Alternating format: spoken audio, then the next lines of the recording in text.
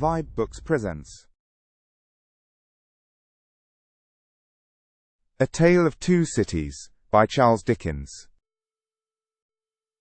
Book 2, Chapter 1. 5 years later. Tellson's Bank by Temple Bar was an old-fashioned place, even in the year 1780. It was very small, very dark, very ugly, very incommodious. It was an old-fashioned place, moreover, in the moral attribute that the partners in the house were proud of its smallness, proud of its darkness, proud of its ugliness, proud of its incommodiousness. They were even boastful of its eminence in those particulars, and were fired by an express conviction that, if it were less objectionable, it would be less respectable. This was no passive belief, but an active weapon which they flashed at more convenient places of business. Tellson's, they said, wanted no elbow-room, Tellson's wanted no light, Tellson's wanted no embellishment. Noakes and Coles might, or Snooks Brothers might, but Tellson's, thank heaven. Any one of these partners would have disinherited his son on the question of rebuilding Tellson's. In this respect the house was much on a par with the country, which did very often disinherit its sons for suggesting improvements in laws and customs that had long been highly objectionable, but were only the more respectable. Thus it had come to pass that Tellson's was the triumphant perfection of inconvenience. After bursting open a door of idiotic obstinacy with a weak rattle in its throat, you fell into Tellson's down 2 steps, and came to your senses in a miserable little shop, with 2 little counters, where the oldest of men made your cheque shake, as if the wind rustled it, while they examined the signature, by the dingiest of windows, which were always under a shower-bath of mud from Fleet Street, and which were made the dingier by their own iron bars proper, and the heavy shadow of Temple Bar. If your business necessitated your seeing the house, you were put into a species of condemned hold at the back, where you meditated on a misspent life, until the house came with its hands in its pockets, and you could hardly blink at it in the dismal twilight. Your money came out of, or went into, wormy old wooden drawers, particles of which flew up your nose and down your throat when they were opened and shut. Your banknotes had a musty odour, as if they were fast decomposing into rags again. Your plate was stowed away among the neighbouring cesspools, and evil communications corrupted its good polish in a day or 2. Your deeds got into extemporized strong-rooms made of kitchens and sculleries, and fretted all the fat out of their parchments into the banking-house air. Your lighter boxes of family papers went upstairs into a Barmecide room, that always had a great dining table in it and never had a dinner, and where, even in the year 1780, the first letters written to you by your old love or by your little children were but newly released from the horror of being ogled through the windows, by the heads exposed on Temple Bar with an insensate brutality and ferocity worthy of Abyssinia or Ashanti. But indeed, at that time, putting to death was a recipe much in vogue with all trades and professions, and not least of all, with Tellson's. Death is nature's remedy for all things, and why not legislation's? Accordingly, the forger was put to death. The utterer of a bad note was put to death. The unlawful opener of a letter was put to death. The purloiner of 40 shillings and 6pence was put to death. The holder of a horse at Tellson's door, who made off with it, was put to death. The coiner of a bad shilling was put to death. The sounders of 3/4 of the notes in the whole gamut of crime were put to death. Not that it did the least good in the way of prevention. It might almost have been worth remarking that the fact was exactly the reverse, but it cleared off as to this world the trouble of each particular case, and left nothing else connected with it to be looked after. Thus, Tellson's, in its day, like greater places of business, its contemporaries, had taken so many lives that if the heads laid low before it had been ranged on Temple Bar instead of being privately disposed of, they would probably have excluded what little light the ground floor had, in a rather significant manner. Cramped in all kinds of dim cupboards and hutches at Tellson's, the oldest of men carried on the business gravely. When they took a young man into Tellson's London house, they hid him somewhere till he was old. They kept him in a dark place, like a cheese, until he had the full Tellson flavour and blue mould upon him. Then only was he permitted to be seen, spectacularly poring over large books, and casting his breeches and gaiters into the general weight of the establishment. Outside Tellson's, never by any means in it unless called in, was an odd job man, an occasional porter and messenger, who served as the live sign of the house. He was never absent during business hours, unless upon an errand, and then he was represented by his son, a grisly urchin of 12, who was his express image. People understood that Tellson's, in a stately way, tolerated the odd job man. The house had always tolerated some person in that capacity, and time and tide had drifted this person to the post.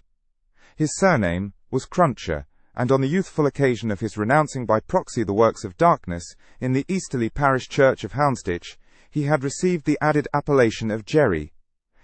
The scene was Mr. Cruncher's private lodging in Hanging Sword Alley, Whitefriars. The time, 7:30 of the clock on a windy March morning, Anno Domini 1780. Mr. Cruncher himself always spoke of the year of our Lord as Anno Dominos, apparently under the impression that the Christian era dated from the invention of a popular game by a lady who had bestowed her name upon it. Mr. Cruncher's apartments were not in a savoury neighbourhood, and were but 2 in number, even if a closet with a single pane of glass in it might be counted as one. But they were very decently kept. Early as it was, on the windy March morning, the room in which he lay abed was already scrubbed throughout, and between the cups and saucers arranged for breakfast, and the lumbering deal table, a very clean white cloth was spread. Mr. Cruncher reposed under a patchwork counterpane, like a harlequin at home. At first he slept heavily, but, by degrees, began to roll and surge in bed, until he rose above the surface, with his spiky hair looking as if it must tear the sheets to ribbons. At which juncture, he exclaimed in a voice of dire exasperation, "Bust me, if she ain't at it agin!" A woman of orderly and industrious appearance rose from her knees in a corner, with sufficient haste and trepidation to show that she was the person referred to. "What?" said Mr. Cruncher, looking out of bed for a boot. "You're at it agin, are you?"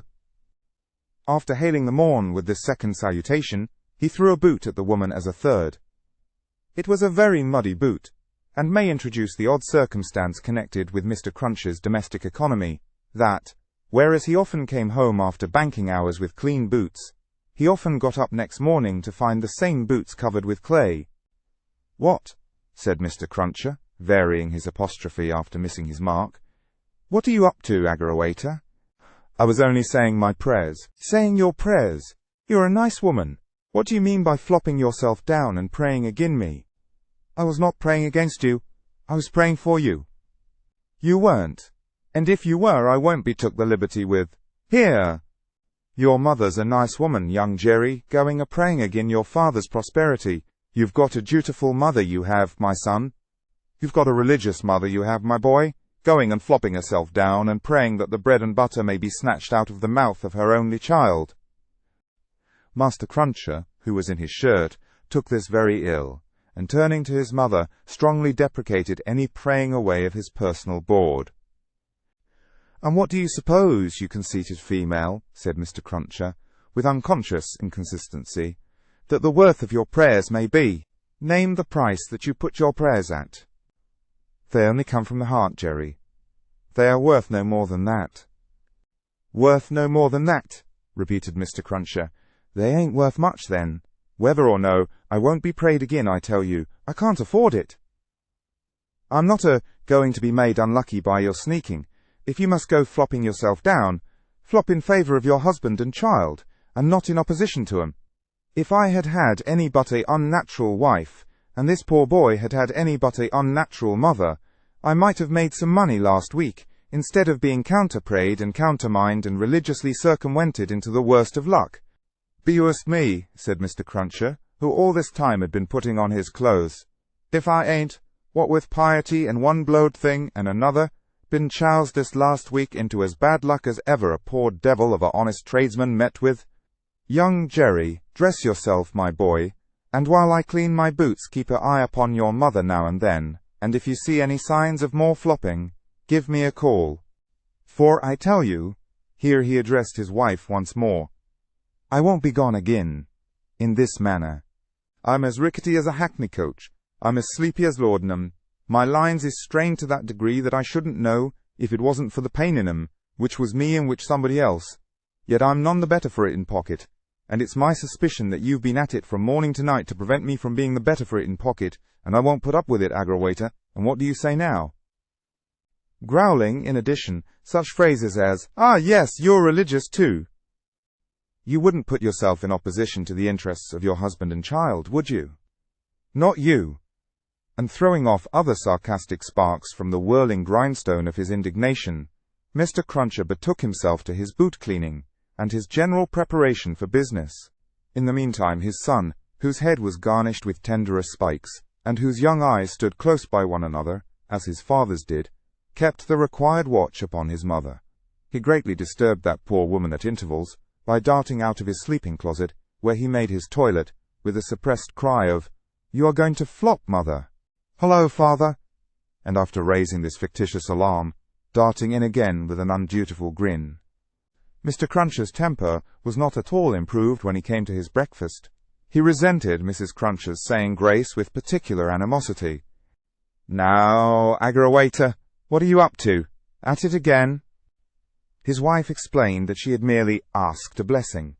"Don't do it," said Mr. Crunches, looking about, as if he rather expected to see the loaf disappear under the efficacy of his wife's petitions. "I ain't a-going to be blessed out of house and home. I won't have my wittles blessed off my table. Keep still." Exceedingly red-eyed and grim, as if he had been up all night at a party which had taken anything but a convivial turn, Jerry Cruncher worried his breakfast rather than ate it, growling over it like any four-footed inmate of a menagerie. Towards 9 o'clock, he smoothed his ruffled aspect, and, presenting as respectable and businesslike an exterior as he could overlay his natural self with, issued forth to the occupation of the day. It could scarcely be called a trade, in spite of his favourite description of himself as honest tradesman. His stock consisted of a wooden stool, made out of a broken-backed chair cut down, which stool young Jerry, walking at his father's side, carried every morning to beneath the banking-house window that was nearest Temple Bar, where, with the addition of the first handful of straw that could be gleaned from any passing vehicle to keep the cold and wet from the odd jobman's feet, it formed the encampment for the day. On this post of his, Mr. Cruncher was as well known to Fleet Street and the Temple as the bar itself, and was almost as in-looking. Encamped at 9:15, in good time to touch his three-cornered hat to the oldest of men as they passed into Tellson's, Jerry took up his station on this windy March morning, with young Jerry standing by him, when not engaged in making forays through the bar, to inflict bodily and mental injuries of an acute description on passing boys who were small enough for his amiable purpose. Father and son, extremely like each other, looking silently on at the morning traffic in Fleet Street, with their two heads as near to one another as the two eyes of each were, bore a considerable resemblance to a pair of monkeys. The resemblance was not lessened by the accidental circumstance that the mature Jerry bit and spat out straw, while the twinkling eyes of the youthful Jerry were as restlessly watchful of him as of everything else in Fleet Street. The head of one of the regular indoor messengers attached to Tellson's establishment was put through the door, and the word was given, "Porter wanted." "Hooray, father! Here's an early job to begin with." Having thus given his parent Godspeed, young Jerry seated himself on the stool, entered on his reversionary interest in the straw his father had been chewing, and cogitated. "Always rusty. His fingers is always rusty," muttered young Jerry. "Where does my father get all that iron rust from? He don't get no iron rust here." Book 2, Chapter 2, A Sight. "You know the Old Bailey well, no doubt?" said one of the oldest of clerks to Jerry the messenger. "Yes, sir," returned Jerry, in something of a dogged manner. "I do know the Bailey." "Just so. And you know Mr. Lorry?" "I know Mr. Lorry, sir, much better than I know the Bailey." "Much better," said Jerry, not unlike a reluctant witness at the establishment in question. "Then I, as an honest tradesman, wish to know the Bailey." "Very well. Find the door where the witnesses go in, and show the doorkeeper this note for Mr. Lorry. He will then let you in." "Into the court, sir, into the court." Mr. Cruncher's eyes seemed to get a little closer to one another, and to interchange the inquiry, "What do you think of this?" "Am I to wait in the court, sir?" he asked, as the result of that conference. "I am going to tell you. The doorkeeper will pass the note to Mr. Lorry, and do you make any gesture that will attract Mr. Lorry's attention and show him where you stand. Then what you have to do is to remain there until he wants you." "Is that all, sir?" "That's all. He wishes to have a messenger at hand. This is to tell him you are there." As the ancient clerk deliberately folded and superscribed the note, Mr. Cruncher, after surveying him in silence until he came to the blotting paper stage, remarked, "I suppose they'll be trying forgeries this morning." "Treason! That's quartering," said Jerry. "Barbarous." "It is the law," remarked the ancient clerk, turning his surprised spectacles upon him. "It is the law. It's hard in the law to spile a man, I think. It's hard enough to kill him, but it's very hard to spile him, sir." "Not at all," retained the ancient clerk. "Speak well of the law. Take care of your chest and voice, my good friend, and leave the law to take care of itself. I give you that advice." "It's the damp, sir, what settles on my chest and voice," said Jerry. "I leave you to judge what a damp way of earning a living mine is." "Well, well," said the old clerk, "we all have our various ways of gaining a livelihood. Some of us have damp ways, and some of us have dry ways. Here is the letter. Go along." Jerry took the letter and, remarking to himself with less internal deference than he made an outward show of, "You are a lean old one too," made his bow, informed his son in passing of his destination, and went his way. They hanged at Tyburn in those days, so the street outside Newgate had not obtained one infamous notoriety that has since attached to it. But the jail was a vile place, in which most kinds of debauchery and villainy were practised, and where dire diseases were bred, that came into court with the prisoners, and sometimes rushed straight from the dock at my Lord Chief Justice himself, and pulled him off the bench. It had more than once happened that the judge in the black cap pronounced his own doom as certainly as the prisoners, and even died before him. For the rest, the Old Bailey was famous as a kind of deadly inn-yard, from which pale travellers set out continually, in carts and coaches, on a violent passage into the other world, traversing some 2.5 miles of public street and road, and shaming few good citizens, if any. So powerful is use, and so desirable to be good use in the beginning. It was famous, too, for the pillory, a wise old institution, that inflicted a punishment of which no one could foresee the extent. Also for the whipping post, another dear old institution, very humanizing and softening to behold in action. Also for extensive transactions in blood money, another fragment of ancestral wisdom, systematically leading to the most frightful mercenary crimes that could be committed under heaven.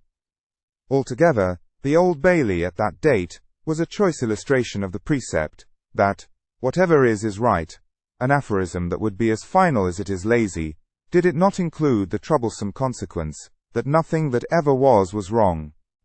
Making his way through the tainted crowd, dispersed up and down this hideous scene of action, with the skill of a man accustomed to make his way quietly, the messenger found out the door he sought, and handed in his letter through a trap in it. 4 people then paid to see the play at the Old Bailey, just as they paid to see the play in Bedlam, only the former entertainment was much the dearer. Therefore all the Old Bailey doors were well guarded, except indeed the social doors by which the criminals got there, and those were always left wide open. After some delay and demur, the door grudgingly turned on its hinges a very little way, and allowed Mr. Jerry Cruncher to squeeze himself into court. "What's on?" he asked in a whisper of the man he found himself next to. "Nothing yet." "What's coming on?" "The treason case." "The quartering one, eh?" "Ah," returned the man with a relish. "He'll be drawn on a hurdle to be half-hanged, and then he'll be taken down and sliced before his own face, and then his inside will be taken out and burnt while he looks on, and then his head will be chopped off, and he'll be cut into quarters. That's the sentence. If he's found guilty, you mean to say," Jerry added by way of proviso. "Oh, they'll find him guilty," said the other. "Don't you be afraid of that." Mr. Cruncher's attention was here diverted to the doorkeeper, whom he saw making his way to Mr. Lorry, with the note in his hand. Mr. Lorry sat at a table, among the gentlemen in wigs, not far from a wigged gentleman, the prisoner's counsel, who had a great bundle of papers before him, and nearly opposite another wigged gentleman with his hands in his pockets, whose whole attention, when Mr. Cruncher looked at him then or afterwards, seemed to be concentrated on the ceiling of the court. After some gruff coughing and rubbing of his chin and signing with his hand, Jerry attracted the notice of Mr. Lorry, who had stood up to look for him, and who quietly nodded and sat down again. "What's he got to do with the case?" asked the man he had spoken with. "Blessed if I know," said Jerry. "What have you got to do with it, then, if a person may inquire?" "Blessed if I know that either," said Jerry. The entrance of the judge, and a consequent great stir and settling down in the court, stopped the dialogue. Presently the dock became the central point of interest.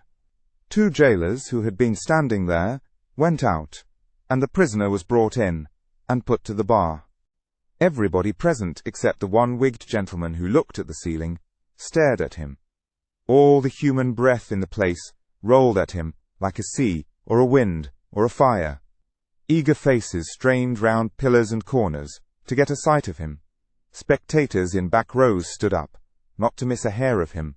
People on the floor of the court laid their hands on the shoulders of the people before them to help themselves, at anybody's cost, to a view of him, stood a tiptoe, got upon ledges, stood upon next to nothing, to see every inch of him.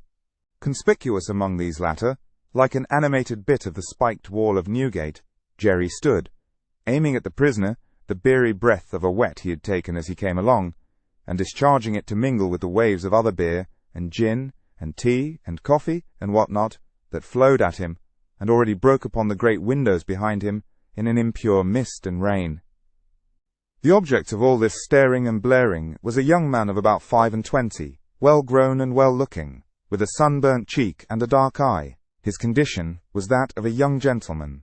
He was plainly dressed in black, or very dark grey, and his hair, which was long and dark, was gathered in a ribbon at the back of his neck, more to be out of his way than for ornament.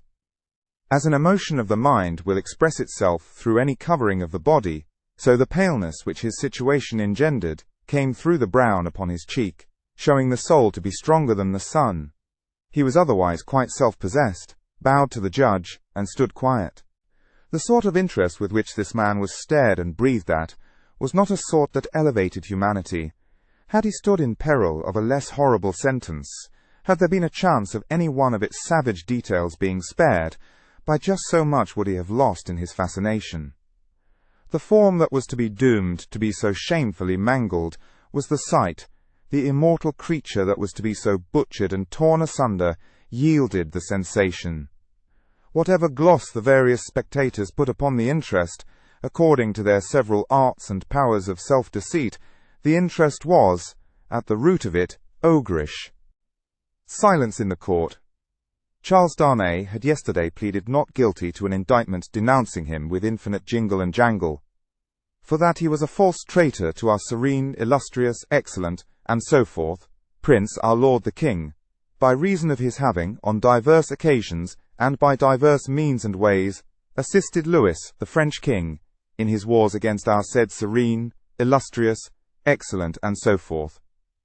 That was to say, by coming and going between the dominions of our said serene, illustrious, excellent, and so forth, and those of the said French Louis, and wickedly, falsely, traitorously, and otherwise evil adverbiously, revealing to the said French Louis what forces our said serene, illustrious, excellent, and so forth, had in preparation to send to Canada and North America.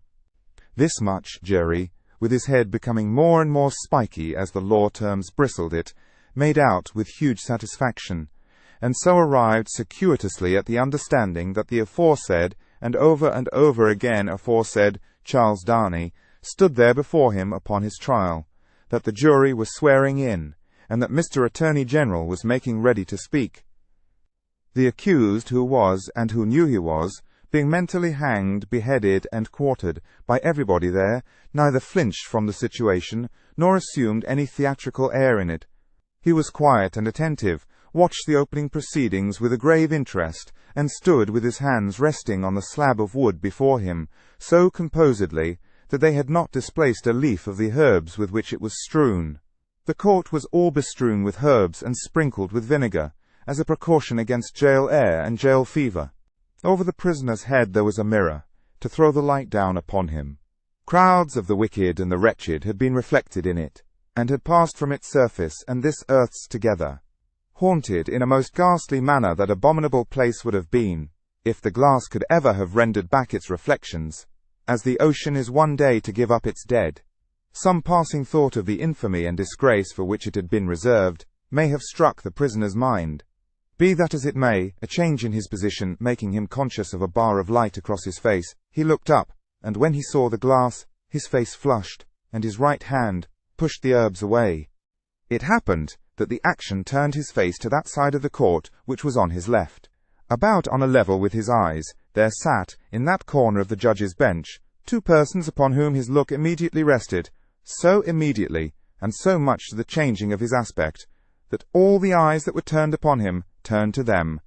The spectators saw in the two figures a young lady of little more than 20, and a gentleman who was evidently her father, a man of a very remarkable appearance in respect of the absolute whiteness of his hair, and a certain indescribable intensity of face, not of an active kind, but pondering and self-communing. When this expression was upon him, he looked as if he were old, but when it was stirred and broken up, as it was now in a moment on his speaking to his daughter, he became a handsome man, not past the prime of life.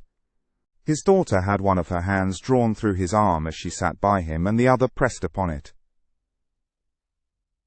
She had drawn close to him in her dread of the scene, and in her pity for the prisoner. Her forehead had been strikingly expressive of an engrossing terror and compassion that saw nothing but the peril of the accused. This had been so very noticeable, so very powerfully and naturally shown, that starers who had had no pity for him were touched by her, and the whisper went about, "Who are they?" Jerry, the messenger, who had made his own observations, in his own manner, and who had been sucking the rust off his fingers in his absorption, stretched his neck to hear who they were. The crowd about him had pressed and passed the inquiry on to the nearest attendant, and from him it had been more slowly pressed and passed back. At last it got to Jerry. Witnesses. For which side? Against. Against what side? The prisoners.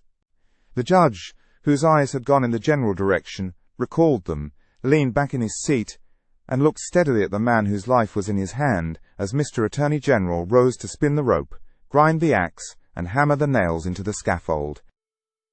Book 2, Chapter 3, A Disappointment. Mr. Attorney General had to inform the jury that the prisoner before them, though young in years, was old in the treasonable practices which claimed the forfeit of his life. That this correspondence with the public enemy was not a correspondence of today, or of yesterday, or even of last year, or of the year before. That it was certain the prisoner had, for longer than that, been in the habit of passing and repassing between France and England, on secret business, of which he could give no honest account. That if it were in the nature of traitorous ways to thrive, which happily it never was, the real wickedness and guilt of his business might have remained undiscovered. That Providence, however, had put it into the heart of a person who was beyond fear and beyond reproach, to ferret out the nature of the prisoner's schemes, and, struck with horror, to disclose them to His Majesty's Chief Secretary of State and most honourable Privy Council. That this patriot would be produced before them. That his position and attitude were, on the whole, sublime. That he had been the prisoner's friend, but, at once in an auspicious and an evil hour detecting his infamy, had resolved to immolate the traitor he could no longer cherish in his bosom, on the sacred altar of his country. That, if statues were decreed in Britain, as in ancient Greece and Rome, to public benefactors, this shining citizen would assuredly have had one. That, as they were not so decreed, he probably would not have one. That virtue, as had been observed by the poets in many passages which he well knew the jury would have, word for word, at the tips of their tongues, whereat the jury's countenances displayed a guilty consciousness that they knew nothing about the passages, was in a manner contagious, more especially the bright virtue known as patriotism, or love of country. That, the lofty example of this immaculate and unimpeachable witness for the crown, to refer to whom, however unworthily was an honour, had communicated itself to the prisoner's servant, and had engendered in him a holy determination to examine his master's table-drawers and pockets, and secrete his papers. That he, Mr. Attorney General, was prepared to hear some disparagement attempted of this admirable servant, but that, in a general way, he preferred him to his, Mr. Attorney General's brothers and sisters, and honoured him more than his, Mr. Attorney General's father and mother. That he called with confidence on the jury to come and do likewise. That the evidence of these two witnesses, coupled with the documents of their discovering that would be produced, would show the prisoner to have been furnished with lists of His Majesty's forces, and of their disposition and preparation, both by sea and land, and would leave no doubt that he had habitually conveyed such information to a hostile power. That these lists could not be proved to be in the prisoner's handwriting, but that it was all the same. That, indeed, it was rather the better for the prosecution, as showing the prisoner to be artful in his precautions. That the proof would go back 5 years, and would show the prisoner already engaged in these pernicious missions, within a few weeks before the date of the very first action fought between the British troops and the Americans. That, for these reasons, the jury, being a loyal jury, as he knew they were, and being a responsible jury, as they knew they were, must positively find the prisoner guilty, and make an end of him, whether they liked it or not. That they never could lay their heads upon their pillows. That they never could tolerate the idea of their wives laying their heads upon their pillows. That they never could endure the notion of their children laying their heads upon their pillows. In short, that there never more could be, for them or theirs, any laying of heads upon pillows at all, unless the prisoner's head was taken off. That head Mr. Attorney General concluded by demanding of them, in the name of everything he could think of with a round turn in it, and on the faith of his solemn asseveration that he already considered the prisoner as good as dead and gone. When the Attorney General ceased, a buzz arose in the court as if a cloud of great blue flies was swarming about the prisoner, in anticipation of what he was soon to become. When toned down again, the unimpeachable patriot appeared in the witness box. Mr. Solicitor General then, following his leader's lead, examined the patriot, John Barsad, gentleman, by name. The story of his pure soul was exactly what Mr. Attorney General had described it to be, perhaps, if it had a fault, a little too exactly. Having released his noble bosom of its burden, he would have modestly withdrawn himself, but that the Whig gentleman with the papers before him, sitting not far from Mr. Lorry, begged to ask him a few questions. The Whig gentleman sitting opposite, still looking at the ceiling of the court. Had he ever been a spy himself? No, he scorned the base insinuation.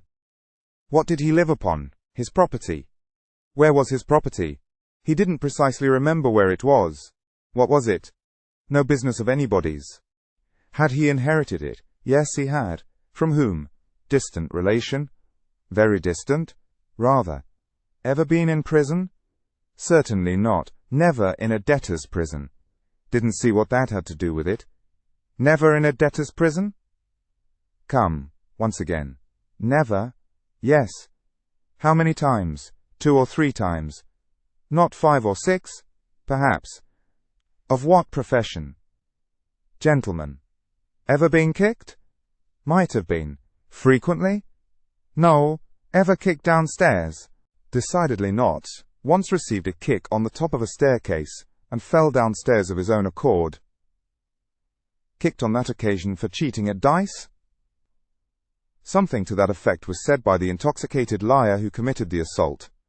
But it was not true. Swear it was not true? Positively. Ever live by cheating at play? Never.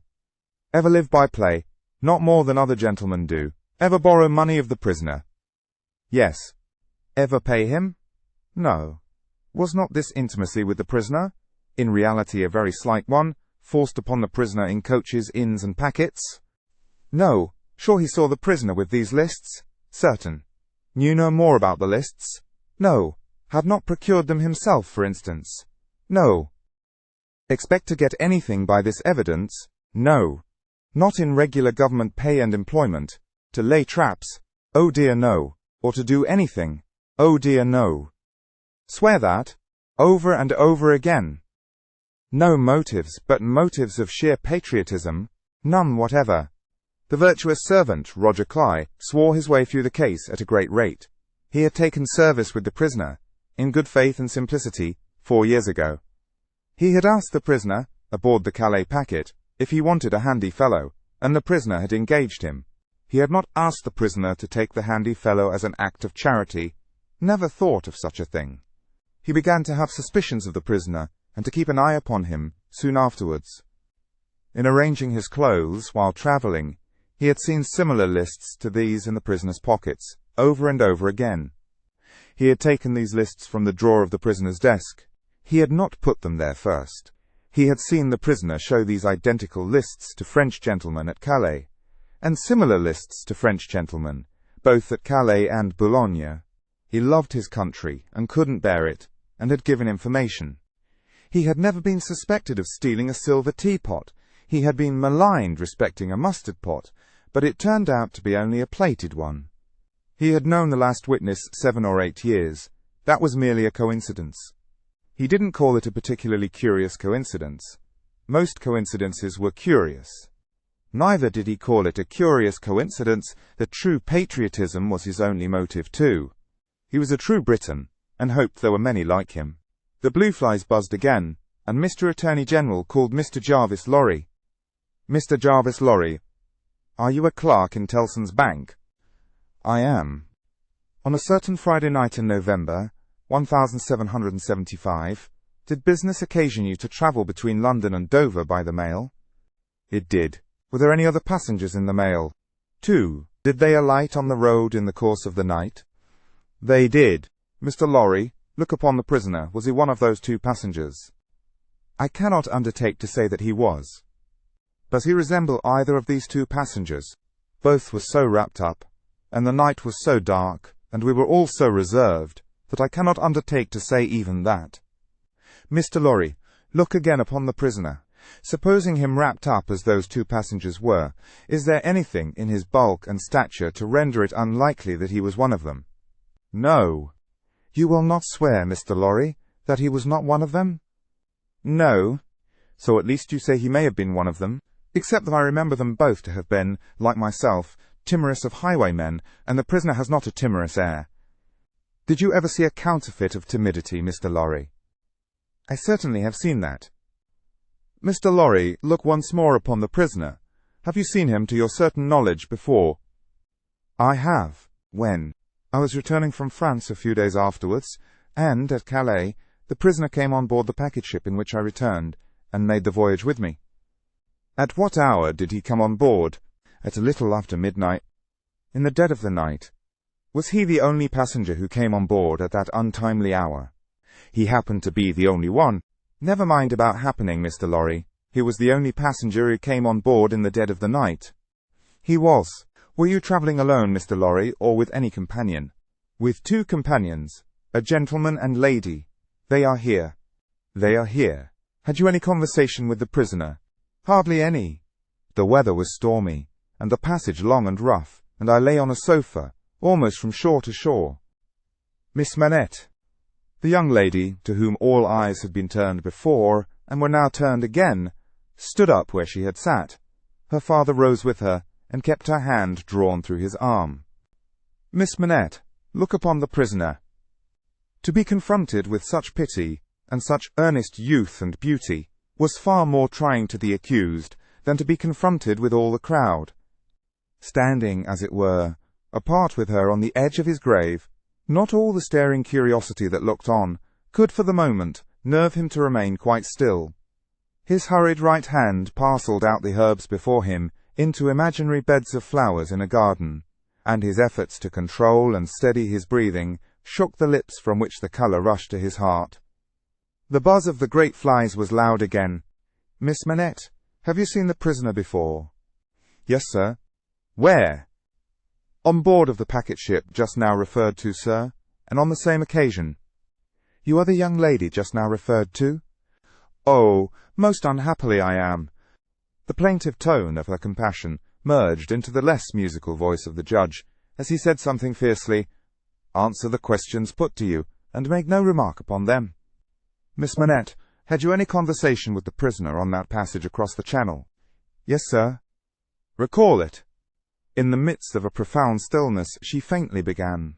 "When the gentleman came on board—" "Do you mean the prisoner?" inquired the judge, knitting his brows. "Yes, my lord." "Then say the prisoner. When the prisoner came on board, he noticed that my father," turning her eyes lovingly to him as he stood beside her, "was much fatigued, and in a very weak state of health. My father was so reduced that I was afraid to take him out of the air, and I had made a bed for him on the deck near the cabin steps, and I sat on the deck at his side, to take care of him. There were no other passengers that night, but we 4. The prisoner was so good as to beg permission to advise me how I could shelter my father from the wind and weather, better than I had done." I had not known how to do it well, not understanding how the wind would set when we were out of the harbour. He did it for me. He expressed great gentleness and kindness for my father's state, and I am sure he felt it. That was the manner of our beginning to speak together. Let me interrupt you for a moment. Had he come on board alone? No. How many were with him? 2 French gentlemen. Had they conferred together? They had conferred together until the last moment, when it was necessary for the French gentlemen to be landed in their boat. Had any papers been handed about among them similar to these lists? Some papers had been handed about among them, but I don't know what papers. Like these, in shape and size? Possibly, but indeed I don't know, although they stood whispering very near to me, because they stood at the top of the cabin steps to have the light of the lamp that was hanging there. It was a dull lamp, and they spoke very low, and I did not hear what they said, and saw only that they looked at papers. Now, to the prisoner's conversation, Miss Manette.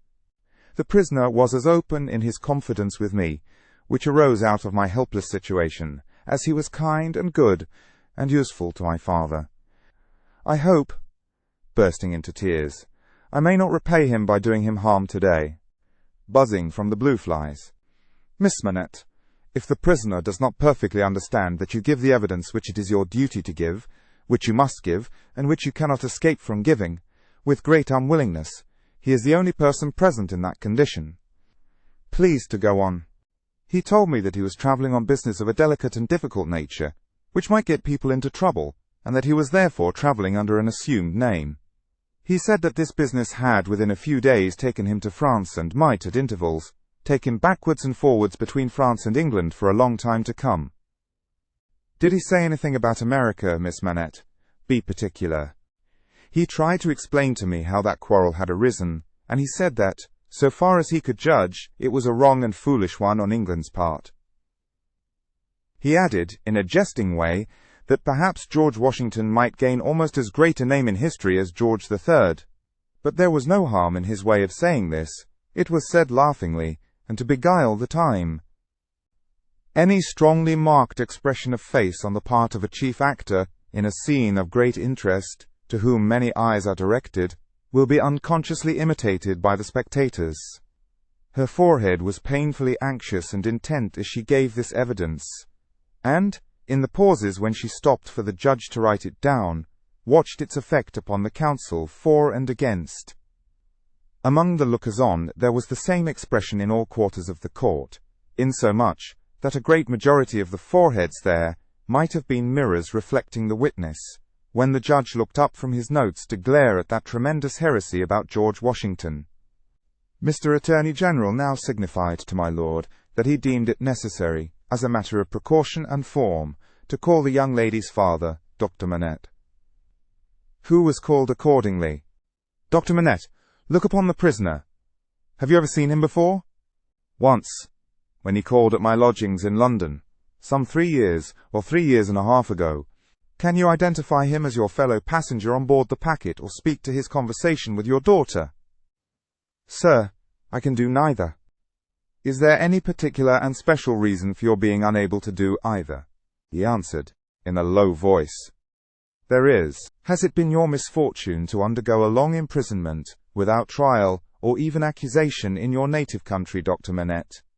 He answered, in a tone that went to every heart, a long imprisonment. Were you newly released on the occasion in question? They tell me so. Have you no remembrance of the occasion? None. My mind is a blank, from some time, I cannot even say what time, when I employed myself, in my captivity, in making shoes, to the time when I found myself living in London, with my dear daughter here. She had become familiar to me, when a gracious God restored my faculties. But I am quite unable even to say how she had become familiar. I have no remembrance of the process. Mr. Attorney General sat down, and the father and daughter sat down together. A singular circumstance then arose in the case, the object in hand being to show that the prisoner went down, with some fellow plotter untracked, in the Dover mail on that Friday night in November 5 years ago, and got out of the mail in the night, as a blind, at a place where he did not remain, but from which he travelled back some dozen miles or more, to a garrison and dockyard, and there collected information. A witness was called to identify him as having been at the precise time required in the coffee room of a hotel in that garrison and dockyard town, waiting for another person. The prisoner's counsel was cross-examining this witness with no result, except that he had never seen the prisoner on any other occasion, when the wigged gentleman who had all this time been looking at the ceiling of the court, wrote a word or two on a little piece of paper, screwed it up, and tossed it to him. Opening this piece of paper in the next pause, the counsel looked with great attention and curiosity at the prisoner. "You say again you are quite sure that it was the prisoner?" The witness was quite sure. "Did you ever see anybody very like the prisoner?" "Not so like," the witness said, "as that he could be mistaken." "Look well upon that gentleman, my learned friend there," pointing to him who had tossed the paper over, "and then look well upon the prisoner. How say you? Are they very like each other?" Allowing for my learned friend's appearance being careless and slovenly, if not debauched, they were sufficiently like each other to surprise not only the witness, but everybody present, when they were thus brought into comparison. My lord, being prayed to bid my learned friend lay aside his wig, and giving no very gracious consent, the likeness became much more remarkable. My lord inquired of Mr. Stryver, the prisoner's counsel, whether they were next to try Mr. Carton, name of my learned friend, for treason.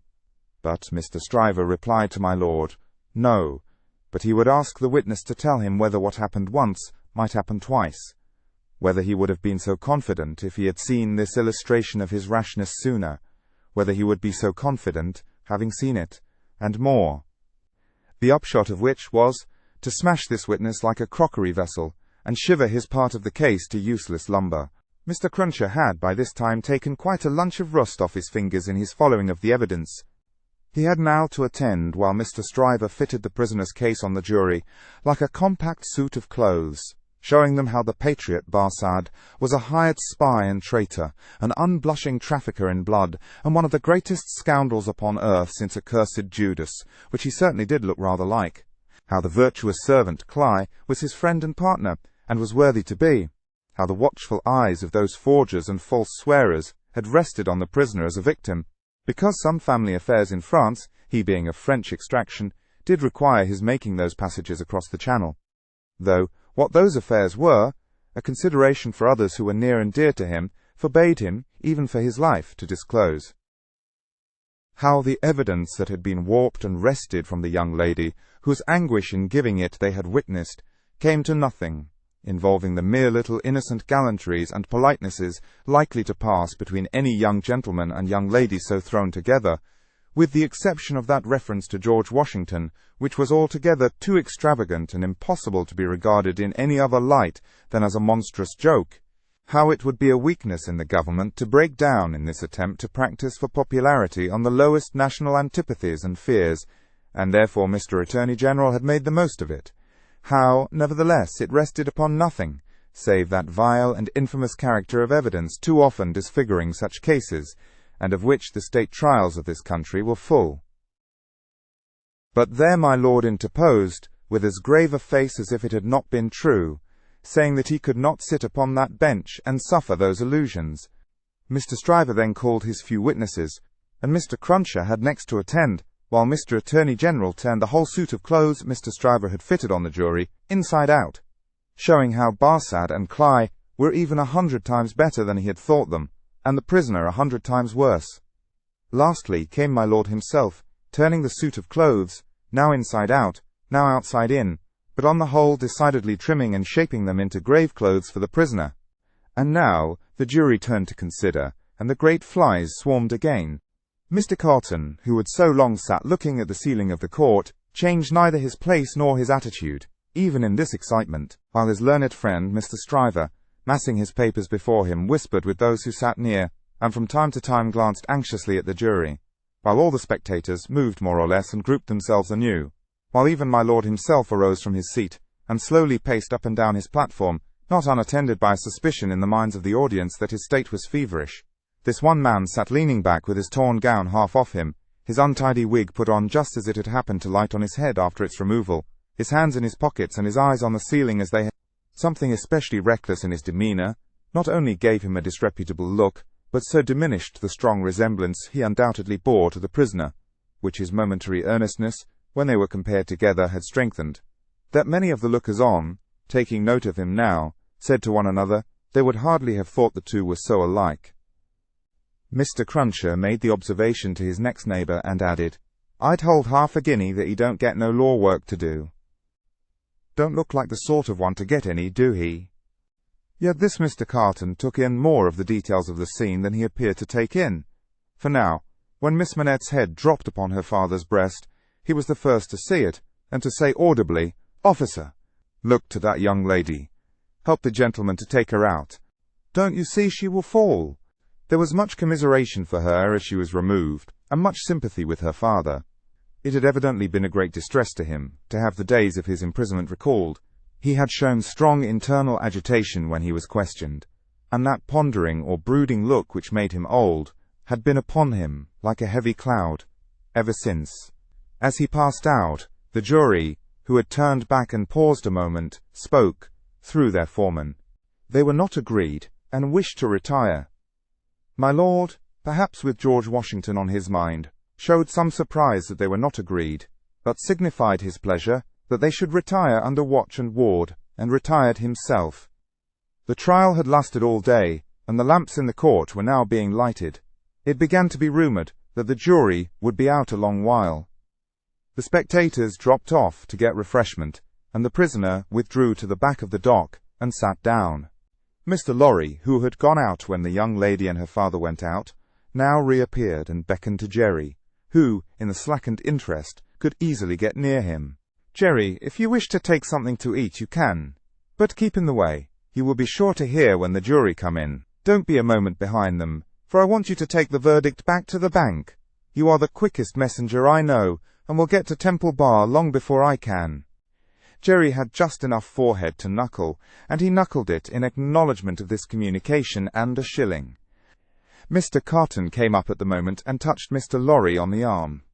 How is the young lady? She is greatly distressed, but her father is comforting her, and she feels the better for being out of court. I'll tell the prisoner so. It won't do for a respectable bank gentleman like you to be seen speaking to him publicly, you know. Mr. Lorry reddened as if he were conscious of having debated the point in his mind, and Mr. Carton made his way to the outside of the bar. The way out of court lay in that direction, and Jerry followed him, all eyes, ears, and spikes. Mr. Darnay! The prisoner came forward directly. You will naturally be anxious to hear of the witness, Miss Manette. She will do very well. You have seen the worst of her agitation. I am deeply sorry to have been the cause of it. Could you tell her so for me, with my fervent acknowledgments? Yes, I could. I will, if you ask it. Mr. Carton's manner was so careless as to be almost insolent. He stood, half-turned from the prisoner, lounging with his elbow against the bar. I do ask it. Accept my cordial thanks. What? Said Carton, still only half-turned towards him. Do you expect, Mr. Darnay? The worst. It's the wisest thing to expect, and the likeliest. But I think their withdrawing is in your favour. Loitering on the way out of court not being allowed, Jerry heard no more, but left them, so like each other in feature, so unlike each other in manner, standing side by side, both reflected in the glass above them. An hour and a half limped heavily away in the thief and rascal crowded passages below, even though assisted off with mutton pies and ale. The horse messenger, uncomfortably seated on a form after taking that refection, had dropped into a doze, when a loud murmur and a rapid tide of people setting up the stairs that led to the court carried him along with them. Jerry! Jerry! Mr. Lorry was already calling at the door when he got there. Here, sir. It's a fight to get back again. Here I am, sir. Mr. Lorry handed him a paper through the throng. Quick, have you got it? Yes, sir. Hastily written on the paper was the word acquitted. If you had sent the message, recalled to life again, muttered Jerry as he turned, I should have known what you meant this time. He had no opportunity of saying, or so much as thinking, anything else, until he was clear of the Old Bailey, for the crowd came pouring out with a vehemence that nearly took him off his legs, and a loud buzz swept into the street as if the baffled blue flies were dispersing in search of other carrion. Book 2, Chapter 1v. Congratulatory. From the dimly lighted passages of the court, the last sediment of the human stew that had been boiling there all day was straining off, when Dr. Manette, Lucy Manette, His daughter, Mr. Lorry, the solicitor for the defence, and its counsel, Mr. Stryver, stood gathered round Mr. Charles Darnay, just released, congratulating him on his escape from death. It would have been difficult, by a far brighter light, to recognise in Dr. Manette, intellectual of face and upright of bearing, the shoemaker of the garret in Paris.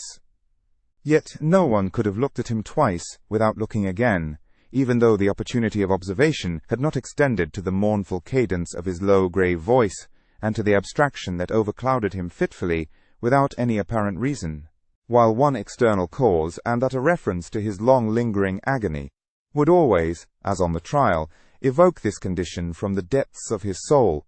It was also in its nature to arise of itself, and to draw a gloom over him, as incomprehensible to those unacquainted with his story, as if they had seen the shadow of the actual Bastille thrown upon him by a summer sun, when the substance was 300 miles away. Only his daughter had the power of charming this black brooding from his mind. She was the golden thread that united him to a past beyond his misery, and to a present beyond his misery, and the sound of her voice, the light of her face, the touch of her hand, had a strong beneficial influence with him almost always. Not absolutely always, for she could recall some occasions on which her power had failed, but they were few and slight, and she believed them over. Mr. Darnay had kissed her hand fervently and gratefully, and had turned to Mr. Stryver, whom he warmly thanked. Mr. Stryver, a man of little more than 30, but looking 20 years older than he was, stout, loud, red, bluff, and free from any drawback of delicacy, had a pushing way of shouldering himself, morally and physically, into companies and conversations that argued well for his shouldering his way up in life. He still had his wig and gown on, and he said, squaring himself at his late client to that degree that he squeezed the innocent Mr. Lorry clean out of the group, "I am glad to have brought you off with honour, Mr. Darnay. It was an infamous prosecution, grossly infamous, but not the less likely to succeed on that account. You have laid me under an obligation to you for life, in 2 senses," said his late client, taking his hand. "I have done my best for you, Mr. Darnay, and my best is as good as another man's, I believe." It clearly being incumbent on someone to say, "Much better," Mr. Lorry said it, perhaps not quite disinterestedly, but with the interested object of squeezing himself back again. "You think so?" said Mr. Stryver. "Well, you have been present all day, and you ought to know. You are a man of business too." "And as such," quoth Mr. Lorry, whom the counsel learned in the law had now shouldered back into the group, just as he had previously shouldered him out of it, "as such I will appeal to Dr. Manette to break up this conference and order us all to our homes. Miss Lucy looks ill. Mr. Darnay has had a terrible day. We are worn out." "Speak for yourself, Mr. Lorry," said Stryver. "I have a night's work to do yet. Speak for yourself." "I speak for myself," answered Mr. Lorry, "and for Mr. Darnay, and for Miss Lucy. And, Miss Lucy, do you not think I may speak for us all?" He asked her the question pointedly, and with a glance at her father. His face had become frozen, as it were, in a very curious look at Darnay, an intent look, deepening into a frown of dislike and distrust, not even unmixed with fear. With this strange expression on him, his thoughts had wandered away. "My father," said Lucy, softly laying her hand on his. He slowly shook the shadow off, and turned to her. "Shall we go home, my father?" With a long breath he answered, "Yes." The friends of the acquitted prisoner had dispersed under the impression, which he himself had originated, that he would not be released that night. The lights were nearly all extinguished in the passages, the iron gates were being closed with a jar and a rattle, and the dismal place was deserted until tomorrow morning's interest of gallows, pillory, whipping-post, and branding-iron should repeople it. Walking between her father and Mr. Darnay, Lucy Manette passed into the open air. A hackney coach was called, and the father and daughter departed in it. Mr. Stryver had left them in the passages to shoulder his way back to the robbing-room. Another person, who had not joined the group, or interchanged a word with any one of them, but who had been leaning against the wall where its shadow was darkest, had silently strolled out after the rest, and had looked on until the coach drove away. He now stepped up to where Mr. Lorry and Mr. Darnay stood upon the pavement. "So, Mr. Lorry, men of business may speak to Mr. Darnay now." Nobody had made any acknowledgment of Mr. Carton's part in the day's proceedings. Nobody had known of it. He was unrobed, and was none the better for it in appearance. If you knew what a conflict goes on in the business mind, when the business mind is divided between good-natured impulse and business appearances, you would be amused, Mr. Darnay. Mr. Lorry reddened and said warmly, "You have mentioned that before, sir. We men of business, who serve a house, are not our own masters. We have to think of the house more than ourselves." I know," rejoined Mr. Carton carelessly. "Don't be nettled, Mr. Lorry. You are as good as another, I have no doubt. Better, I dare say." "And indeed, sir," pursued Mr. Lorry, not minding him, "I really don't know what you have to do with the matter. If you'll excuse me, as very much your elder, for saying so, I really don't know that it is your business." "Business? Bless you, I have no business," said Mr. Carton. "It is a pity you have not, sir." "I think so too." "If you had," pursued Mr. Lorry, "perhaps you would attend to it." "Lord love you, no, I shouldn't," said Mr. Carton.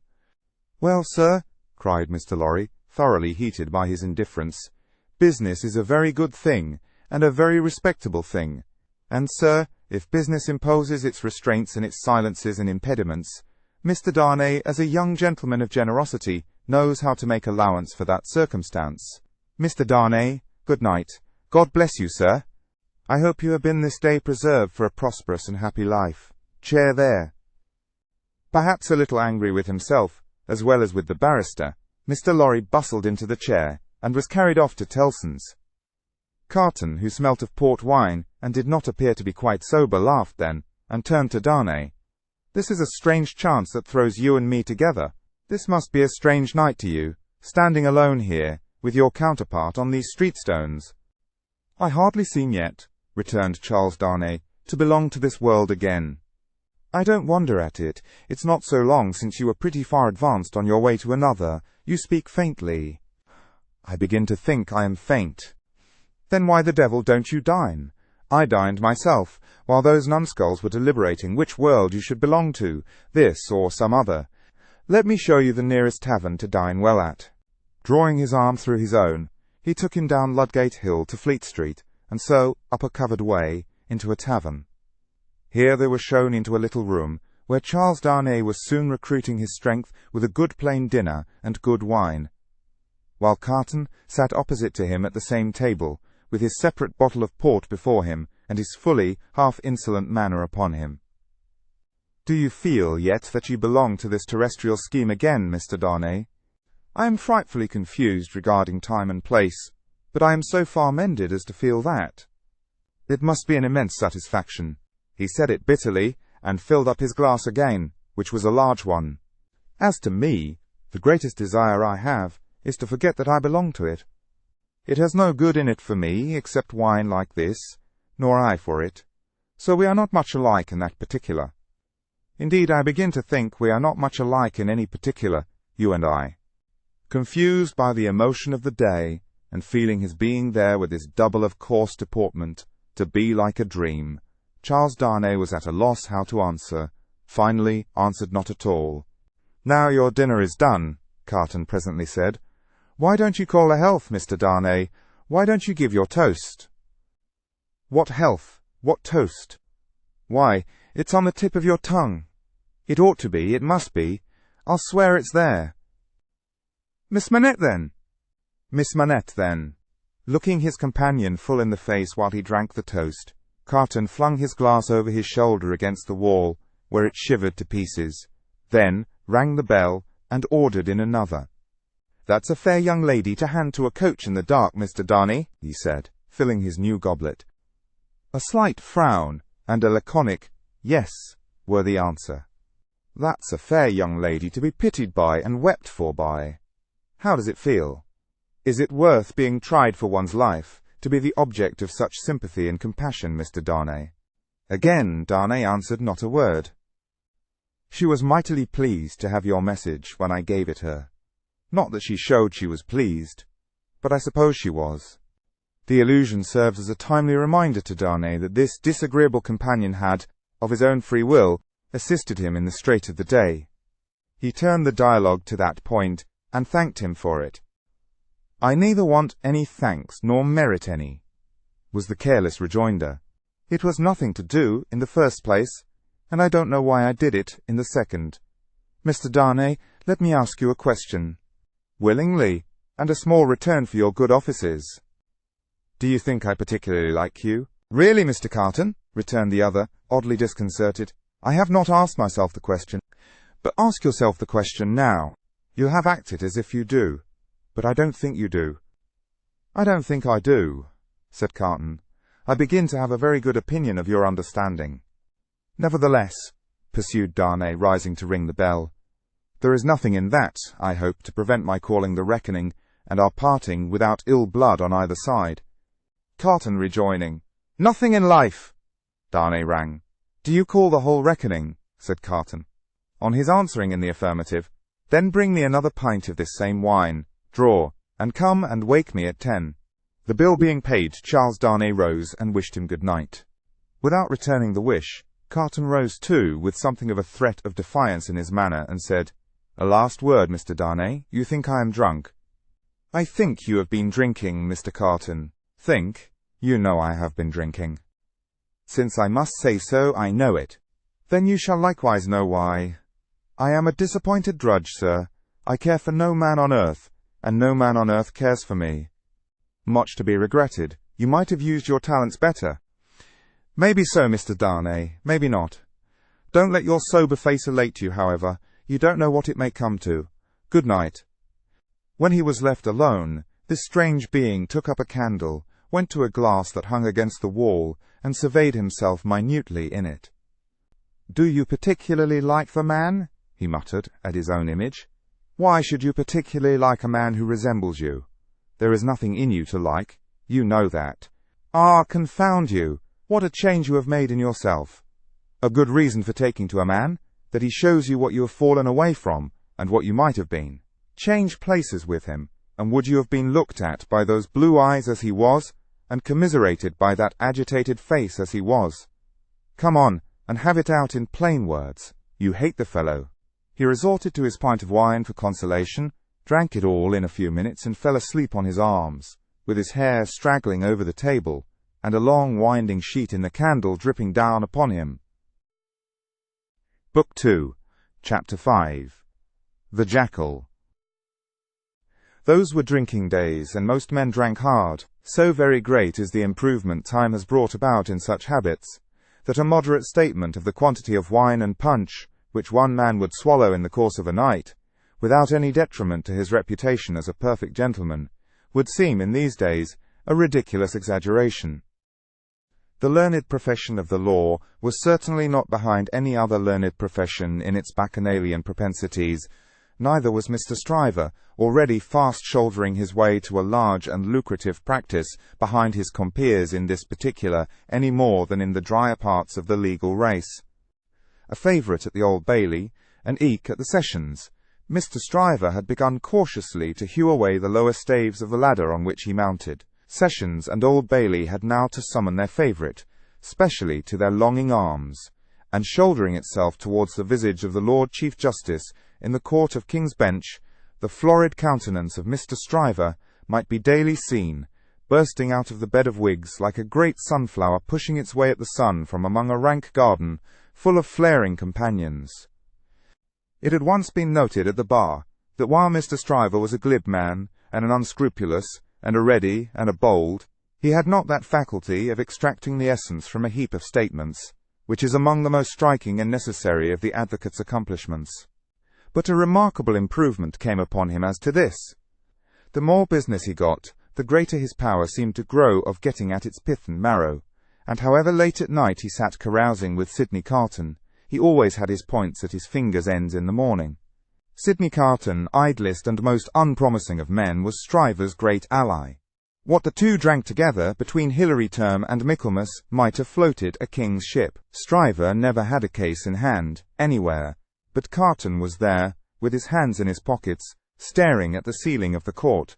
They went the same circuit, and even there they prolonged their usual orgies late into the night, and Carton was rumoured to be seen at broad day, going home stealthily and unsteadily to his lodgings, like a dissipated cat.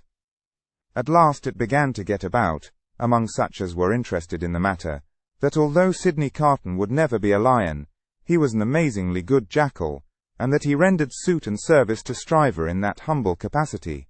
10 o'clock, sir, said the man at the tavern, whom he had charged to wake him. 10 o'clock, sir. What's the matter? 10 o'clock, sir. What do you mean? 10 o'clock at night? Yes, sir, your honour told me to call you. Oh, I remember. Very well, very well. After a few dull efforts to get to sleep again, which the man dexterously combated by stirring the fire continuously for 5 minutes, he got up, tossed his hat on, and walked out. He turned into the temple, and, having revived himself by twice pacing the pavements of King's Bench Walk and paper buildings, turned into the Stryver chambers. The Stryver clerk, who never assisted at these conferences, had gone home, and the Stryver principal opened the door. He had his slippers on, and a loose bedgown, and his throat was bare for his greater ease. He had that rather wild, strained, seared marking about the eyes, which may be observed in all free livers of his class, from the portrait of Jeffreys downward, and which can be traced, under various disguises of art, through the portraits of every drinking age. "You are a little late, Memory," said Stryver. "About the usual time. It may be a quarter of an hour later." They went into a dingy room lined with books and littered with papers, where there was a blazing fire. A kettle steamed upon the hob, and in the midst of the wreck of papers a table shone, with plenty of wine upon it, and brandy, and rum, and sugar, and lemons. "You have had your bottle, I perceive, Sidney." "2 tonight, I think. I have been dining with the day's client, or seeing him dine. It's all one." "That was a rare point, Sidney, that you brought to bear upon the identification. How did you come by it? When did it strike you?" "I thought he was rather a handsome fellow, and I thought I should have been much the same sort of fellow, if I had had any luck." Mr. Stryver laughed till he shook his precocious paunch. "You and your luck, Sidney! Get to work, get to work!" Sullenly enough, the Jackal loosened his dress, went into an adjoining room, and came back with a large jug of cold water, a basin, and a towel or two. Steeping the towels in the water, and partially wringing them out, he folded them on his head in a manner hideous to behold, sat down at the table, and said, "Now I am ready." "Not much boiling down to be done tonight, Memory," said Mr. Stryver gaily, as he looked among his papers. "How much?" "Only 2 sets of them." "Give me the worst first." "There they are, Sidney, far away." The lion then composed himself on his back on a sofa, on one side of the drinking table, while the Jackal sat at his own paper-bestrewn table proper, on the other side of it, with the bottles and glasses ready to his hand. Both resorted to the drinking table without stint, but each in a different way, the lion for the most part reclining with his hands in his waistband, looking at the fire, or occasionally flirting with some lighter document. The Jackal, with knitted brows and intent face, so deep in his task that his eyes did not even follow the hand he stretched out for his glass, which often groped about, for a minute or more, before it found the glass for his lips. 2 or 3 times the matter in hand became so knotty that the Jackal found it imperative on him to get up and steep his towels anew. From these pilgrimages to the jug and basin he returned with such eccentricities of damp headgear as no words can describe, which were made the more ludicrous by his anxious gravity. At length the Jackal had got together a compact repast for the lion, and proceeded to offer it to him. The lion took it with care and caution, made his selections from it, and his remarks upon it, and the Jackal assisted both. When the repast was fully discussed, the lion put his hands in his waistband again, and lay down to meditate. The Jackal then invigorated himself with a bumper for his throttle, and a fresh application to his head, and applied himself to the collection of a second meal. This was administered to the lion in the same manner, and was not disposed of until the clock struck 3 in the morning. "And now we have done, Sidney, fill a bumper of punch," said Mr. Stryver. The Jackal removed the towels from his head, which had been steaming again, shook himself, yawned, shivered, and complied. "You were very sound, Sidney, in the matter of those Crown witnesses today. Every question told." "I always am sound, am I not?" "I don't gainsay it. What has roughened your temper? Put some punch to it and smooth it again." With a deprecatory grunt, the Jackal again complied. "The old Sidney Carton of old Shrewsbury School," said Stryver, nodding his head over him as he reviewed him in the present and the past. "The old seesaw, Sidney." up 1 minute and down the next, now in spirits and now in despondency. "Ah," returned the other, sighing. "Yes, the same Sydney, with the same luck. Even then, I did exercises for other boys, and seldom did my own. And why not? God knows. It was my way, I suppose." He sat, with his hands in his pockets and his legs stretched out before him, looking at the fire. "Carton," said his friend, squaring himself at him with a bullying air, as if the fire-grate had been the furnace in which sustained endeavour was forged, and the one delicate thing to be done for the old Sydney Carton of old Shrewsbury School was to shoulder him into it. "Your way is, and always was, a lame way. You summon no energy and purpose. Look at me." "Oh, botheration," returned Sydney with a lighter and more good-humoured laugh. "Don't you be moral." "How have I done what I have done?" said Stryver. "How do I do what I do? Partly through paying me to help you, I suppose. But it's not worth your while to apostrophize me, or the air about it. What you want to do, you do. You were always in the front rank, and I was always behind. I had to get into the front rank. I was not born there, was I? I was not present at the ceremony, but my opinion is you were," said Carton. At this, he laughed again, and they both laughed. "Before Shrewsbury, and at Shrewsbury, and ever since Shrewsbury," pursued Carton, "you have fallen into your rank, and I have fallen into mine. Even when we were fellow students in the student quarter of Paris, picking up French and French law, and other French crumbs that we didn't get much good of, you were always somewhere, and I was always nowhere. And whose fault was that? Upon my soul, I am not sure that it was not yours. You were always driving and riving and shouldering and passing, to that restless degree that I had no chance for my life but in rust and repose. It's a gloomy thing, however, to talk about one's own past with the day breaking. Turn me in some other direction before I go." "Well then, pledge me to the pretty witness," said Stryver, holding up his glass. "Are you turned in a pleasant direction?" Apparently not, for he became gloomy again. "Pretty witness," he muttered, looking down into his glass. "I have had enough of witnesses today and tonight. Who's your pretty witness?" "The picturesque doctor's daughter, Miss Manette." "She pretty?" "Is she not?" "No." "Why, man alive, she was the admiration of the whole court." "Rot the admiration of the whole court. Who made the Old Bailey a judge of beauty? She was a golden-haired doll." "Do you know, Sydney," said Mr. Stryver, looking at him with sharp eyes, and slowly drawing a hand across his florid face, "do you know, I rather thought at the time that you sympathized with the golden-haired doll, and were quick to see what happened to the golden-haired doll." "Quick to see what happened? If a girl, doll or no doll, swoons within a yard or two of a man's nose, he can see it without a perspective glass. I pledge you, but I deny the beauty. And now I'll have no more drink. I'll get to bed." When his host followed him out on the staircase with a candle, to light him down the stairs, the day was coldly looking in through its grimy windows. When he got out of the house, the air was cold and sad, the dull sky overcast, the river dark and dim, the whole scene like a lifeless desert. And wreaths of dust were spinning round and round, before the morning blast, as if the desert sand had risen far away, and the first spray of it in its advance had begun to overwhelm the city.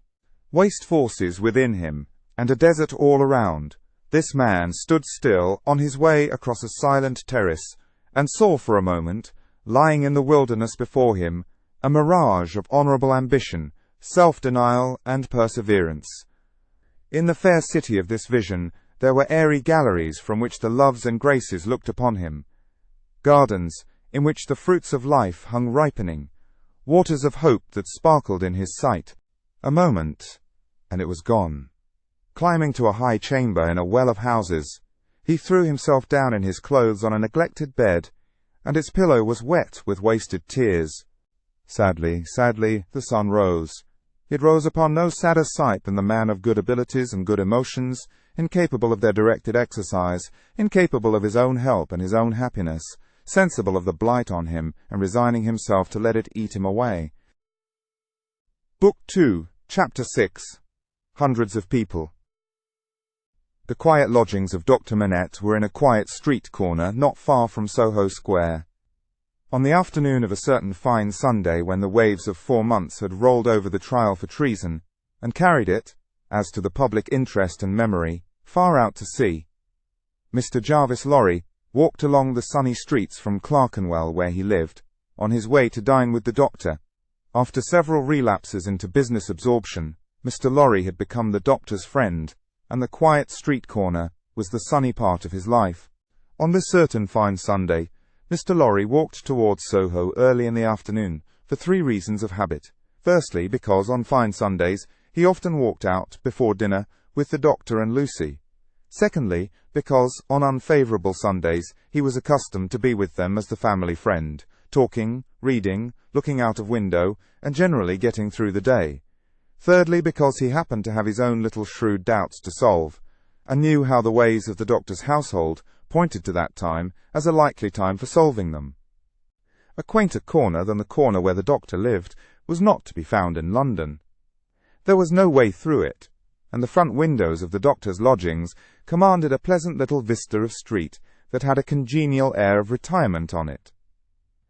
There were few buildings then, north of the Oxford Road, and forest trees flourished, and wildflowers grew, and the hawthorn blossomed in the now vanished fields. As a consequence, country airs circulated in Soho with vigorous freedom, instead of languishing into the parish like stray paupers without a settlement.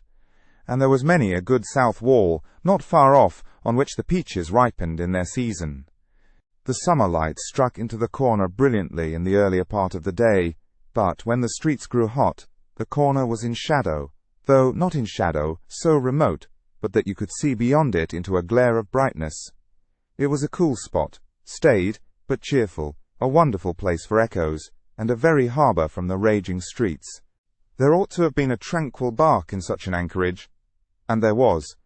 The doctor occupied 2 floors of a large stiff house, where several callings purported to be pursued by day, but whereof little was audible any day, and which was shunned by all of them at night. In a building at the back, attainable by a courtyard where a plane tree rustled its green leaves, church organs claimed to be made, and silver to be chased, and likewise gold to be beaten by some mysterious giant who had a golden arm starting out of the wall of the front hall, as if he had beaten himself precious, and menaced a similar conversion of all visitors.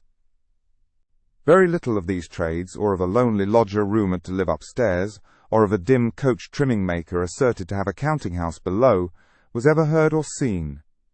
Occasionally, a stray workman putting his coat on traversed the hall, or a stranger peered about there, or a distant clink was heard across the courtyard, or a thump from the golden giant. These, however, were only the exceptions required to prove the rule that the sparrows in the plane tree behind the house, and the echoes in the corner before it, had their own way from Sunday morning unto Saturday night. Dr. Manette received such patience here as his old reputation, and its revival, in the floating whispers of his story, brought him. His scientific knowledge, and his vigilance and skill in conducting ingenious experiments, brought him otherwise into moderate request, and he earned as much as he wanted. These things were within Mr. Jarvis Lorry's knowledge, thoughts, and notice, when he rang the doorbell of the tranquil house in the corner, on the fine Sunday afternoon. Dr. Manette at home. Expected home. Miss Lucy at home. Expected home. Miss Pross at home. Possibly at home, but of a certainty impossible for handmaid to anticipate intentions of Miss Pross, as to admission or denial of the fact. "As I am at home myself," said Mr. Lorry, "I'll go upstairs." Although the doctor's daughter had known nothing of the country of her birth, she appeared to have innately derived from it that ability to make much of little means, which is one of its most useful and most agreeable characteristics. Simple as the furniture was, it was set off by so many little adornments, of no value but for their taste and fancy, that its effect was delightful.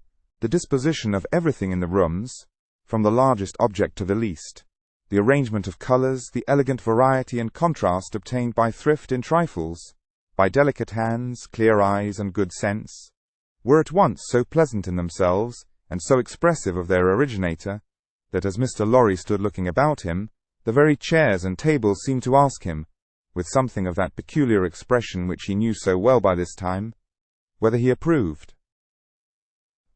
There were 3 rooms on a floor, and, the doors by which they communicated being put open that the air might pass freely through them all, Mr. Lorry, smilingly observant of that fanciful resemblance which he detected all around him, walked from one to another. The first was the best room, and in it were Lucy's birds and flowers and books and desk and work-table and box of watercolours. The second was the doctor's consulting room, used also as the dining room. The third, changingly speckled by the rustle of the plane tree in the yard, was the doctor's bedroom, and there in a corner stood the disused shoemaker's bench and tray of tools, much as it had stood on the 5th floor of the dismal house by the wine-shop in the suburb of Saint-Antoine in Paris. "I wonder," said Mr. Lorry, pausing in his looking about, "that he keeps that reminder of his sufferings about him." "And why wonder at that?" was the abrupt inquiry that made him start. It proceeded from Miss Pross, the wild red woman, strong of hand, whose acquaintance he had first made at the Royal George Hotel at Dover, and had since improved. "I should have thought," Mr. Lorry began. "Pooh, you'd have thought," said Miss Pross, and Mr. Lorry left off. "How do you do?" inquired that lady then, sharply, and yet as if to express that she bore him no malice. "I am pretty well, I thank you," answered Mr. Lorry with meekness. "How are you?" "Nothing to boast of," said Miss Pross. "Indeed." "Ah, indeed," said Miss Pross. "I am very much put out about my ladybird." "Indeed. For gracious sake say something else besides indeed, or you'll fidget me to death," said Miss Pross, whose character, dissociated from stature, was shortness. "Really, then," said Mr. Lorry as an amendment. "Really is bad enough," returned Miss Pross, "but better. Yes, I am very much put out." "May I ask the cause?" "I don't want dozens of people who are not at all worthy of Ladybird to come here looking after her," said Miss Pross. "Do dozens come for that purpose?" "Hundreds," said Miss Pross. It was characteristic of this lady, as of some other people before her time and since, that whenever her original proposition was questioned, she exaggerated it. "Dear me," said Mr. Lorry, as the safest remark he could think of. "I have lived with the darling, or the darling has lived with me, and paid me for it, which she certainly should never have done. You may take your affidavit, if I could have afforded to keep either myself or her for nothing, since she was 10 years old. And it's really very hard," said Miss Pross. Not seeing with precision what was very hard, Mr. Lorry shook his head, using that important part of himself as a sort of fairy cloak that would fit anything. "All sorts of people who are not in the least degree worthy of the pet are always turning up," said Miss Pross. "When you began it—" "I began it, Miss Pross, didn't you? Who brought her father to life?" "Oh, if that was beginning it," said Mr. Lorry. "It wasn't ending it, I suppose. I say, when you began it, it was hard enough. Not that I have any fault to find with Dr. Manette, except that he is not worthy of such a daughter, which is no imputation on him, for it was not to be expected that anybody should be, under any circumstances. But it really is doubly and trebly hard to have crowds and multitudes of people turning up after him. I could have forgiven him. To take Ladybird's affections away from me." Mr. Lorry knew Miss Pross to be very jealous, but he also knew her by this time to be, beneath the service of her eccentricity, one of those unselfish creatures, found only among women, who will, for pure love and admiration, bind themselves willing slaves, to youth when they have lost it, to beauty that they never had, to accomplishments that they were never fortunate enough to gain, to bright hopes that never shone upon their own sombre lives. He knew enough of the world to know that there is nothing in it better than the faithful service of the heart. So rendered and so free from any mercenary taint, he had such an exalted respect for it, that in the retributive arrangements made by his own mind, we all make such arrangements more or less, he stationed Miss Pross much nearer to the lower angels than many ladies immeasurably better got up both by nature and art, who had balances at Tellson's. "There never was, nor will be, but one man worthy of Ladybird," said Miss Pross, "and that was my brother Solomon, if he hadn't made a mistake in life." Here again, Mr. Lorry's inquiries into Miss Pross's personal history had established the fact that her brother Solomon was a heartless scoundrel who had stripped her of everything she possessed as a stake to speculate with, and had abandoned her in her poverty for evermore, with no touch of compunction. Miss Pross's fidelity of belief in Solomon, deducting a mere trifle for this slight mistake, was quite a serious matter with Mr. Lorry, and had its weight in his good opinion of her. "As we happen to be alone for the moment, and are both people of business," he said, when they had got back to the drawing-room and had sat down there in friendly relations, "let me ask you, does the doctor, in talking with Lucy, never refer to the shoemaking time yet?" "Never." "And yet keeps that bench and those tools beside him?" "Ah," returned Miss Pross, shaking her head, "but I don't say he don't refer to it within himself." "Do you believe that he thinks of it much?" "I do," said Miss Pross. "Do you imagine—" Mr. Lorry had begun, when Miss Pross took him up short with, "Never imagine anything. Have no imagination at all." "I stand corrected. Do you suppose— You go so far as to suppose sometimes?" "Now and then," said Miss Pross. "Do you suppose," Mr. Lorry went on, with a laughing twinkle in his bright eye as it looked kindly at her, "that Dr. Manette has any theory of his own, preserved through all those years, relative to the cause of his being so oppressed, perhaps even to the name of his oppressor?" "I don't suppose anything about it but what Ladybird tells me." "And that is—" "That she thinks he has. Now don't be angry at my asking all these questions, because I am a mere dull man of business, and you are a woman of business." "Dull?" Miss Pross inquired with placidity. Rather wishing his modest adjective away, Mr. Lorry replied, "No, no, no, surely not. To return to business, is it not remarkable that Dr. Manette, unquestionably innocent of any crime as we are all well assured he is, should never touch upon that question?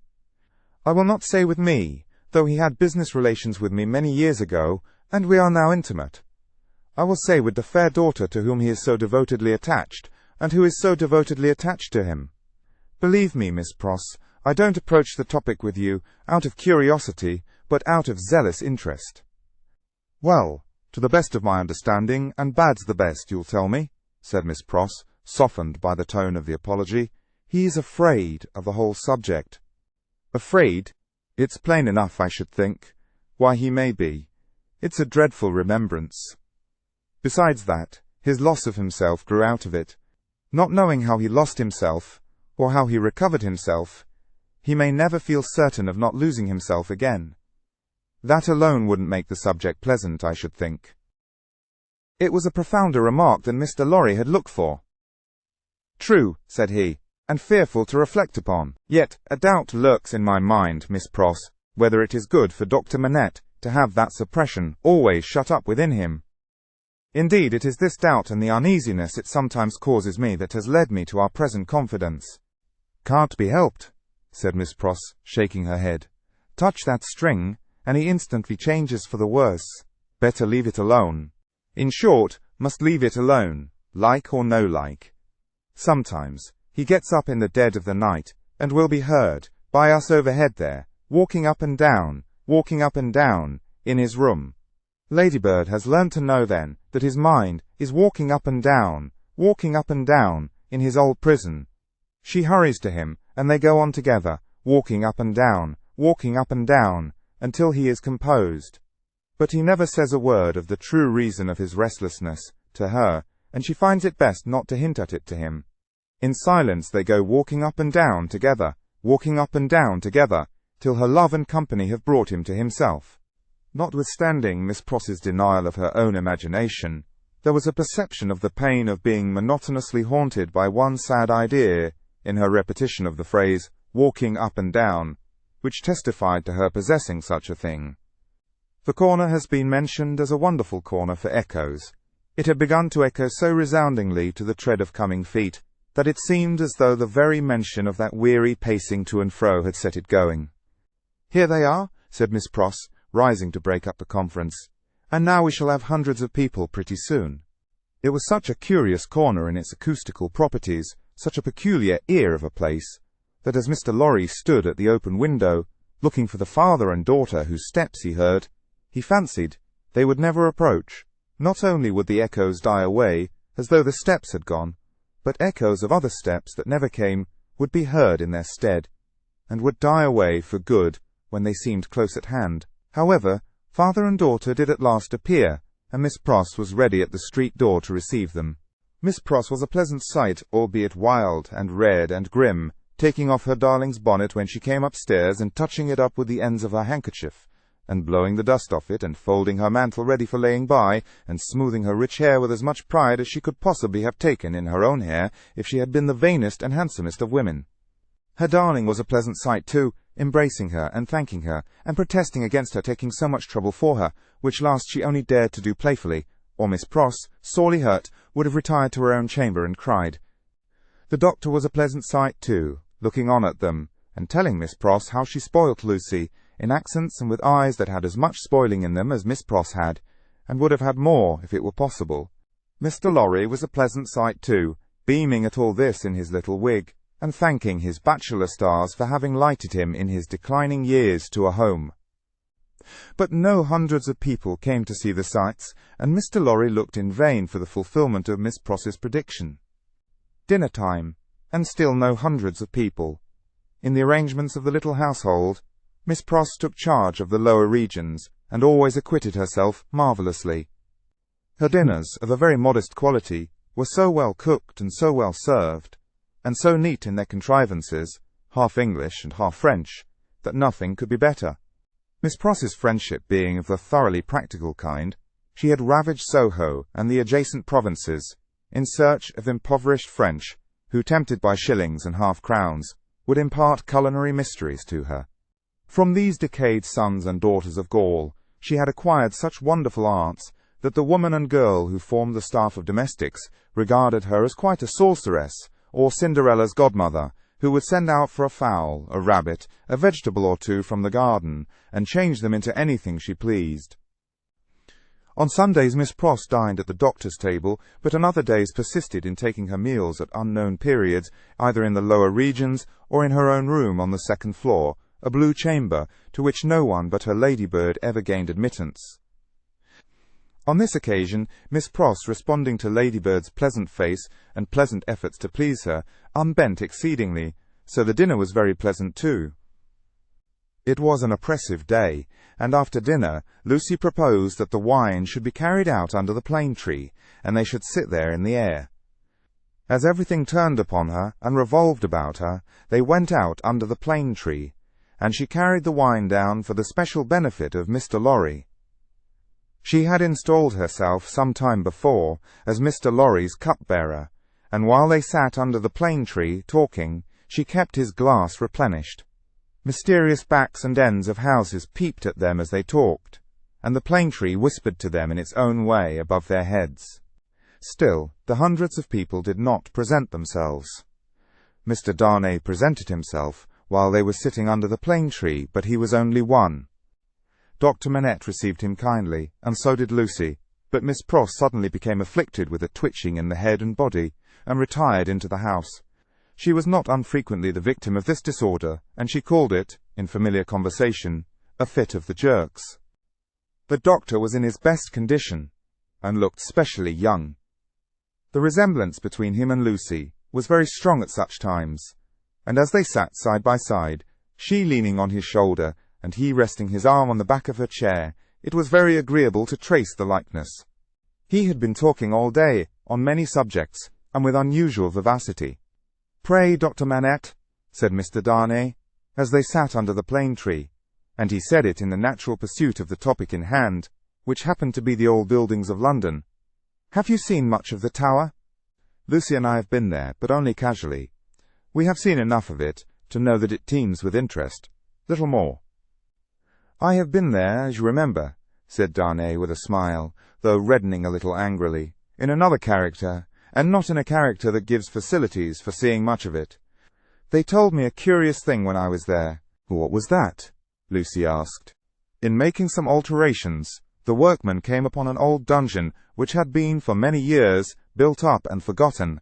Every stone of its inner wall was covered by inscriptions, which had been carved by prisoners, dates, names, complaints, and prayers. Upon a cornerstone in an angle of the wall, one prisoner, who seemed to have gone to execution, had cut as his last work 3 letters. They were done with some very poor instrument, and hurriedly, with an unsteady hand. At first they were read as DIC, but, on being more carefully examined, The last letter was found to be G. There was no record or legend of any prisoner with those initials, and many fruitless guesses were made what the name could have been. At length, it was suggested that the letters were not initials, but the complete word, dig. The floor was examined very carefully under the inscription, and, in the earth beneath a stone, or tile, or some fragment of paving, were found the ashes of a paper, mingled with the ashes of a small leathern case or bag. What the unknown prisoner had written will never be read, but he had written something, and hidden it away to keep it from the jailer. "My father," exclaimed Lucy, "you are ill." He had suddenly started up, with his hand to his head. His manner and his look quite terrified them all. "No, my dear, not ill. There are large drops of rain falling, and they made me start. We had better go in." He recovered himself almost instantly. Rain was really falling in large drops, and he showed the back of his hand with raindrops on it. But he said not a single word in reference to the discovery that had been told of, and, as they went into the house, the business eye of Mr. Lorry either detected, or fancied it detected, on his face, as it turned towards Charles Darnay, the same singular look that had been upon it when it turned towards him in the passages of the courthouse. He recovered himself so quickly, however, that Mr. Lorry had doubts of his business eye. The arm of the golden giant in the hall was not more steady than he was, when he stopped under it to remark to them that he was not yet proof against slight surprises, if he ever would be, and that the rain had startled him. Tea time meant Miss Pross making tea, with another fit of the jerks upon her, and yet no hundreds of people. Mr. Carton had lounged in, but he made only two. The night was so very sultry that although they sat with doors and windows open, they were overpowered by heat. When the tea-table was done with, they all moved to one of the windows and looked out into the heavy twilight. Lucy sat by her father, Darnay sat beside her, Carton leaned against a window. The curtains were long and white, and some of the thunder gusts that whirled into the corner caught them up to the ceiling and waved them like spectral wings. "The raindrops are still falling, large, heavy, and few," said Dr. Manette. "It comes slowly." "It comes surely," said Carton. They spoke low, as people watching and waiting mostly do, as people in a dark room watching and waiting for lightning always do. There was a great hurry in the streets of people speeding away to get shelter before the storm broke. The wonderful corner for echoes resounded with the echoes of footsteps coming and going, yet not a footstep was there. "A multitude of people, and yet a solitude," said Darnay when they had listened for a while. "Is it not impressive, Mr. Darnay?"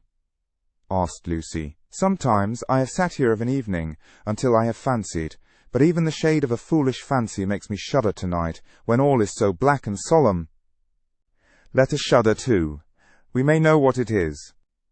It will seem nothing to you. Such whims are only impressive as we originate them, I think. They are not to be communicated.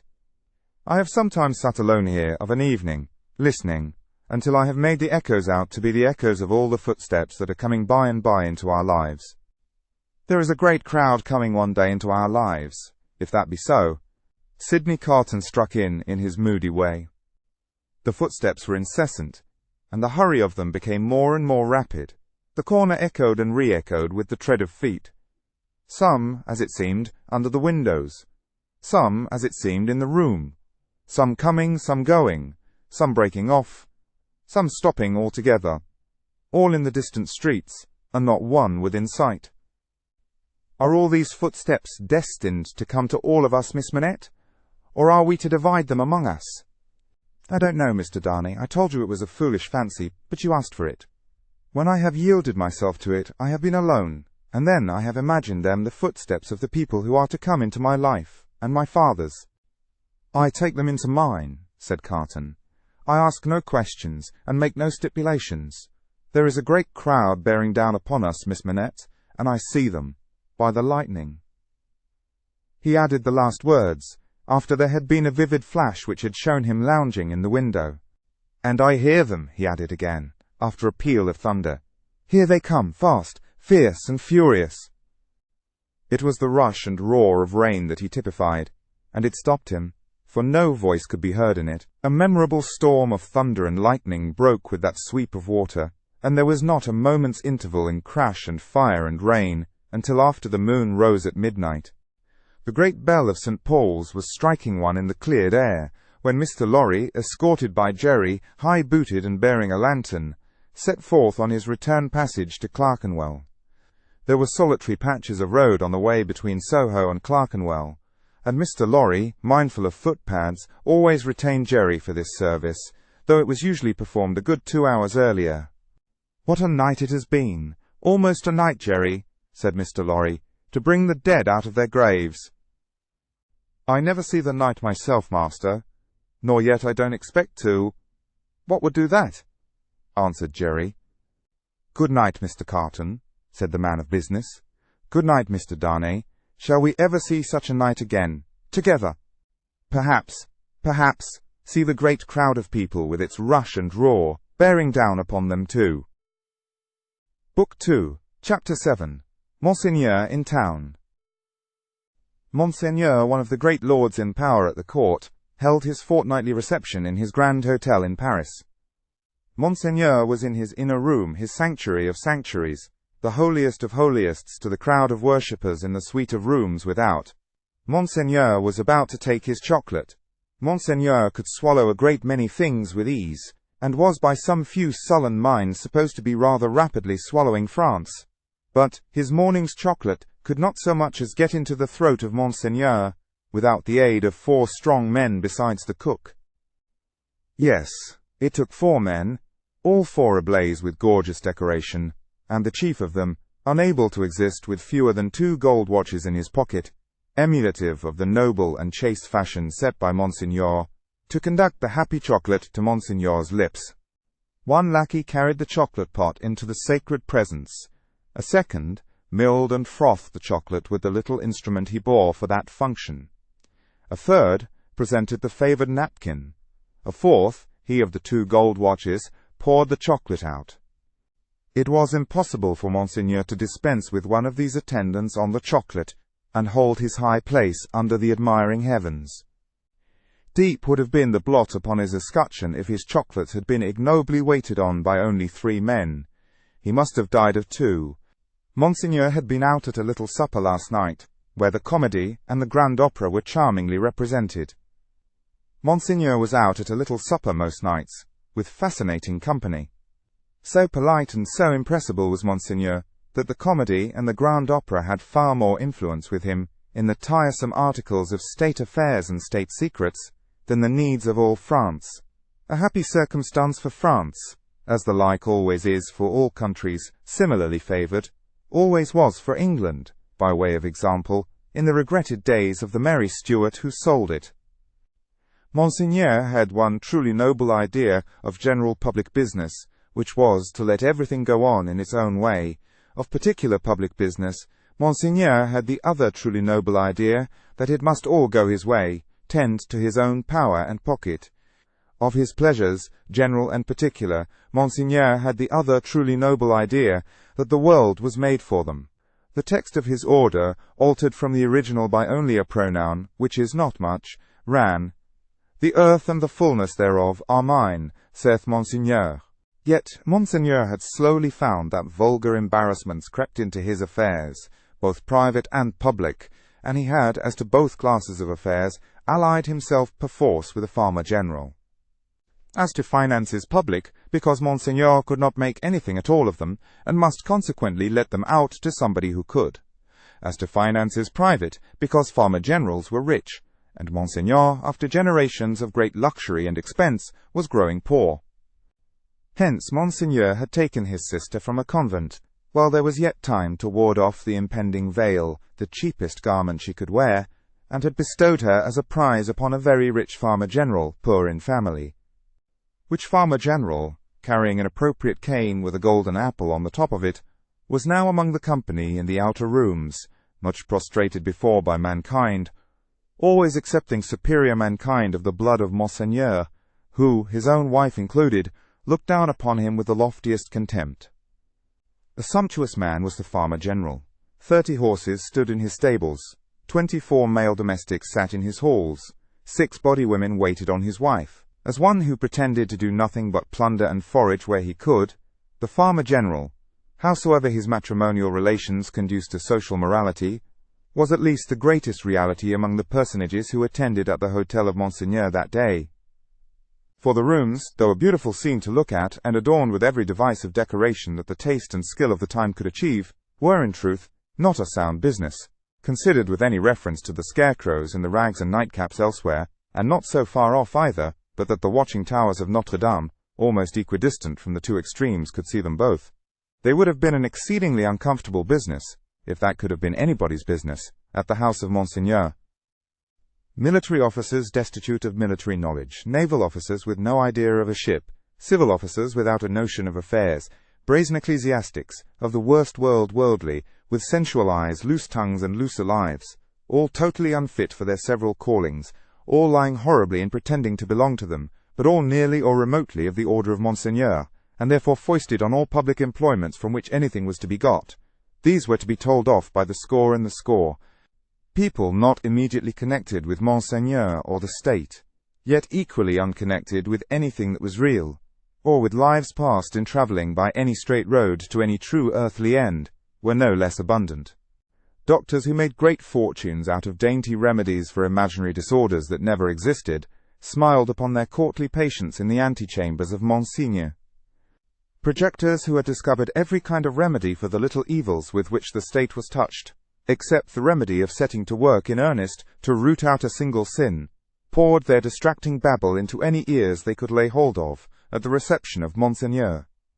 Unbelieving philosophers who were remodeling the world with words and making card towers of Babel to scale the skies with, talked with unbelieving chemists who had an eye on the transmutation of metals at this wonderful gathering accumulated by Monseigneur, exquisite gentleman of the finest breeding, which was at that remarkable time, and has been since, to be known by its fruits of indifference to every natural subject of human interest, were in the most exemplary state of exhaustion at the hotel of Monseigneur. Such homes had these various notabilities left behind them in the fine world of Paris, that the spies among the assembled devotees of Monseigneur, forming a goodly half of the polite company, would have found it hard to discover among the angels of that sphere one solitary wife, who in her manners and appearance owned to being a mother. Indeed, except for the mere act of bringing a troublesome creature into this world, which does not go far towards the realization of the name of mother, there was no such thing known to the fashion. Peasant women kept the unfashionable babies close, and brought them up, and charming grandmammas of 60 dressed and supped as at 20. The leprosy of unreality disfigured every human creature in attendance upon Monseigneur. In the outermost room were half a dozen exceptional people who had had, for a few years, some vague misgiving in them that things in general were going rather wrong. As a promising way of setting them right, half of the half-dozen had become members of a fantastic sect of convulsionists, and were even then considering within themselves whether they should foam, rage, roar, and turn cataleptic on the spot, thereby setting up a highly intelligible finger-post to the future for Monseigneur's guidance. Besides these dervishes were other three who had rushed into another sect, which mended matters with a jargon about the centre of truth, holding that man had got out of the centre of truth, which did not need much demonstration, but had not got out of the circumference, and that he was to be kept from flying out of the circumference, and was even to be shoved back into the centre by fasting and seeing of spirits. Among these, accordingly, much discoursing with spirits went on, and it did a world of good which never became manifest. But the comfort was, that all the company at the grand hotel of Monseigneur were perfectly dressed. If the day of judgment had only been ascertained to be a dress day, everybody there would have been eternally correct. Such frizzling and powdering and sticking up of hair, such delicate complexions artificially preserved and mended, such gallant swords to look at, and such delicate honour to the sense of smell, would surely keep anything going, for ever and ever. The exquisite gentlemen of the finest breeding wore little pendant trinkets that chinked as they languidly moved. These golden fetters rang like precious little bells, and what with that ringing, and with the rustle of silk and brocade and fine linen, there was a flutter in the air that fanned Saint Antoine and his devouring hunger far away. Dress was the one unfailing talisman and charm used for keeping all things in their places. Everybody was dressed for a fancy ball that was never to leave off, From the palace of the Tuileries, through Monseigneur and the whole court, through the chambers, the tribunals of justice and all society, except the scarecrows, the fancy ball descended to the common executioner, who, in pursuance of the charm, was required to officiate, frizzled, powdered in a gold-laced coat, pumps and white silk stockings. At the gallows and the wheel, the axe was a rarity. Monsieur Paris, as it was the episcopal mode among his brother professors of the provinces, Monsieur Orléans, and the rest, to call him, presided in this dainty dress. And who among the company at Monseigneur's reception in that 1780th year of our Lord, could possibly doubt that a system rooted in a frizzled hangman, powdered, gold-laced, pumped, and white silk stockinged, would see the very stars out? Monseigneur, having eased his 4 men of their burdens and taken his chocolate, caused the doors of the holiest of holiests to be thrown open, and issued forth. Then what submission, what cringing and fawning, what servility, what abject humiliation! As to bowing down in body and spirit, nothing in that way was left for heaven, which may have been one among other reasons why the worshippers of Monseigneur never troubled it. Bestowing a word of promise here, and a smile there, a whisper on one happy slave, and a wave of the hand on another, Monseigneur affably passed through his rooms to the remote region of the circumference of truth. There Monseigneur turned, and came back again, and so in due course of time got himself shut up in his sanctuary by the chocolate sprites, and was seen no more. The show being over, the flutter in the air became quite a little storm, and the precious little bells went ringing downstairs. There was soon but one person left of all the crowd, and he, with his hat under his arm and his snuff-box in his hand, slowly passed among the mirrors on his way out. "I devote you," said this person, stopping at the last door on his way, and turning in the direction of the sanctuary, "to the devil." With that he shook the snuff from his fingers, as if he had shaken the dust from his feet, and quietly walked downstairs. He was a man of about 60, handsomely dressed, haughty in manner, and with a face like a fine mask. A face of a transparent paleness, every feature in it clearly defined, one set expression on it. The nose, beautifully formed otherwise, was very slightly pinched at the top of each nostril. In those 2 compressions, or dints, the only little change that the face ever showed resided. They persisted in changing colour sometimes, and they would be occasionally dilated and contracted by something like a faint pulsation. Then they gave a look of treachery and cruelty to the whole countenance. Examined with attention, its capacity of helping such a look was to be found in the line of the mouth, and the lines of the orbits of the eyes being much too horizontal and thin. Still, in the effect of the face made, it was a handsome face, and a remarkable one. Its owner went downstairs into the courtyard, got into his carriage and drove away. Not many people had talked with him at the reception. He had stood in a little space apart, and Monseigneur might have been warmer in his manner. It appeared under the circumstances rather agreeable to him to see the common people dispersed before his horses, and often barely escaping from being run down. His man drove as if he were charging an enemy, and the furious recklessness of the man brought no check into the face, or to the lips, of the master. The complaint had sometimes made itself audible, even in that deaf city and dumb age, that, in the narrow streets without footways, the fierce patrician custom of hard driving endangered and maimed the mere vulgar in a barbarous manner. But few cared enough for that to think of it a second time, and, in this matter, as in all others, the common wretches were left to get out of their difficulties as they could. With a wild rattle and clatter, and an inhuman abandonment of consideration not easy to be understood in these days, the carriage dashed through streets and swept round corners, with women screaming before it, and men clutching each other and clutching children out of its way. At last, swooping at a street corner by a fountain, one of its wheels came to a sickening little jolt, and there was a loud cry from a number of voices, and the horses reared and plunged. But for the latter inconvenience, the carriage probably would not have stopped. Carriages were often known to drive on and leave their wounded behind, and why not? But the frightened valet had got down in a hurry, and there were 20 hands at the horses' bridles. "What has gone wrong?" said Monsieur, calmly looking out. A tall man in a nightcap had caught up a bundle from among the feet of the horses, and had laid it on the basement of the fountain, and was down in the mud and wet, howling over it like a wild animal. "Pardon, Monsieur the Marquis," said a ragged and submissive man. "It is a child. Why does he make that abominable noise? Is it his child?" "Excuse me, Monsieur the Marquis. It is a pity. Yes." The fountain was a little removed, for the street opened where it was, into a space some 10 or 12 yards square. As the tall man suddenly got up from the ground and came running at the carriage, Monsieur the Marquis clapped his hand for an instant on his sword hilt. "Killed!" shrieked the man, in wild desperation, extending both arms at their length above his head, and staring at him. "Dead!" The people closed round, and looked at Monsieur the Marquis. There was nothing revealed by the many eyes that looked at him but watchfulness and eagerness. There was no visible menacing or anger, neither did the people say anything. After the first cry, they had been silent, and they remained so. The voice of the submissive man who had spoken was flat and tame in its extreme submission. Monsieur the Marquis ran his eyes over them all, as if they had been mere rats come out of their holes.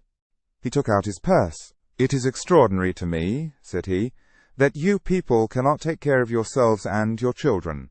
One or the other of you is forever in the way. How do I know what injury you have done my horses? See, give him that." He threw out a gold coin for the valet to pick up, and all the heads craned forward that all the eyes might look down at it as it fell. The tall man called out again with a most unearthly cry, "Dead!" He was arrested by the quick arrival of another man, for whom the rest made way. On seeing him, the miserable creature fell upon his shoulder, sobbing and crying, and pointing to the fountain, where some women were stooping over the motionless bundle, and moving gently about it. They were as silent, however, as the men. I know all, said the last comer. "Be a brave man, my Gaspard. It is better for the poor little plaything to die so, than to live. It has died in a moment without pain. Could it have lived an hour as happily?" "You are a philosopher, you there?" said the Marquis, smiling. "How do they call you?" "They call me Defarge." "Of what trade?" "Monsieur the Marquis, vendor of wine." "Pick up that, philosopher and vendor of wine," said the Marquis, throwing him another gold coin, "and spend it as you will. The horses there, are they right?"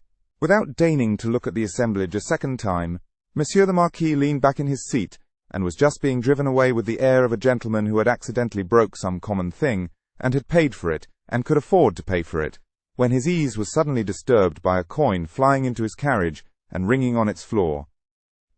"Hold," said Monsieur the Marquis. "Hold the horses. Who threw that?"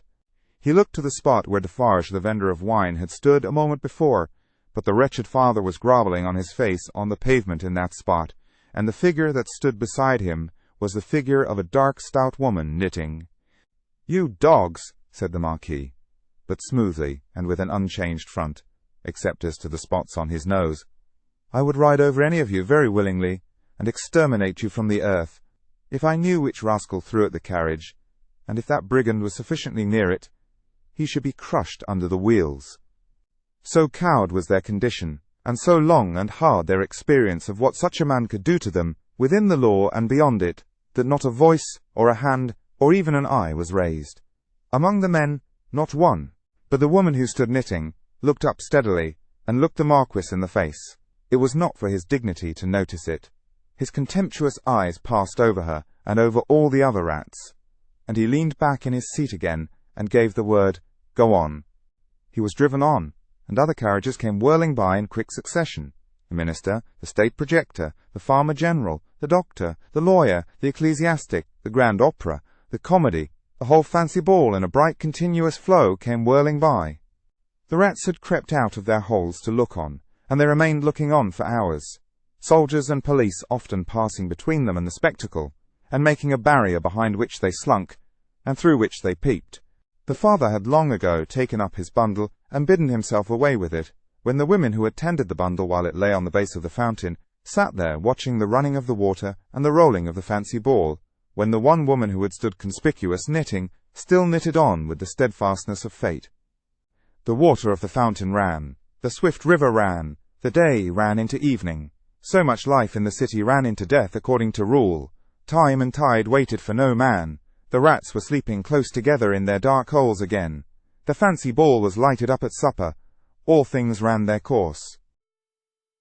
Book 2, Chapter 8, Monseigneur in the Country. A beautiful landscape, with the corn bright in it, but not abundant. Patches of poor rye where corn should have been. Patches of poor peas and beans. Patches of most coarse vegetable substitutes for wheat. On inanimate nature, as on the men and women who cultivated it, a prevalent tendency towards an appearance of vegetating unwillingly, a dejected disposition to give up, and wither away. Monsieur the Marquis in his travelling carriage, which might have been lighter, conducted by 4 post-horses and 2 postilions, fagged up a steep hill. A blush on the countenance of Monsieur the Marquis was no impeachment of his high breeding. It was not from within.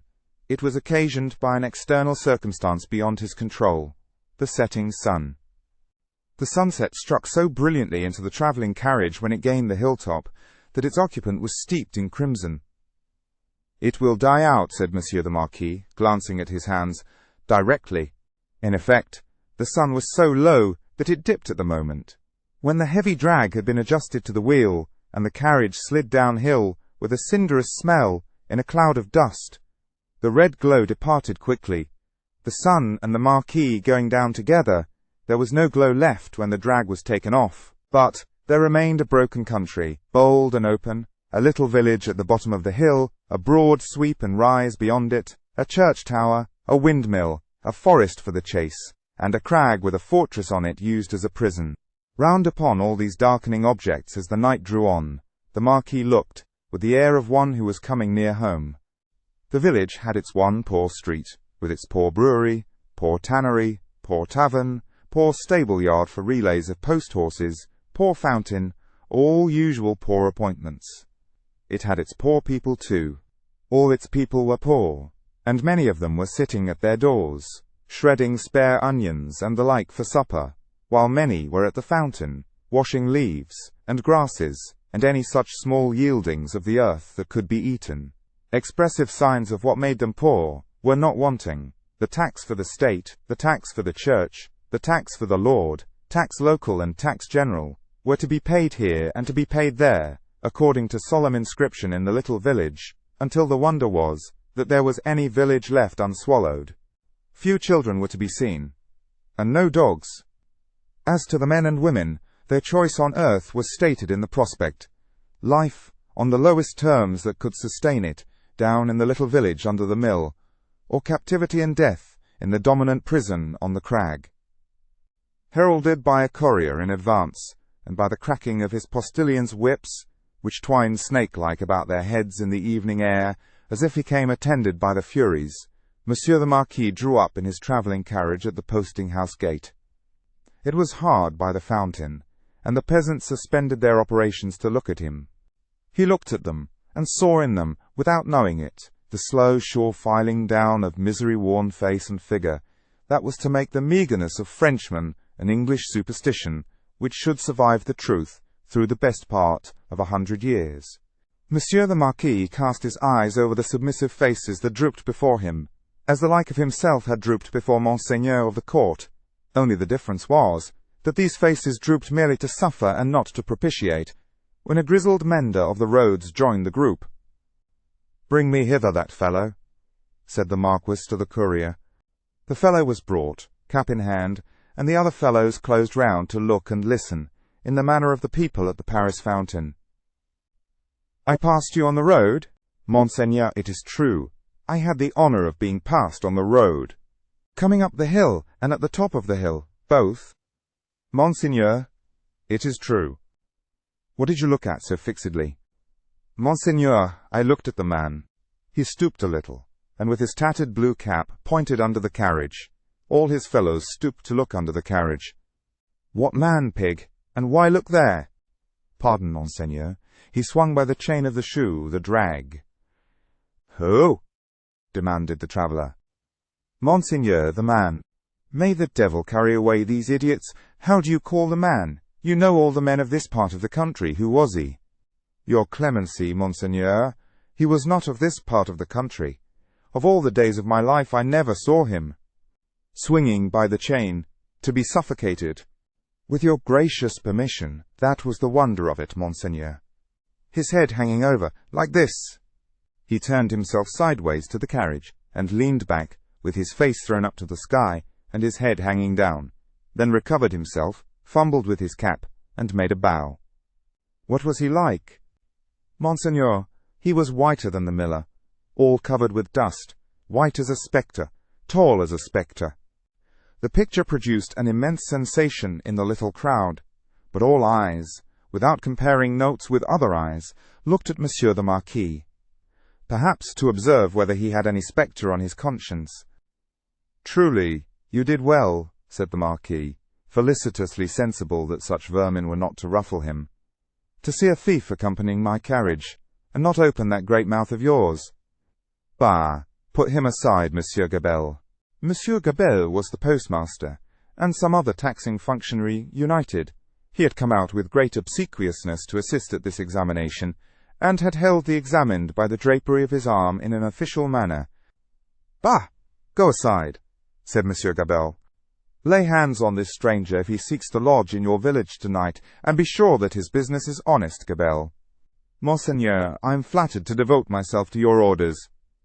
"Did he run away, fellow? Where is that accursed?" The accursed was already under the carriage with some half-dozen particular friends, pointing out the chain with his blue cap.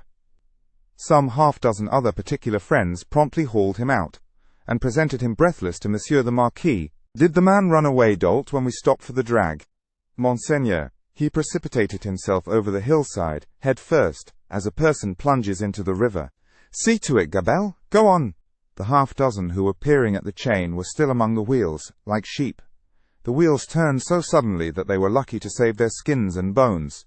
They had very little else to save, or they might not have been so fortunate. The burst with which the carriage started out of the village and up the rise beyond was soon checked by the steepness of the hill. Gradually it subsided to a foot-pace, swinging and lumbering upward among the many sweet scents of a summer night. The postilions, with 1,000 gossamer gnats circling about them in lieu of the furies, quietly mended the points to the lashes of their whips. The valet walked by the horses. The courier was audible, trotting on ahead into the dull distance. At the steepest point of the hill there was a little burial ground, with a cross and a new large figure of our Saviour on it. It was a poor figure in wood, done by some inexperienced rustic carver, but he had studied the figure from the life, his own life maybe, for it was dreadfully spare and thin. To this distressful emblem of a great distress that had long been growing worse, and was not at its worst, a woman was kneeling. She turned her head as the carriage came up to her, rose quickly, and presented herself at the carriage door. "It is you, Monseigneur. Monseigneur, a petition." With an exclamation of impatience, but with his unchangeable face, Monseigneur looked out. "How then? What is it?" "Always petitions." "Monseigneur, for the love of the great God, my husband, the forester." "What of your husband, the forester?" "Always the same with you people." "He cannot pay something." "He has paid all, Monseigneur. He is dead." "Well, he is quiet. Can I restore him to you?" "Alas, no, Monseigneur, but he lies yonder, under a little heap of poor grass." "Well?" "Monseigneur, there are so many little heaps of poor grass." Again, well, she looked an old woman, but was young. Her manner was one of passionate grief. By turns, she clasped her veinous and knotted hands together with wild energy, and laid one of them on the carriage door, tenderly, caressingly, as if it had been a human breast, and could be expected to feel the appealing touch. "Monseigneur, hear me. Monseigneur, hear my petition. My husband died of want. So many die of want. So many more will die of want." "Again, well, can I feed them?" "Monseigneur, the good God knows. But I don't ask it. My petition is that a morsel of stone or wood, with my husband's name, may be placed over him to show where he lies. Otherwise the place will be quickly forgotten, it will never be found. When I am dead of the same malady, I shall be laid under some other heap of poor grass." "Monseigneur, they are so many, they increase so fast, there is so much want. Monseigneur! Monseigneur!" The valet had put her away from the door. The carriage had broken into a brisk trot. The postilions had quickened the pace. She was left far behind. And Monseigneur, again escorted by the Furies, was rapidly diminishing the league or two of distance that remained between him and his chateau. The sweet scents of the summer night rose all around him, and rose as the rain falls, impartially, on the dusty, ragged, and toil-worn group at the fountain not far away, to whom the mender of roads, with the aid of the blue cap without which he was nothing, still enlarged upon his man like a spectre as long as they could bear it.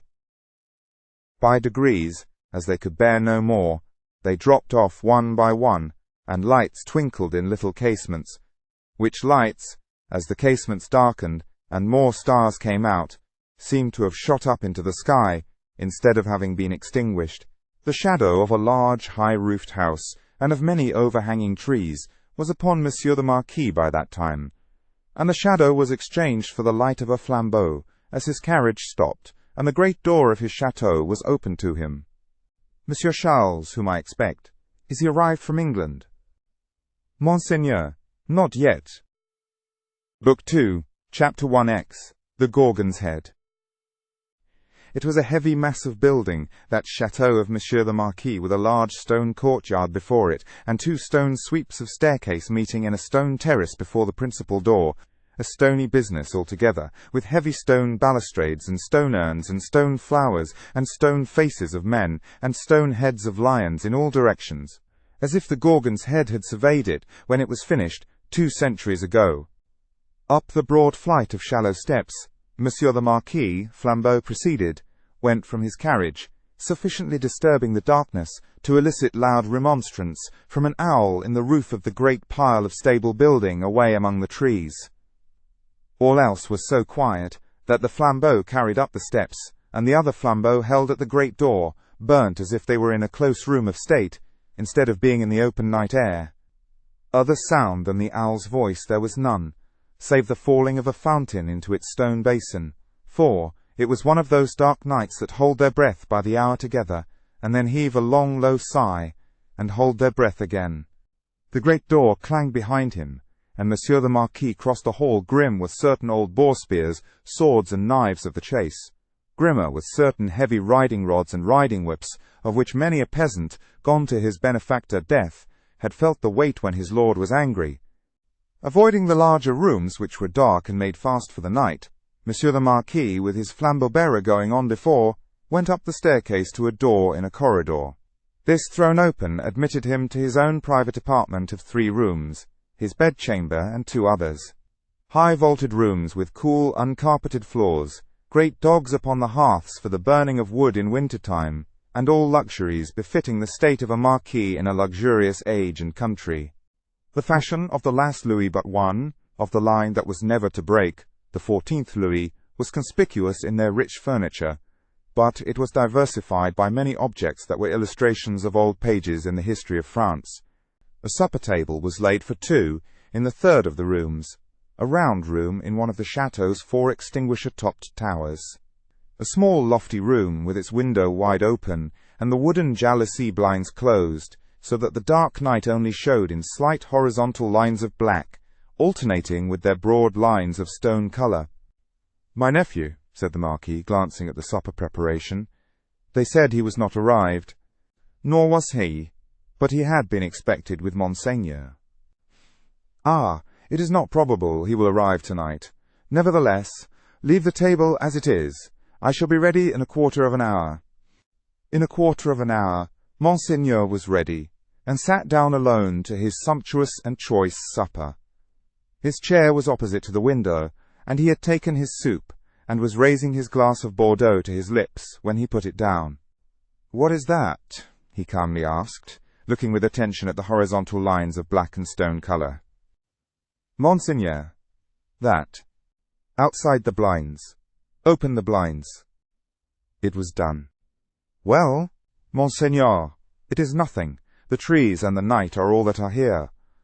The servant who spoke had thrown the blinds wide, had looked out into the vacant darkness, and stood with that blank behind him, looking round for instructions. "Good," said the imperturbable master. "Close them again." That was done too, and the Marquis went on with his supper. He was halfway through it, when he again stopped with his glass in his hand, hearing the sound of wheels. It came on briskly, and came up to the front of the chateau.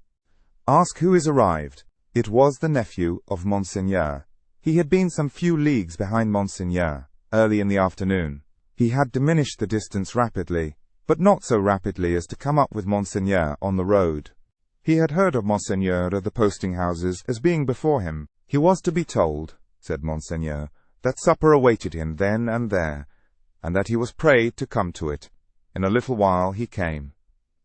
He had been known in England as Charles Dickens. Monseigneur received him in a courtly manner, but they did not shake hands. "You left Paris yesterday, sir?" he said to Monseigneur, as he took his seat at table. "Yesterday. And you?" "I come direct." "From London?" "Yes." "You have been a long time coming," said the Marquis with a smile. "On the contrary, I come direct. Pardon me, I mean not a long time on the journey. A long time intending the journey. I have been detained by—" The nephew stopped a moment in his answer. "Various business." "Without doubt," said the polished uncle. So long as a servant was present, no other words passed between them. When coffee had been served and they were alone together, the nephew, looking at the uncle and meeting the eyes of the face that was like a fine mask, opened a conversation. "I have come back, sir, as you anticipate, pursuing the object that took me away. It carried me into great and unexpected peril, but it is a sacred object, and if it had carried me to death, I hope it would have sustained me." "Not to death," said the uncle. "It is not necessary to say, to death." "I doubt, sir," returned the nephew, "whether, if it had carried me to the utmost brink of death, you would have cared to stop me there." The deepened marks in the nose, and the lengthening of the fine straight lines in the cruel face, looked ominous as to that. The uncle made a graceful gesture of protest, which was so clearly a slight form of good breeding that it was not reassuring. "Indeed, sir," pursued the nephew, "for anything I know, you may have expressly worked to give a more suspicious appearance to the suspicious circumstances that surrounded me." "No, no, no," said the uncle pleasantly. "But, however that may be," resumed the nephew, glancing at him with deep distrust, "I know that your diplomacy would stop me by any means, and would know no scruple as to means." "My friend, I told you so," said the uncle with a fine pulsation in the two marks. "Do me the favour to recall that I told you so long ago." "I recall it. Thank you," said the Marquis, very sweetly indeed. His tone lingered in the air, almost like the tone of a musical instrument. "In effect, sir," pursued the nephew, "I believe it to be at once your bad fortune and my good fortune that has kept me out of a prison in France here." "I do not quite understand," returned the uncle, sipping his coffee. "Dare I ask you to explain? I believe that if you were not in disgrace with the court, and had not been overshadowed by that cloud for years past, a lettre de cachet would have sent me to some fortress indefinitely." "It is possible," said the uncle, with great calmness. "For the honour of the family, I could even resolve to incommode you to that extent." "Pray excuse me. I perceive that, happily for me, the reception of the day before yesterday was, as usual, a cold one," observed the nephew. "I would not say happily, my friend," returned the uncle, with refined politeness. "I would not be sure of that. A good opportunity for consideration, surrounded by the advantages of solitude, might influence your destiny to far greater advantage than you influence it for yourself. But it is useless to discuss the question. I am, as you say, at a disadvantage. These little instruments of correction, these gentle aids to the power and honour of families, these slight favours that might so incommode you, are only to be obtained now by interest and importunity. They are sought by so many, and they are granted, comparatively, to so few. It used not to be so, but France, in all such things, is changed for the worse. Our not remote ancestors held the right of life and death over the surrounding vulgar. From this room many such dogs have been taken out to be hanged. In the next room, my bedroom, one fellow, to our knowledge, was poniarded on the spot for professing some insolent delicacy respecting his daughter. His daughter? We have lost many privileges. A new philosophy has become the mode, and the assertion of our station in these days might, I do not go so far as to say would, but might, cause us real inconvenience. All very bad, very bad." The Marquis took a gentle little pinch of snuff, and shook his head. as elegantly despondent as he could becomingly be of a country still containing himself, that great means of regeneration. "We have so asserted our station, both in the old time and in the modern time also," said the nephew gloomily, "that I believe our name to be more detested than any name in France." "Let us hope so," said the uncle. "Detestation of the high is the involuntary homage of the low." "There is not," pursued the nephew in his former tone, "a face I can look at, in all this country round about us, which looks at me with any deference on it, but the dark deference of fear and slavery." "A compliment," said the Marquis, "to the grandeur of the family, merited by the manner in which the family has sustained its grandeur. Ha!" And he took another gentle little pinch of snuff, and lightly crossed his legs. But when his nephew, leaning an elbow on the table, covered his eyes thoughtfully and dejectedly with his hand, the fine mask looked at him sideways with a stronger concentration of keenness, closeness, and dislike than was comportable with its wearer's assumption of indifference. "Repression is the only lasting philosophy." "The dark deference of fear and slavery, my friend," observed the Marquis, "will keep the dogs obedient to the whip as long as this roof, looking up to it, shuts out the sky." That might not be so long as the Marquis supposed. If a picture of the chateau, as it was to be a very few years hence, and of 50 like it as they too were to be a very few years hence, could have been shown to him that night, he might have been at a loss to claim his own from the ghastly, fire-charred, plunder-wrecked rains. As for the roof he vaunted, he might have found that shutting out the sky in a new way, to wit, forever, from the eyes of the bodies into which its lead was fired, out of the barrels of 100,000 muskets. "Meanwhile," said the Marquis, "I will preserve the honour and repose of the family, if you will not. But you must be fatigued. Shall we terminate our conference for the night?" "A moment more. An hour, if you please." "Sir," said the nephew, "we have done wrong, and are reaping the fruits of wrong." "We have done wrong?" repeated the Marquis, with an inquiring smile, and delicately pointing first to his nephew, then to himself. "Our family, our honourable family, whose honour is of so much account to both of us, in such different ways. Even in my father's time, we did a world of wrong, injuring every human creature who came between us and our pleasure, whatever it was. Why need I speak of my father's time, when it is equally yours? Can I separate my father's twin brother, joint inheritor and next successor, from himself?" "Death has done that," said the Marquis. "And has left me," answered the nephew, "bound to a system that is frightful to me, responsible for it, but powerless in it, seeking to execute the last request of my dear mother's lips, and obey the last look of my dear mother's eyes, which implored me to have mercy and to redress, and tortured by seeking assistance and power in vain." "Seeking them from me, my nephew," said the Marquis, touching him on the breast with his forefinger. They were now standing by the hearth. "You will for ever seek them in vain, be assured." Every fine straight line in the clear whiteness of his face was cruelly, craftily, and closely compressed, while he stood looking quietly at his nephew, with his snuff-box in his hand. Once again he touched him on the breast, as though his finger were the fine point of a small sword, with which, in delicate finesse, he ran him through the body and said, "My friend, I will die, perpetuating the system under which I have lived."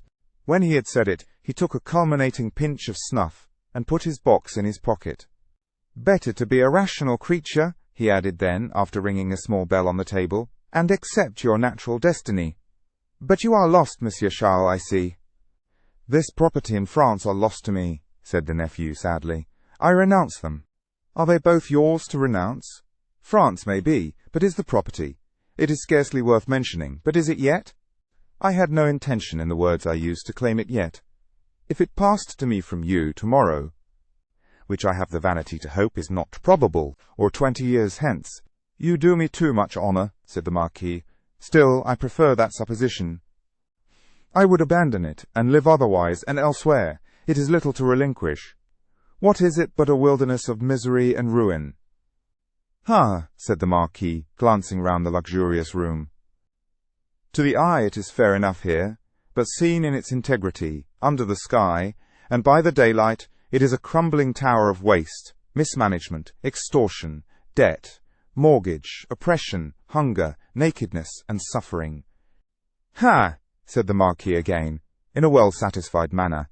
"If it ever becomes mine, it shall be put into some hands better qualified to free it slowly, if such a thing is possible, from the weight that drags it down, so that the miserable people who cannot leave it, and who have been long wrung to the last point of endurance, may in another generation suffer less.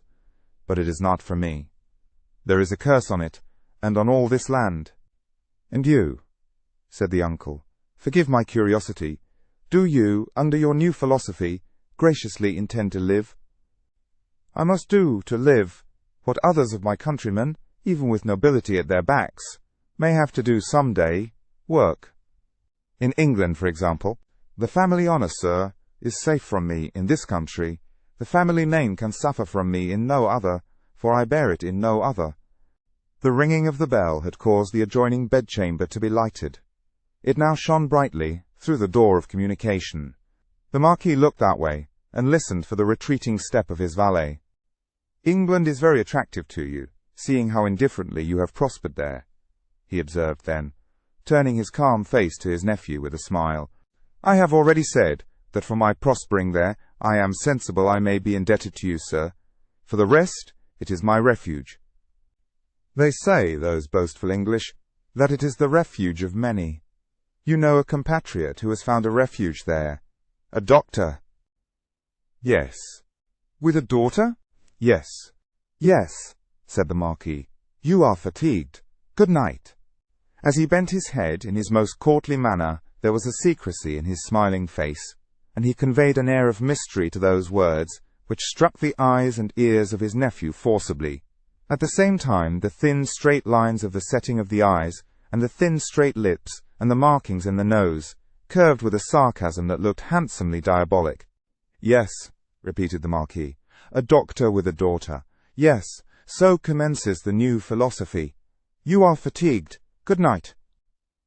It would have been of as much avail to interrogate any stone face outside the chateau as to interrogate that face of his. The nephew looked at him in vain, in passing on to the door. "Good night," said the uncle. "I look to the pleasure of seeing you again in the morning. Good repose. Light monsieur my nephew to his chamber there, and burn monsieur my nephew in his bed, if you will," he added to himself, before he rang his little bell again, and summoned his valet to his own bedroom. The valet come and gone. Monsieur the Marquis walked to and fro in his loose chamber robe, to prepare himself gently for sleep, that hot still night. Rustling about the room, his softly slippered feet making no noise on the floor, he moved like a refined tiger, looked like some enchanted marquis of the impenitently wicked sort in story, whose periodical change into tiger form was either just going off or just coming on. He moved from end to end of his voluptuous bedroom, looking again at the scraps of the day's journey that came unbidden into his mind. The slow toil up the hill at sunset, the setting sun, the descent, the mill, the prison on the crag, the little village in the hollow, the peasants at the fountain, and the mender of roads with his blue cap pointing out the chain under the carriage. That fountain suggested the Paris fountain, the little bundle lying on the step, the women bending over it, and the tall man with his arms up, crying, "Dead!" "I am cool now," said Monsieur the Marquis, "and may go to bed." So, leaving only one light burning on the large hearth, he let his thin gauze curtains fall around him, and heard the night break its silence with a long sigh as he composed himself to sleep. The stone faces on the outer walls stared blindly at the black night for 3 heavy hours.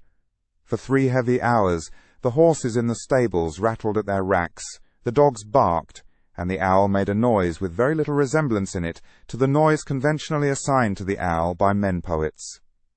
But it is the obstinate custom of such creatures hardly ever to say what is set down for them. For 3 heavy hours the stone faces of the chateau, lion and human, stared blindly at the night. Dead darkness lay on all the landscape. Dead darkness added its own hush to the hushing dust on all the roads. The burial place had got to the pass that its little heaps of poor grass were undistinguishable from one another. The figure on the cross might have come down, for anything that could be seen of it. In the village, taxers and taxed were fast asleep, dreaming, perhaps, of banquets, as the starved usually do, and of ease and rest, as the driven slave and the yoked ox may. Its lean inhabitants slept soundly, and were fed and freed. The fountain in the village flowed unseen and unheard, and the fountain at the chateau dropped unseen and unheard, both melting away, like the minutes that were falling from the spring of time, through 3 dark hours. Then the grey water of both began to be ghostly in the light, and the eyes of the stone faces of the chateau were opened, lighter and lighter, until at last the sun touched the tops of the still trees, and poured its radiance over the hill. In the glow, the water of the chateau fountain seemed to turn to blood, and the stone faces crimsoned. The carol of the birds was loud and high, and on the weather-beaten sill of the great window of the bedchamber of Monsieur the Marquis, one little bird sang its sweetest song with all its might. At this, the nearest stone face seemed to stare amazed, and, with open mouth and dropped under jaw, looked awe-stricken. Now, the sun was full up, and movement began in the village. Casement windows opened, crazy doors were unbarred, and people came forth shivering, chilled as yet by the new sweet air. Then began the rarely lightened toil of the day among the village population. Some to the fountain, some to the fields, men and women here to dig and delve, men and women there to see to the poor livestock, and lead the bony cows out to such pasture as could be found by the roadside. In the church and at the cross, a kneeling figure or two, attendant on the latter prayers, the led cow, trying for a breakfast among the weeds at its foot.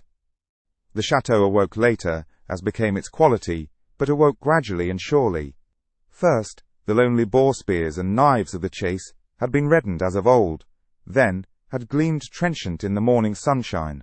Now, doors and windows were thrown open, horses in their stables looked round over their shoulders at the light and freshness pouring in at doorways. Leaves sparkled and rustled at iron-grated windows, dogs pulled hard at their chains, and reared impatient to be loosed. All these trivial incidents belonged to the routine of life and the return of morning. Surely not so the ringing of the great bell of the chateau, nor the running up and down the stairs, nor the hurried figures on the terrace, nor the booting and tramping here and there and everywhere, nor the quick saddling of horses and riding away. What winds conveyed this hurry to the grizzled mender of roads, already at work on the hilltop beyond the village, with his day's dinner, not much to carry, lying in a bundle that it was worth no crow's while to peck at, on a heap of stones? Had the birds, carrying some grains of it to a distance, dropped one over him as they sow chance seeds?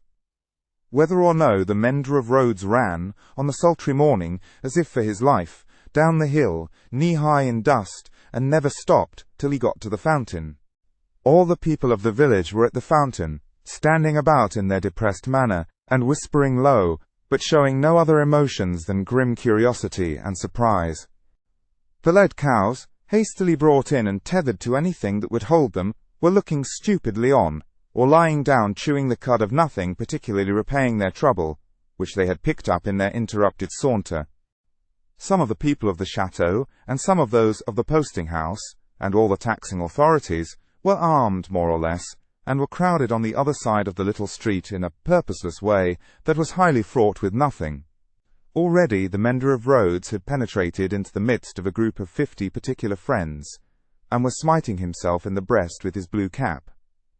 What did all this portend, and what portended the swift hoisting up of Monsieur Gabelle behind a servant on horseback, and the conveying away of the said Gabelle, double-laden though the horse was, at a gallop, like a new version of the German ballad of Leonora? It portended that there was one stone face too many, up at the chateau.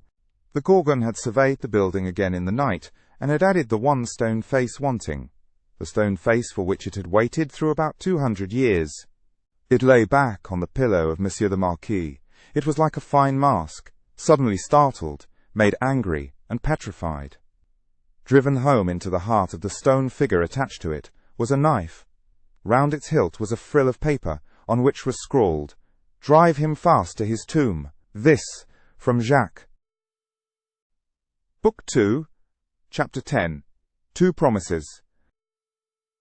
More months to the number of 12 had come and gone, and Mr. Charles Darnay was established in England as a higher teacher of the French language, who was conversant with French literature. In this age, he would have been a professor. In that age, he was a tutor. He read with young men who could find any leisure and interest for the study of a living tongue spoken all over the world, and he cultivated a taste for its stores of knowledge and fancy. He could write of them, besides, in sound English, and render them into sound English. Such masters were not at that time easily found. Princes that had been, and kings that were to be, were not yet of the teacher class, and no ruined nobility had dropped out of Tellson's ledgers to turn cooks and carpenters. As a tutor, whose attainments made the students' way unusually pleasant and profitable, and as an elegant translator who brought something to his work besides mere dictionary knowledge, young Mr. Darnay soon became known and encouraged. He was well acquainted, moreover, with the circumstances of his country, and those were of ever-growing interest. So, with great perseverance and untiring industry, he prospered.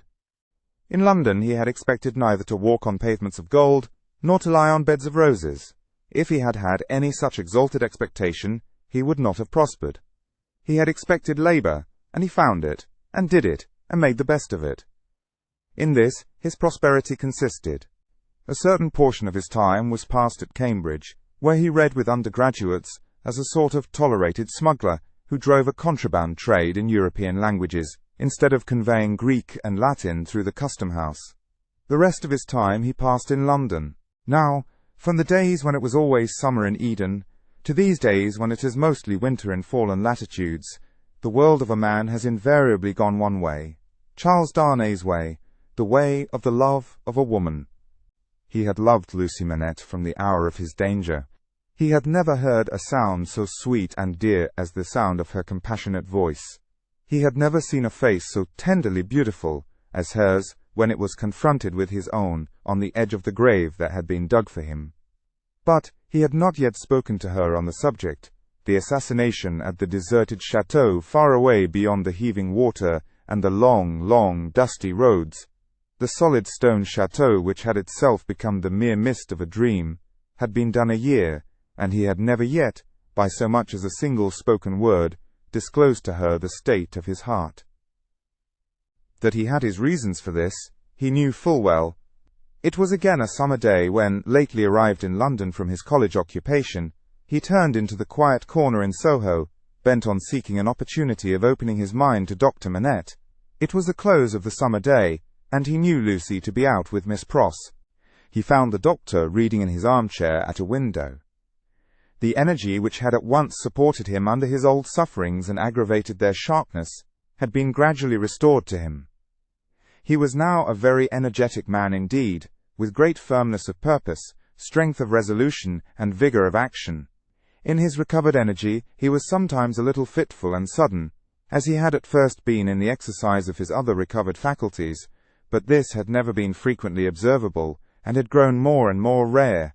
He studied much, slept little, sustained a great deal of fatigue with ease, and was equably cheerful. To him now entered Charles Darnay, at sight of whom he laid aside his book, and held out his hand. "Charles Darnay, I rejoice to see you. We have been counting on your return these 3 or 4 days past. Mr. Stryver and Sidney Carton were both here yesterday, and both made you out to be more than due." "I am obliged to them for their interest in the matter," he answered, a little coldly as to them, though very warmly as to the doctor. "Miss Manette is well," said the doctor, as he stopped short, "and your return will delight us all. She has gone out on some household matters, but will soon be home." "Dr. Manette, I knew she was from home.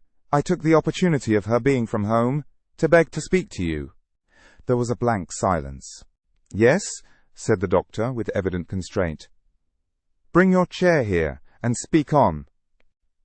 He complied as to the chair, but appeared to find the speaking on less easy. "I have had the happiness, Dr. Manette, of being so intimate here."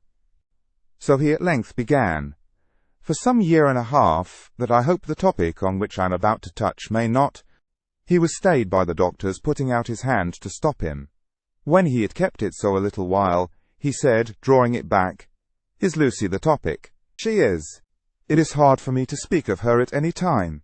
It is very hard for me to hear her spoken of in that tone of yours, Charles Darnay." "It is a tone of fervent admiration, true homage, and deep love, Dr. Manette," he said deferentially. There was another blank silence before her father rejoined, "I believe it. I do you justice, I believe it. His constraint was so manifest, and it was so manifest too, that it originated in an unwillingness to approach the subject, that Charles Darnay hesitated. Shall I go on, sir? Another blank. Yes, go on. You anticipate what I would say, though you cannot know how earnestly I say it, how earnestly I feel it, without knowing my secret heart, and the hopes and fears and anxieties with which it has long been laden. Dear Dr. Manette, I love your daughter, fondly, dearly, disinterestedly, devotedly. If ever there were love in the world, I love her. You have loved yourself. Let your old love speak for me. The doctor sat with his face turned away and his eyes bent on the ground. At the last words, he stretched out his hand again hurriedly and cried, Not that, sir. Let that be. I adjure you, do not recall that. His cry was so like a cry of actual pain that it rang in Charles Darnay's ears long after he had ceased. He motioned with the hand he had extended, and it seemed to be an appeal to Darnay to pause. The latter so received it, and remained silent. I ask your pardon, said the doctor, in a subdued tone after some moments. I do not doubt your loving Lucy. You may be satisfied of it. He turned towards him in his chair, but did not look at him, or raise his eyes. His chin dropped upon his hand, and his white hair overshadowed his face. Have you spoken to Lucy? No. Nor written? Never. It would be ungenerous to affect not to know that your self-denial is to be referred to your consideration for her father. Her father thanks you. He offered his hand, but his eyes did not go with it. I know, said Darnay respectfully. How can I fail to know, Dr. Manette, I who have seen you together from day to day, that between you and Miss Manette there is an affection so unusual, so touching, so belonging to the circumstances in which it has been nurtured, that it can have few parallels, even in the tenderness between a father and child. I know, Dr. Manette, how can I fail to know, that mingled with the affection and duty of a daughter who has become a woman, there is in her heart, towards you, all the love and reliance of infancy itself. I know that, as in her childhood she had no parent, so she is now devoted to you with all the constancy and fervour of her present years and character, united to the trustfulness and attachment of the early days in which you were lost to her. I know perfectly well that if you had been restored to her from the world beyond this life, you could hardly be invested, in her sight, with a more sacred character than that in which you are always with her. I know that when she is clinging to you, the hands of baby, girl, and woman, all in one, are round your neck. I know that in loving you she sees and loves her mother at her own age, sees and loves you at my age, loves her mother broken-hearted, loves you through your dreadful trial, and in your blessed restoration. I have known this, night and day, since I have known you in your home. Her father sat silent, with his face bent down. His breathing was a little quickened, but he repressed all other signs of agitation. Dear Dr. Manette, always knowing this, always seeing her and you with this hallowed light about you, I have forborne and forborne, as long as it was in the nature of man to do it. I have felt, and do even now feel, that to bring my love, even mine, between you, is to touch your history with something not quite so good as itself. But I love her. Heaven is my witness that I love her. I believe it, answered her father mournfully. I have thought so before now. I believe it. But do not believe, said Darnay, upon whose ear the mournful voice struck with a reproachful sound, that if my fortune were so cast as that, being one day so happy as to make her my wife, I must at any time put any separation between her and you, I could or would breathe a word of what I now say. Besides that I should know it to be hopeless, I should know it to be a baseness, if I had any such possibility, even at a remote distance of years, harboured in my thoughts, and hidden in my heart. If it ever had been there, if it ever could be there, I could not now touch this honoured hand. He laid his own upon it as he spoke. No, dear Dr. Manette, like you, a voluntary exile from France, like you, driven from it by its distractions, oppressions, and miseries, like you, striving to live away from it by my own exertions, and trusting in a happier future. I look only to sharing your fortunes, sharing your life and home, and being faithful to you to the death. not to divide with Lucy her privilege as your child, companion and friend, but to come in aid of it, and bind her closer to you, if such a thing can be. His touch still lingered on her father's hand. Answering the touch for a moment, but not coldly, her father rested his hands upon the arms of his chair, and looked up for the first time since the beginning of the conference. A struggle was evidently in his face, a struggle with that occasional look, which had a tendency in it to dark doubt and dread. "You speak so feelingly and so manfully, Charles Darnay, that I thank you with all my heart, and will open all my heart, or nearly so. Have you any reason to believe that Lucy loves you?" "None, as yet none." "Is it the immediate object of this confidence that you may at once ascertain that with my knowledge?" "Not even so. I might not have the hopefulness to do it for weeks. I might, mistaken or not mistaken, have that hopefulness tomorrow. Do you seek any guidance from me?" "I ask none, sir, but I have thought it possible that you might have it in your power, if you should deem it right, to give me some. Do you seek any promise from me?" "I do seek that." "What is it?" "I well understand that without you, I could have no hope. I well understand that, even if Miss Manette held me at this moment in her innocent heart, do not think I have the presumption to assume so much, I could retain no place in it against her love for her father." "If that be so, do you see what, on the other hand, is involved in it?" "I understand equally well that a word from her father in any suitor's favour would outweigh herself and all the world." "For which reason, Dr. Manette," said Darnay modestly but firmly, "I would not ask that word, to save my life. I am sure of it. Charles Darnay, mysteries arise out of close love, as well as out of wide division. In the former case, they are subtle and delicate, and difficult to penetrate. My daughter Lucy is in this one respect such a mystery to me, I can make no guess at the state of her heart." "May I ask, sir, if you think she is—" As he hesitated, her father supplied the rest. "Is sought by any other suitor?" "It is what I meant to say." Her father considered a little before he answered. "You have seen Mr. Carton here yourself. Mr. Stryver is here too, occasionally. If it be at all, it can only be by one of these." "Or both," said Darnay. "I had not thought of both. I should not think either likely." "You want a promise from me. Tell me what it is." "It is, that if Miss Manette should bring to you at any time, on her own part, such a confidence as I have ventured to lay before you, you will bear testimony to what I have said, and to your belief in it. I hope you may be able to think so well of me as to urge no influence against me. I say nothing more of my stake in this. This is what I ask. The condition on which I ask it, and which you have an undoubted right to require, I will observe immediately." "I give the promise," said the doctor, "without any condition. I believe your object to be, purely and truthfully as you have stated it. I believe your intention is to perpetuate, and not to weaken, the ties between me and my other and far dearer self. If she should ever tell me that you are essential to her perfect happiness, I will give her to you. If there were, Charles Darnay, if there were—" The young man had taken his hand gratefully.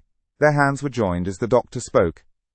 "Any fancies, any reasons, any apprehensions, anything whatsoever, new or old, against the man she really loved, the direct responsibility thereof not lying on his head, they should all be obliterated for her sake. She is everything to me. More to me than suffering, more to me than wrong, more to me— well, this is idle talk." So strange was the way in which he faded into silence, and so strange his fixed look when he had ceased to speak, that Darnay felt his own hand turn cold in the hand that slowly released and dropped it. "You said something to me," said Dr. Manette, breaking into a smile. "What was it you said to me?" He was at a loss how to answer, until he remembered having spoken of a condition. Relieved as his mind reverted to that, he answered, "Your confidence in me ought to be returned with full confidence on my part. My present name, though but slightly changed from my mother's, is not, as you will remember, my own. I wish to tell you what that is, and why I am in England." "Stop," said the doctor of Beauvais. "I wish it, that I may the better deserve your confidence, and have no secret from you." "Stop." For an instant, the doctor even had his two hands at his ears. For another instant, even had his two hands laid on Darnay's lips. "Tell me when I ask you, not now. If your suit should prosper, if Lucy should love you, you shall tell me on your marriage morning. Do you promise?" Willingly. Give me your hand. She will be home directly, and it is better she should not see us together tonight. Go. God bless you. It was dark when Charles Darnay left him, and it was an hour later and darker when Lucy came home. She hurried into the room alone, for Miss Pross had gone straight upstairs, and was surprised to find his reading chair empty. "My father!" she called to him. "Father, dear!" Nothing was said in answer, but she heard a low hammering sound in his bedroom. Passing lightly across the intermediate room, she looked in at his door and came running back frightened, crying to herself with her blood all chilled, "What shall I do? What shall I do?" Her uncertainty lasted but a moment. She hurried back and tapped at his door and softly called to him. The noise ceased at the sound of her voice, and he presently came out to her, and they walked up and down together for a long time. She came down from her bed to look at him in his sleep that night. He slept heavily, and his tray of shoemaking tools and his old unfinished work were all as usual. Book 2, Chapter 11, A Companion Picture. "Sidney," said Mr. Stryver on that self-same night or morning to his Jackal, "mix another bowl of punch. One have something to say to you." Sidney had been working double tides that night, and the night before, and the night before that, and a good many nights in succession, making a grand clearance among Mr. Stryver's papers before the setting in of the long vacation. The clearance was effected at last. The Stryver arrears were handsomely fetched up. Everything was got rid of until November should come with its fogs atmospheric, and fogs legal, and bring grist to the mill again. Sidney was none the livelier, and none the soberer for so much application. It had taken a deal of extra wet toweling to pull him through the night. A correspondingly extra quantity of wine had preceded the toweling, and he was in a very damaged condition, as he now pulled his turban off and threw it into the basin in which he had steeped it at intervals for the last 6 hours. "Are you mixing that other bowl of punch?" said Stryver the portly, with his hands in his waistband, glancing round from the sofa where he lay on his back. "I am. Now, look here. I'm going to tell you something that will rather surprise you, and that perhaps will make you think me not quite as shrewd as you usually do think me. I intend to marry." "Do you?" "Yes, and not for money. What do you say now?" "I don't feel disposed to say much. Who is she?" "Guess." "Do I know her?" "Guess." "I am not going to guess, at 5 o'clock in the morning with my brains frying and sputtering in my head. If you want me to guess, you must ask me to dinner." "Well then, I'll tell you," said Stryver, coming slowly into a sitting posture. "Sidney, I rather despair of making myself intelligible to you, because you are such an insensible dog." "And you," returned Sidney, busy concocting the punch, "are such a sensitive and poetical spirit." "Come," rejoined Stryver, laughing boastfully, "though I don't prefer any claim to being the soul of romance, for I hope I know better, still, I am a tenderer sort of fellow than you." "You are a luckier, if you mean that." "I don't mean that. I mean, I am a man of more... Say gallantry while you are about it," suggested Carton. "Well, I'll say gallantry. My meaning is that I am a man," said Stryver, inflating himself at his friend as he made the punch, "who cares more to be agreeable, who takes more pains to be agreeable, who knows better how to be agreeable in a woman's society than you do." "Go on," said Sidney Carton. "No, but before I go on," said Stryver, shaking his head in his bullying way, "I'll have this out with you. You've been at Dr. Manette's house as much as I have, or more than I have. Why, I have been ashamed of your moroseness there. Your manners have been of that silent and sullen and hangdog kind, that upon my life and soul I have been ashamed of you, Sidney." "It should be very beneficial to a man in your practice at the bar to be ashamed of anything," returned Sidney. "You ought to be much obliged to me." "You shall not get off in that way," rejoined Stryver, shouldering the rejoinder at him. "No, Sidney, it's my duty to tell you, and I tell you to your face to do you good, that you are a devilish ill-conditioned fellow in that sort of society. You are a disagreeable fellow." Sidney drank a bumper of the punch he had made and laughed. "Look at me," said Stryver, squaring himself. "I have less need to make myself agreeable than you have, being more independent in circumstances. Why do I do it?" "I never saw you do it yet," muttered Carton. I do it because it's politic. I do it on principle, and look at me. I get on." "You don't get on with your account of your matrimonial intentions," answered Carton with a careless air. "I wish you would keep to that. As to me, will you never understand that I am incorrigible?" He asked the question with some appearance of scorn. "You have no business to be incorrigible," was his friend's answer, delivered in no very soothing tone. "I have no business to be at all that I know of," said Sidney Carton. "Who is the lady? Now, don't let my announcement of the name make you uncomfortable, Sidney," said Mr. Stryver, preparing him with ostentatious friendliness for the disclosure he was about to make. "Because I know you don't mean half you say, and if you meant it all, it would be of no importance. I make this little preface because you once mentioned the young lady to me in slighting terms." "I did?" "Certainly. And in these chambers." Sidney Carton looked at his punch, and looked at his complacent friend, drank his punch, and looked at his complacent friend. "You made mention of the young lady as a golden-haired doll. The young lady is Miss Manette. If you had been a fellow of any sensitiveness or delicacy of feeling in that kind of way, Sidney, I might have been a little resentful of your employing such a designation, but you are not. You want that sense altogether.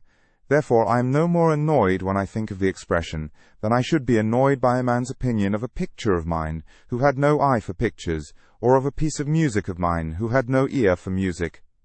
Sidney Carton drank the punch at a great rate, drank it by bumpers, looking at his friend.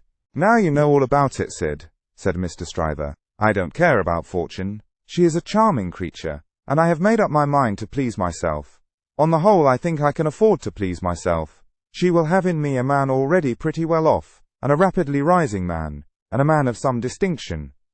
It is a piece of good fortune for her, but she is worthy of good fortune." "Are you astonished?"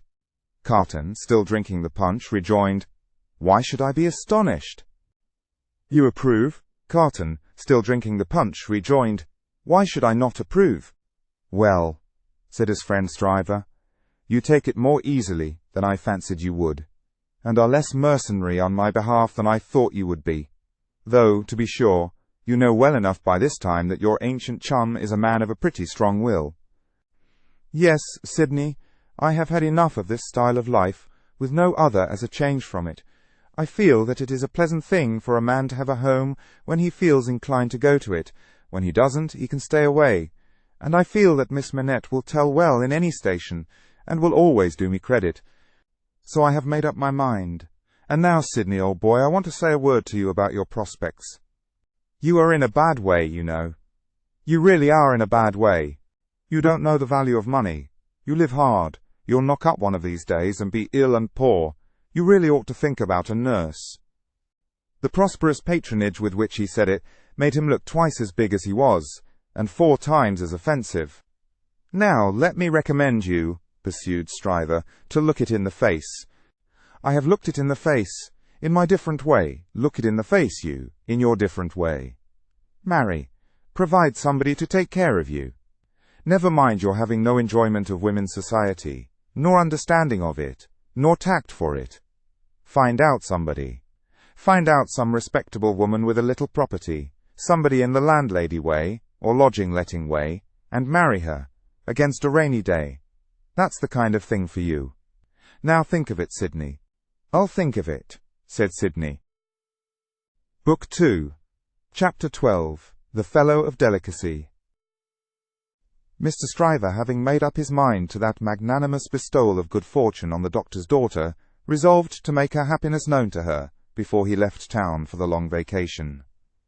After some mental debating of the point, he came to the conclusion that it would be as well to get all the preliminaries done with, and they could then arrange at their leisure whether he should give her his hand a week or 2 before Michaelmas term, or in the little Christmas vacation between it and Hilary. As to the strength of his case, he had not a doubt about it, but clearly saw his way to the verdict. Argued with the jury on substantial worldly grounds, the only grounds ever worth taking into account, it was a plain case, and had not a weak spot in it. He called himself for the plaintiff. There was no getting over his evidence. The counsel for the defendant threw up his brief, and the jury did not even turn to consider. After trying it, Stryver, C.J., was satisfied that no plainer case could be, Accordingly, Mr. Stryver inaugurated the long vacation with a formal proposal to take Miss Manette to Vauxhall Gardens. That failing, to Ranelagh. That unaccountably failing too, it behoved him to present himself in Soho, and there declare his noble mind. Towards Soho, therefore, Mr. Stryver shouldered his way from the Temple, while the bloom of the long vacation's infancy was still upon it. Anybody who had seen him projecting himself into Soho, while he was yet on St. Dunstan's side of Temple Bar, bursting in his full-blown way along the pavement, to the jostlement of all weaker people, might have seen how safe and strong he was. His way taking him past Tellson's, and he both banking at Tellson's, and knowing Mr. Lorry as the intimate friend of the Manettes, it entered Mr. Stryver's mind to enter the bank, and reveal to Mr. Lorry the brightness of the Soho horizon. So he pushed open the door with the weak rattle in its throat, stumbled down the 2 steps, got past the 2 ancient cashiers, and shouldered himself into the musty back closet, where Mr. Lorry sat at great books ruled for figures, with perpendicular iron bars to his window, as if that were ruled for figures too, and everything under the clouds were a sum. "Hello," said Mr. Stryver. "How do you do? I hope you are well." It was Stryver's grand peculiarity that he always seemed too big for any place, or space. He was so much too big for Tellson's, that old clerks in distant corners looked up with looks of remonstrance, as though he squeezed them against the wall. The house itself, magnificently reading the paper quite in the far-off perspective, lowered, displeased, as if the Stryver head had been butted into its responsible waistcoat. The discreet Mr. Lorry said, in a sample tone of the voice he would recommend under the circumstances, "How do you do, Mr. Stryver? How do you do, sir?" and shook hands. There was a peculiarity in his manner of shaking hands, always to be seen in any clerk at Tellson's who shook hands with a customer when the house pervaded the air. He shook in a self-abnegating way, as one who shook for Tellson and Company. "Can I do anything for you, Mr. Stryver?" asked Mr. Lorry in his business character. "Why, no, thank you. This is a private visit to yourself, Mr. Lorry. I have come for a private word." "Oh, indeed," said Mr. Lorry, bending down his ear, while his eye strayed to the house afar off.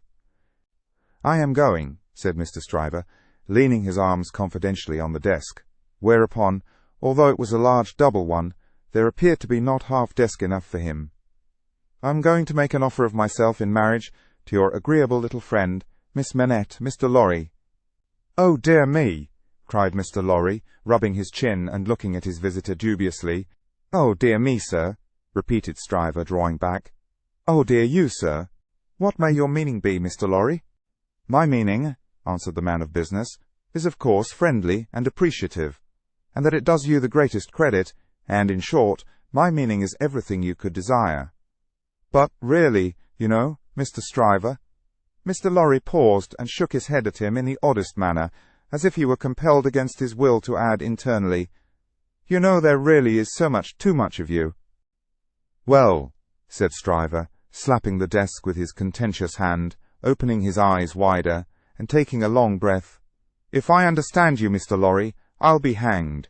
Mr. Lorry adjusted his little wig at both ears as a means towards that end, and bit the feather of a pen. "Deign it all, sir," said Stryver, staring at him. "Am I not eligible?"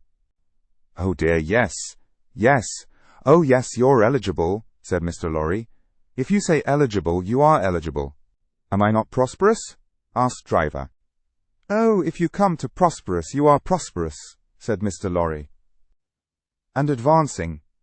"If you come to advancing, you know," said Mr. Lorry, delighted to be able to make another admission. "Nobody can doubt that." "Then what on earth is your meaning, Mr. Lorry?" demanded Stryver, perceptibly crestfallen. "Well, were you going there now?" asked Mr. Lorry. "Straight," said Stryver with a plump of his fist on the desk.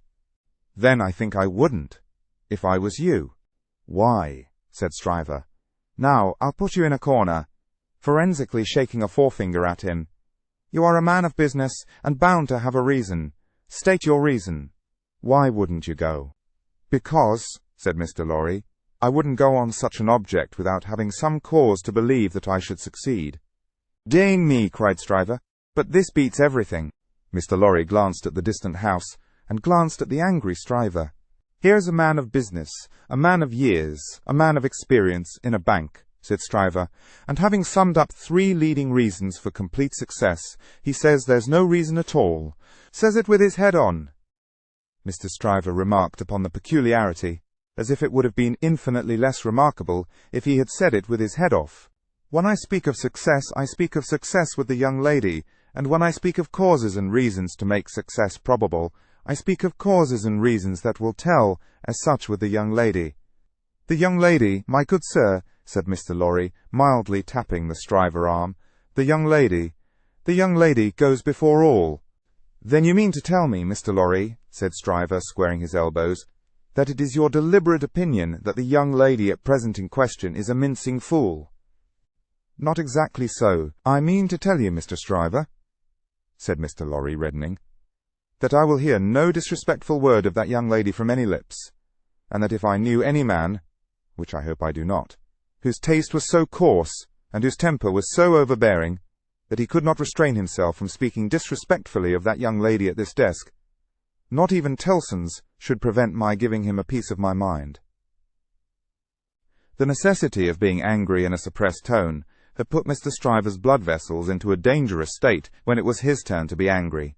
Mr. Lorry's veins, methodical as their courses could usually be, were in no better state now it was his turn. "That is what I mean to tell you, sir," said Mr. Lorry. "Pray let there be no mistake about it." Mr. Stryver sucked the end of a ruler for a little while, and then stood hitting a tune out of his teeth with it, which probably gave him the toothache. He broke the awkward silence by saying, "This is something new to me, Mr. Lorry. You deliberately advise me not to go up to Soho and offer myself, Stryver of the King's Bench Bar. Do you ask me for my advice, Mr. Stryver?" "Yes, I do." "Very good. Then I give it, and you have repeated it correctly. And all I can say of it is," laughed Stryver with a vexed laugh, "that this, beats everything past, present, and to come."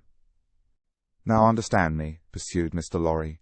"As a man of business, I am not justified in saying anything about this matter, for as a man of business I know nothing of it. But as an old fellow who has carried Miss Manette in his arms, who is the trusted friend of Miss Manette, and of her father too, and who has a great affection for them both, I have spoken. The confidence is not of my seeking, recollect. Now you think I may not be right?" "Not I," said Stryver, whistling. "I can't undertake to find third parties in common sense. I can only find it for myself. I suppose sense in certain quarters. You suppose mincing bread and butter nonsense. It's new to me, but you are right, I dare say. What I suppose, Mr. Stryver, I claim to characterize for myself. And understand me, sir," said Mr. Lorry, quickly flushing again, "I will not even at Tellson's, have it characterized for me by any gentleman breathing."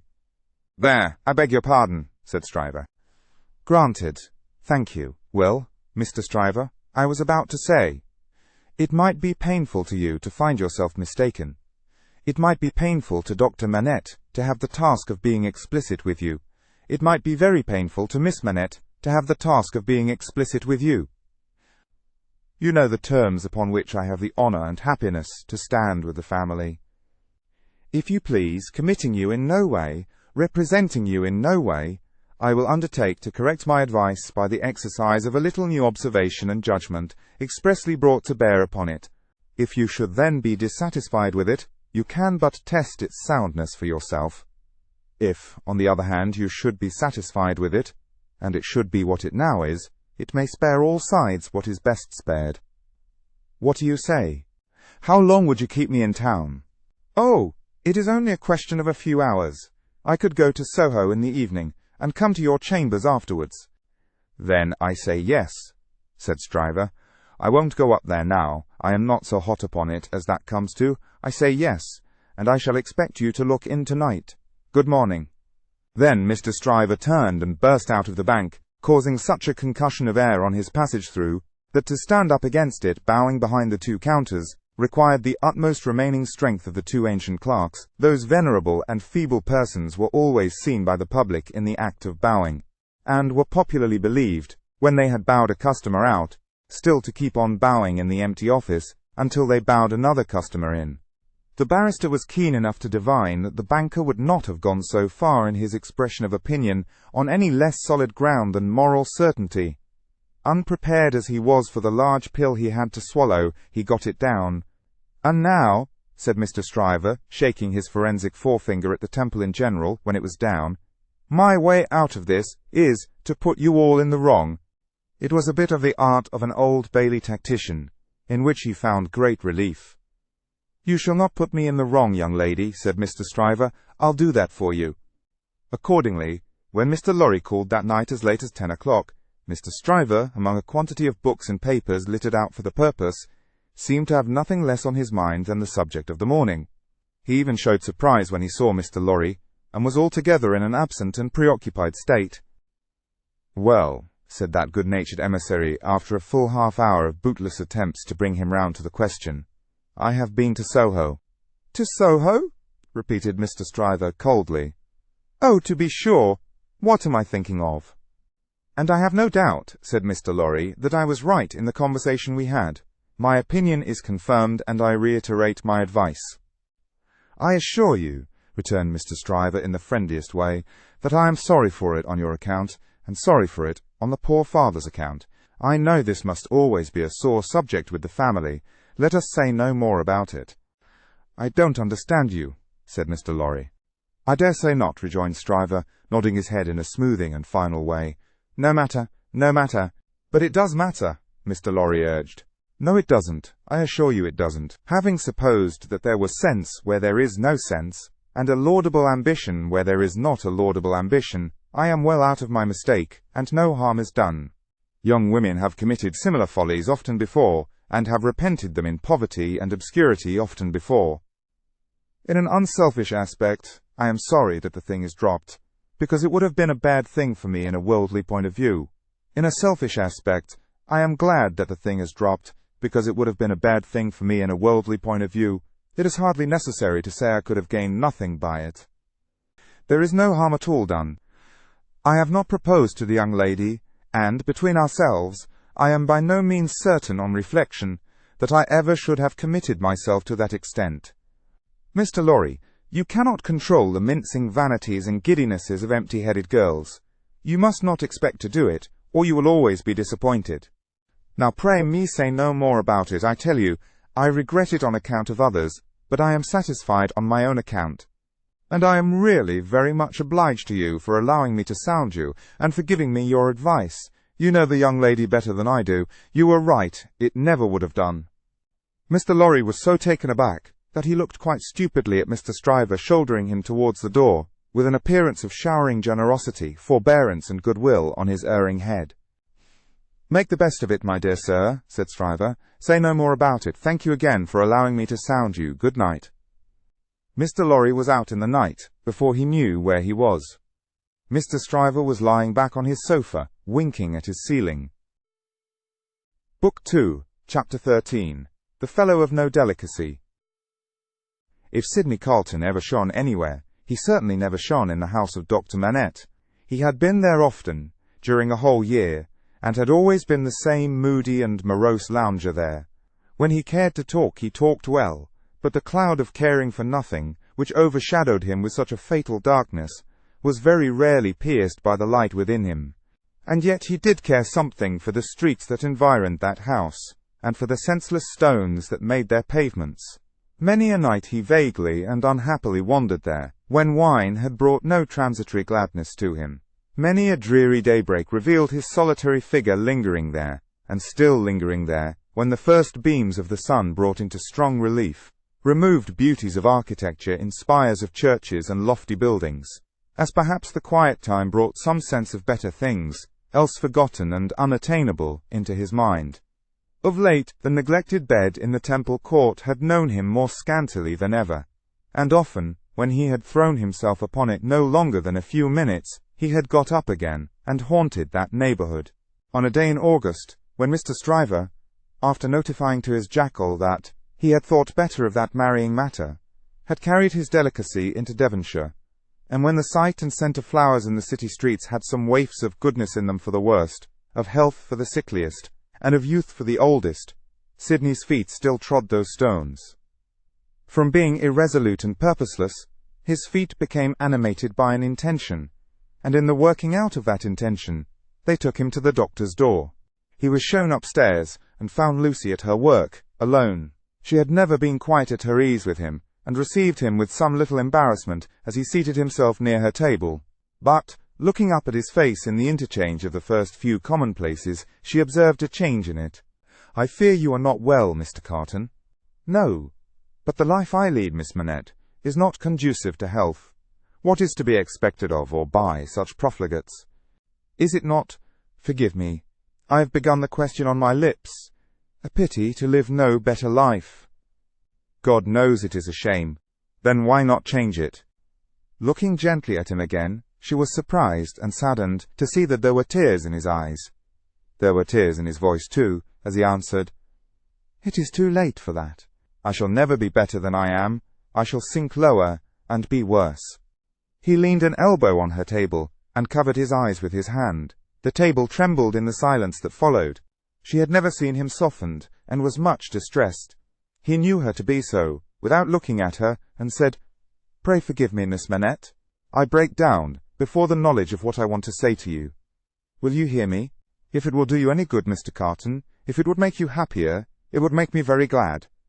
God bless you for your sweet compassion." He unshaded his face after a little while and spoke steadily. "Don't be afraid to hear me. Don't shrink from anything I say. I am like one who died young. All my life might have been. No, Mr. Carton. I am sure that the best part of it might still be. I am sure that you might be much, much worthier of yourself. Say of you, Miss Manette, and although I know better, although in the mystery of my own wretched heart I know better, I shall never forget it." She was pale and trembling. He came to her relief with a fixed despair of himself which made the interview unlike any other that could have been holden.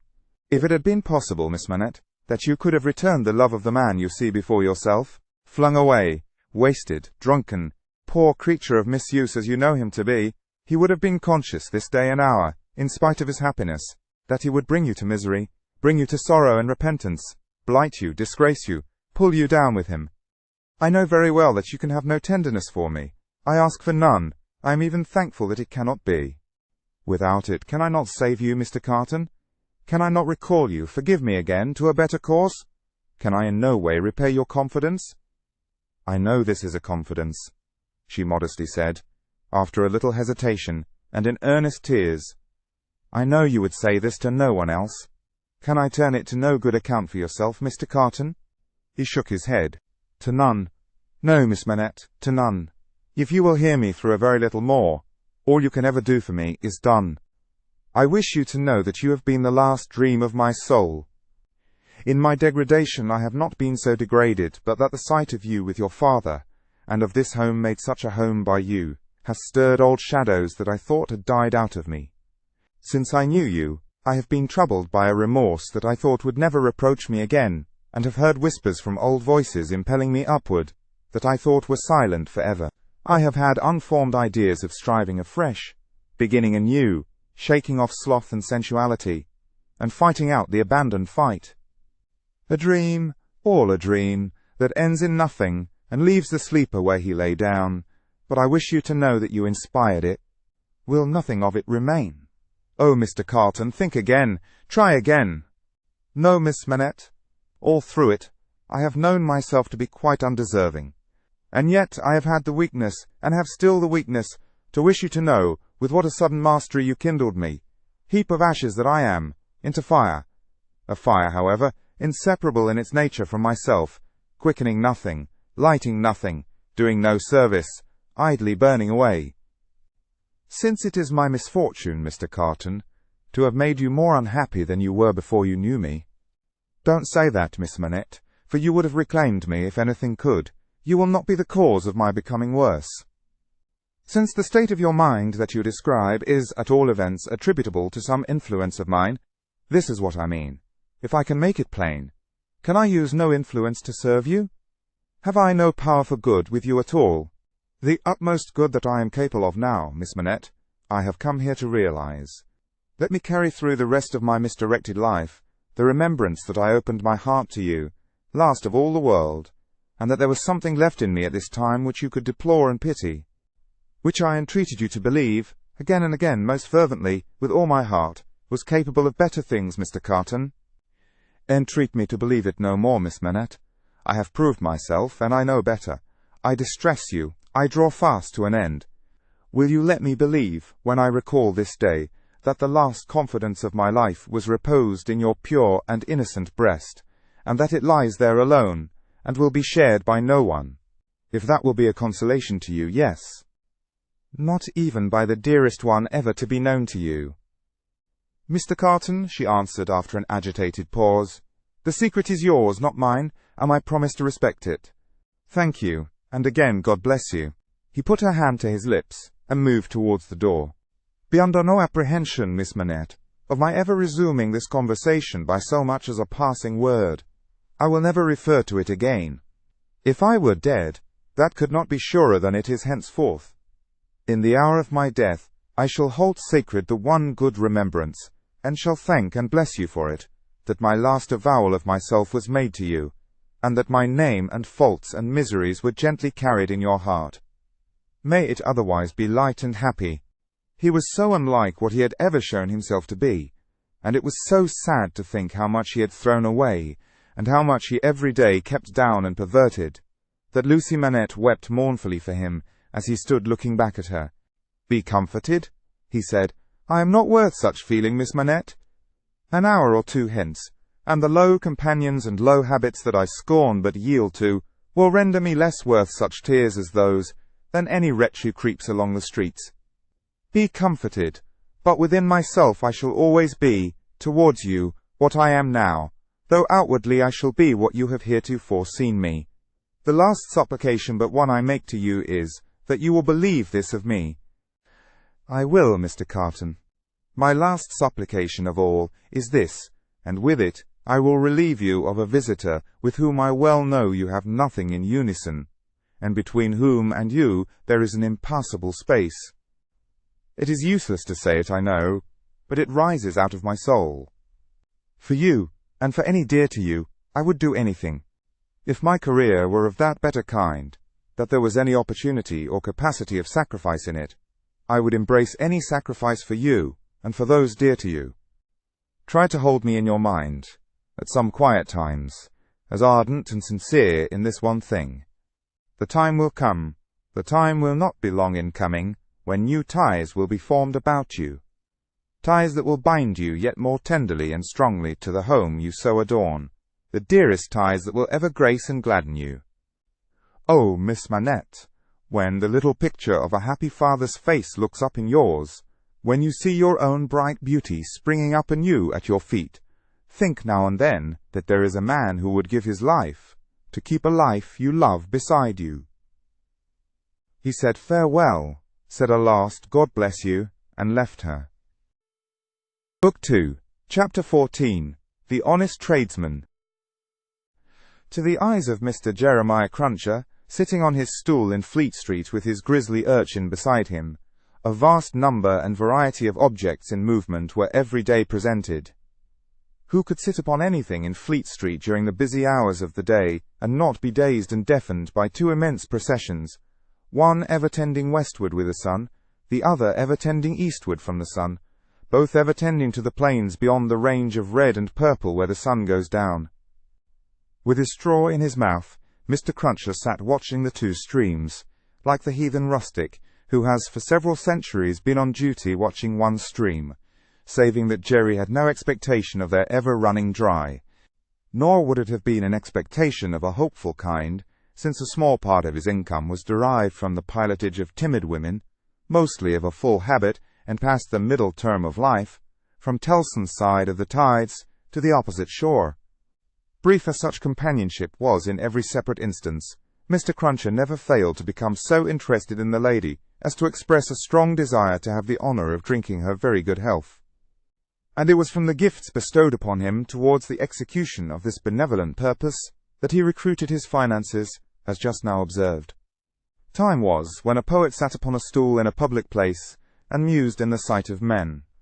Mr. Cruncher, sitting on a stool in a public place but not being a poet, mused as little as possible and looked about him. It fell out that he was thus engaged in a season when crowds were few and belated women few, and when his affairs in general were so unprosperous as to awaken a strong suspicion in his breast that Mrs. Cruncher must have been flopping in some pointed manner, when an unusual concourse pouring down Fleet Street westward attracted his attention. Looking that way, Mr. Cruncher made out that some kind of funeral was coming along, and that there was popular objection to this funeral, which engendered uproar. "Young Jerry," said Mr. Cruncher, turning to his offspring, "it's a buryin'." "Hurrah, father!" cried young Jerry. The young gentleman uttered this exultant sound with mysterious significance. The elder gentleman took the cry so ill that he watched his opportunity, and smote the young gentleman on the ear. "What do you mean? What are you hurrahing at? What do you want to conway to your own father, you young rip?" "This boy is a-getting too many for me," said Mr. Cruncher, surveying him. "Him and his hurrahs. Don't let me hear no more of you, or you shall feel some more of me, d'ye hear?" "I warn't doing no harm," young Jerry protested, rubbing his cheek. "Drop it then," said Mr. Cruncher. "I won't have none of your no harms. Get atop of that there seat and look at the crowd." His son obeyed, and the crowd approached. They were bawling and hissing round a dingy hearse and dingy mourning coach, in which mourning coach there was only one mourner, dressed in the dingy trappings that were considered essential to the dignity of the position. The position appeared by no means to please him, however, with an increasing rabble surrounding the coach, deriding him, making grimaces at him, and incessantly groaning and calling out, "Yah! Spies! TST! Yaha! Spies!" with many compliments too numerous and forcible to repeat. Funerals had at all times a remarkable attraction for Mr. Cruncher. He always pricked up his senses and became excited when a funeral passed Tellson's. Naturally, therefore, a funeral with this uncommon attendance excited him greatly, and he asked of the first man who ran against him, "What is it, brother? What's it about?" "I don't know," said the man. "Spies! Yaha! TST! Spies!" He asked another man, "Who is it?" "I don't know," returned the man, clapping his hands to his mouth nevertheless, and vociferating in a surprising heat, and with the greatest ardour, "Spies! Yaha! TST! TST! Spy! Yes." At length, a person better informed on the merits of the case tumbled against him, and from this person he learned that the funeral was the funeral of one Roger Cly. "Was he a spy?" asked Mr. Cruncher. "Old Bailey spy," returned his informant. "Yaha! TST! Yah! Old Bailey spy! Is." "Why, to be sure," exclaimed Jerry, recalling the trial at which he had assisted. "I've seen him. Dead, is he?" "Dead as mutton," returned the other, "and can't be too dead. Have 'em out there. Spies! Pull 'em out there. Spies!" The idea was so acceptable in the prevalent absence of any idea that the crowd caught it up with eagerness, and loudly repeating the suggestion to have 'em out and to pull 'em out, mobbed the two vehicles so closely that they came to a stop. On the crowd's opening the coach doors, the one mourner scuffled out by himself and was in their hands for a moment, but he was so alert and made such good use of his time that in another moment he was scouring away up a by-street after shedding his cloak hat, long hatband, white pocket handkerchief, and other symbolical tears. These the people tore to pieces and scattered far and wide with great enjoyment, while the tradesmen hurriedly shut up their shops, for a crowd in those times stopped at nothing, and was a monster much dreaded. They had already got the length of opening the hearse to take the coffin out, when some brighter genius proposed instead its being escorted to its destination amidst general rejoicing.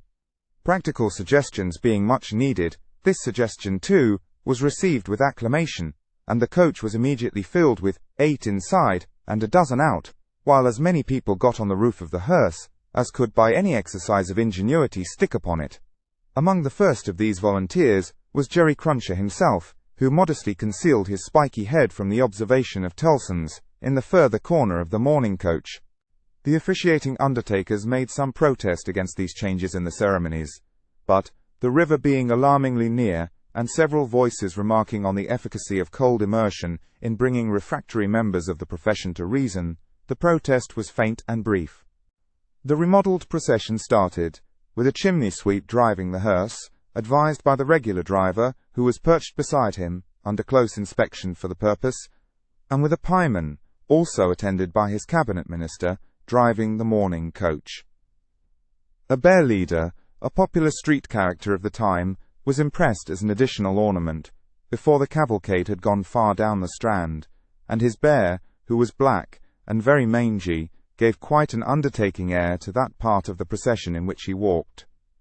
Thus, with beer-drinking, pipe-smoking, song-roaring, and infinite caricaturing of woe, the disorderly procession went its way, recruiting at every step, and all the shops shutting up before it. Its destination was the old church of St. Pancras, far off in the fields. It got there in course of time, insisted on pouring into the burial ground, finally accomplished the interment of the deceased Roger Cly in its own way, and highly to its own satisfaction. The dead man disposed of, and the crowd being under the necessity of providing some other entertainment for itself, another brighter genius, or perhaps the same, conceived the humour of impeaching casual passers-by as Old Bailey spies and wreaking vengeance on them. Chase was given to some scores of inoffensive persons who had never been near the Old Bailey in their lives, in the realization of this fancy, and they were roughly hustled and maltreated. The transition to the sport of window-breaking, and thence to the plundering of public houses, was easy and natural. At last, after several hours, when sundry summer-houses had been pulled down, and some area railings had been torn up, to arm the more belligerent spirits, a rumour got about that the guards were coming. Before this rumour, the crowd gradually melted away, and perhaps the guards came, and perhaps they never came, and this was the usual progress of a mob. Mr. Cruncher did not assist at the closing sports, but had remained behind in the churchyard, to confer and condole with the undertakers. The place had a soothing influence on him. He procured a pipe from a neighbouring public-house, and smoked it, looking in at the railings and maturely considering the spot. "Jerry," said Mr. Cruncher, apostrophizing himself in his usual way, "you see that there Cly that day, and you see with your own eyes that he was a young un, and a straight maiden." Having smoked his pipe out, and ruminated a little longer, he turned himself about, that he might appear, before the hour of closing, on his station at Tellson's. Whether his meditations on mortality had touched his liver, or whether his general health had been previously at all amiss, or whether he desired to show a little attention to an eminent man, is not so much to the purpose, as that he made a short call upon his medical adviser, a distinguished surgeon, on his way back. Young Jerry relieved his father with dutiful interest, and reported no job in his absence. The bank closed, the ancient clerks came out, the usual watch was set, and Mr. Cruncher and his son went home to tea. "Now I tell you where it is," said Mr. Cruncher to his wife on entering. "If, as a honest tradesman, my winters goes wrong tonight, I shall make sure that you've been praying again me, and I shall work you for it just the same as if I seen you do it." The dejected Mrs. Cruncher shook her head. "Why, you're at it afore my face," said Mr. Cruncher with signs of angry apprehension. "I am saying nothing." "Well then, don't meditate nothing. You might as well flop as meditate. You may as well go again me one way as another. Drop it altogether." "Yes, Jerry." "Yes, Jerry," repeated Mr. Cruncher, sitting down to tea. "Ah, it is yes, Jerry. That's about it. You may say yes, Jerry." Mr. Cruncher had no particular meaning in these sulky corroborations, but made use of them, as people not unfrequently do, to express general ironical dissatisfaction. "You and your yes, Jerry," said Mr. Cruncher, taking a bite out of his bread and butter, and seeming to help it down with a large invisible oyster out of his saucer. "Ah, I think so. I believe you." "You are going out tonight?" asked his decent wife, when he took another bite. "Yes, I am." "May I go with you, father?" asked his son, briskly. "No, you mayn't. I'm a-going, as your mother knows, a-fishing." "That's where I'm going too." "Going a-fishing? Your fishing rod gets rather rusty, don't it, father?" "Never you mind. Shall you bring any fish home, father?" "If I don't, you'll have short commons tomorrow," returned that gentleman, shaking his head. "That's questions enough for you. I ain't a-going out till you've been long abed." He devoted himself during the remainder of the evening to keeping a most vigilant watch on Mrs. Cruncher, and sullenly holding her in conversation that she might be prevented from meditating any petitions to his disadvantage. With this view, he urged his son to hold her in conversation also, and led the unfortunate woman a hard life by dwelling on any causes of complaint he could bring against her, rather than he would leave her for a moment to her own reflections. The devoutest person could have rendered no greater homage to the efficacy of an honest prayer than he did in this distrust of his wife. It was as if a professed unbeliever in ghosts should be frightened by a ghost story. "And mind you," said Mr. Cruncher, "no games tomorrow. If I, as a honest tradesman, succeed in providing a jinte of meat or two, none of your not touching of it, and sticking to bread. If I, as a honest tradesman, am able to provide a little beer, none of your declaring on water. When you go to Rome, do as Rome does. Rome will be a ugly customer to you, if you don't. I'm your Rome, you know." Then he began grumbling again. "With your flying into the face of your own wittles and drink. I don't know how scarce you mayn't make the wittles and drink here, by your flopping tricks and your unfeeling conduct. Look at your boy, he is yourn, ain't he? He's as thin as a lath. Do you call yourself a mother, and not know that a mother's first duty is to blow her boy out?" This touched young Jerry on a tender place, who adjured his mother to perform her first duty, and, whatever else she did or neglected, above all things to lay especial stress on the discharge of that maternal function, so affectingly and delicately indicated by his other parent. Thus the evening wore away with the Cruncher family, until young Jerry was ordered to bed, and his mother, laid under similar injunctions, obeyed them. Mr. Cruncher beguiled the earlier watches of the night with solitary pipes, and did not start upon his excursion until nearly 1 o'clock.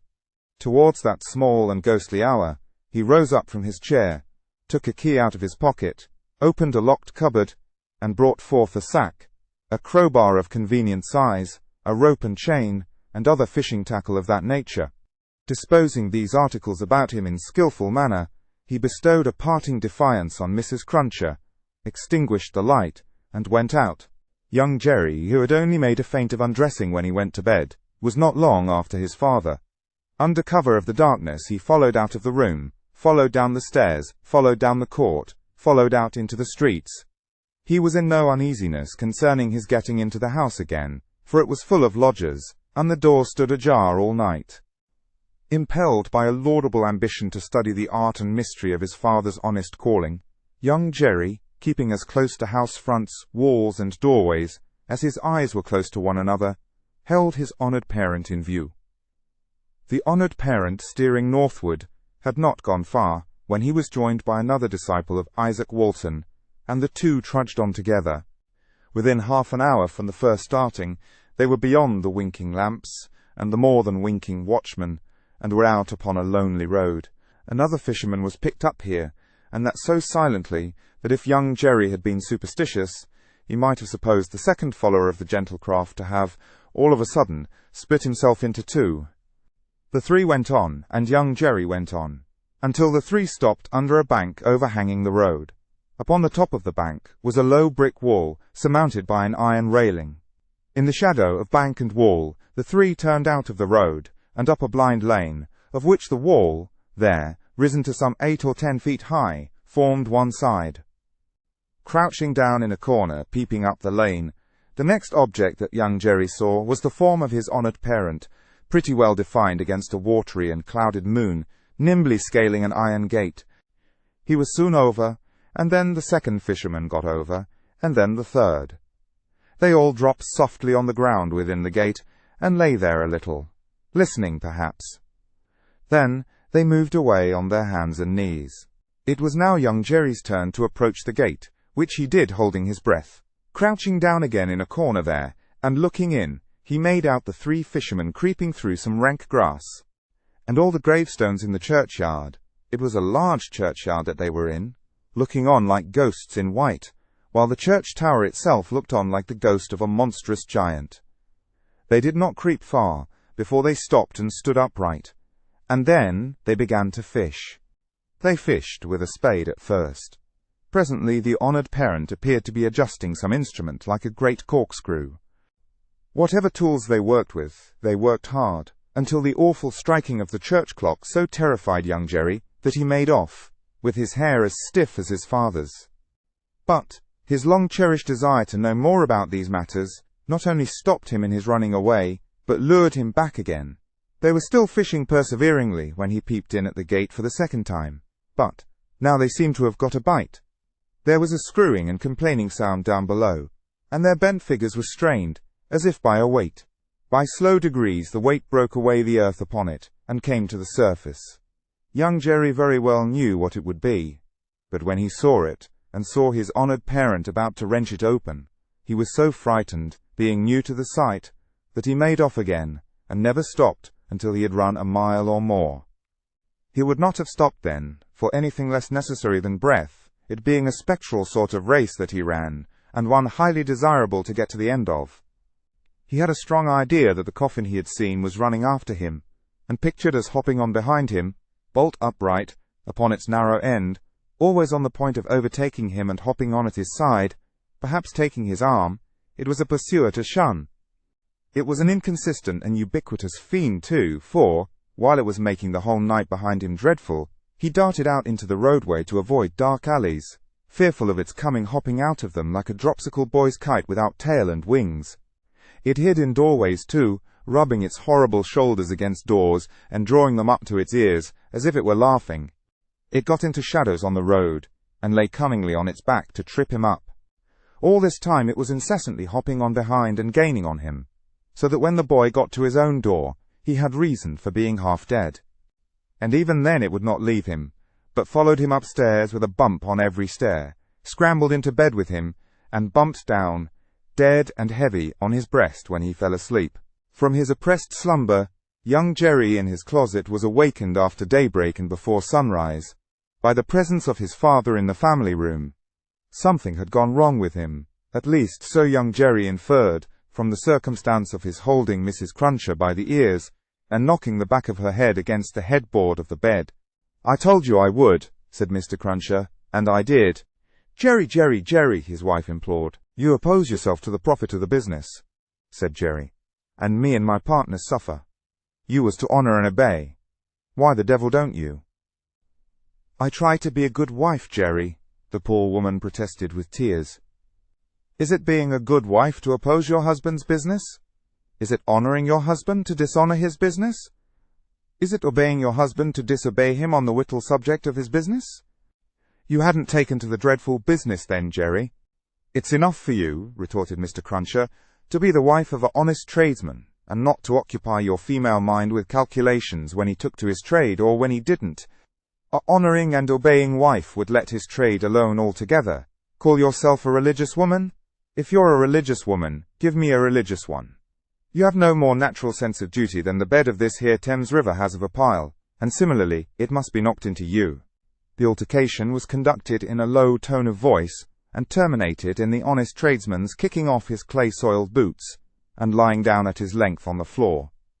After taking a timid peep at him lying on his back, with his rusty hands under his head for a pillow, his son lay down too, and fell asleep again.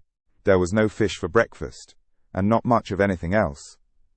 Mr. Cruncher was out of spirits and out of temper, and kept an iron pot lid by him as a projectile for the correction of Mrs. Cruncher, in case he should observe any symptoms of her saying grace. He was brushed and washed at the usual hour, and set off with his son to pursue his ostensible calling. Young Jerry, walking with the stool under his arm, at his father's side, along sunny and crowded Fleet Street, was a very different young Jerry from him of the previous night, running home through darkness and solitude from his grim pursuer. His cunning was fresh with the day, and his qualms were gone with the night, in which particulars it is not improbable that he had compeers in Fleet Street and the City of London that fine morning. "Father," said young Jerry, as they walked along, taking care to keep at arm's length, and to have the stool well between them, "what's a resurrection man?" Mr. Cruncher came to a stop on the pavement before he answered, "How should I know?" "I thought you knowed everything, father," said the artless boy. "Hem. Well," returned Mr. Cruncher, going on again, and lifting off his hat to give his spikes free play, "he's a tradesman." "What's his goods, father?" asked the brisk young Jerry.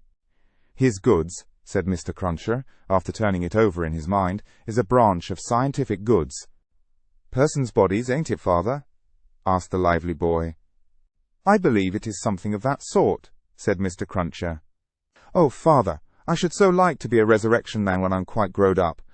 Mr. Cruncher was soothed, but shook his head in a dubious and moral way.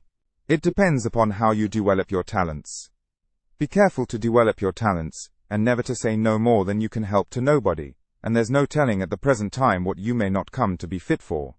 As young Jerry, thus encouraged, went on a few yards in advance, to plant the stool in the shadow of the bar, Mr. Cruncher added to himself, "Jerry, you honest tradesman, there's hopes what that boy will yet be a blessing to you, and a recompense to you for his mother." Book 2, Chapter 15. Knitting. There had been earlier drinking than usual in the wine shop of Monsieur Defarge. As early as 6 o'clock in the morning, sallow faces peeping through its barred windows had descried other faces within, bending over measures of wine.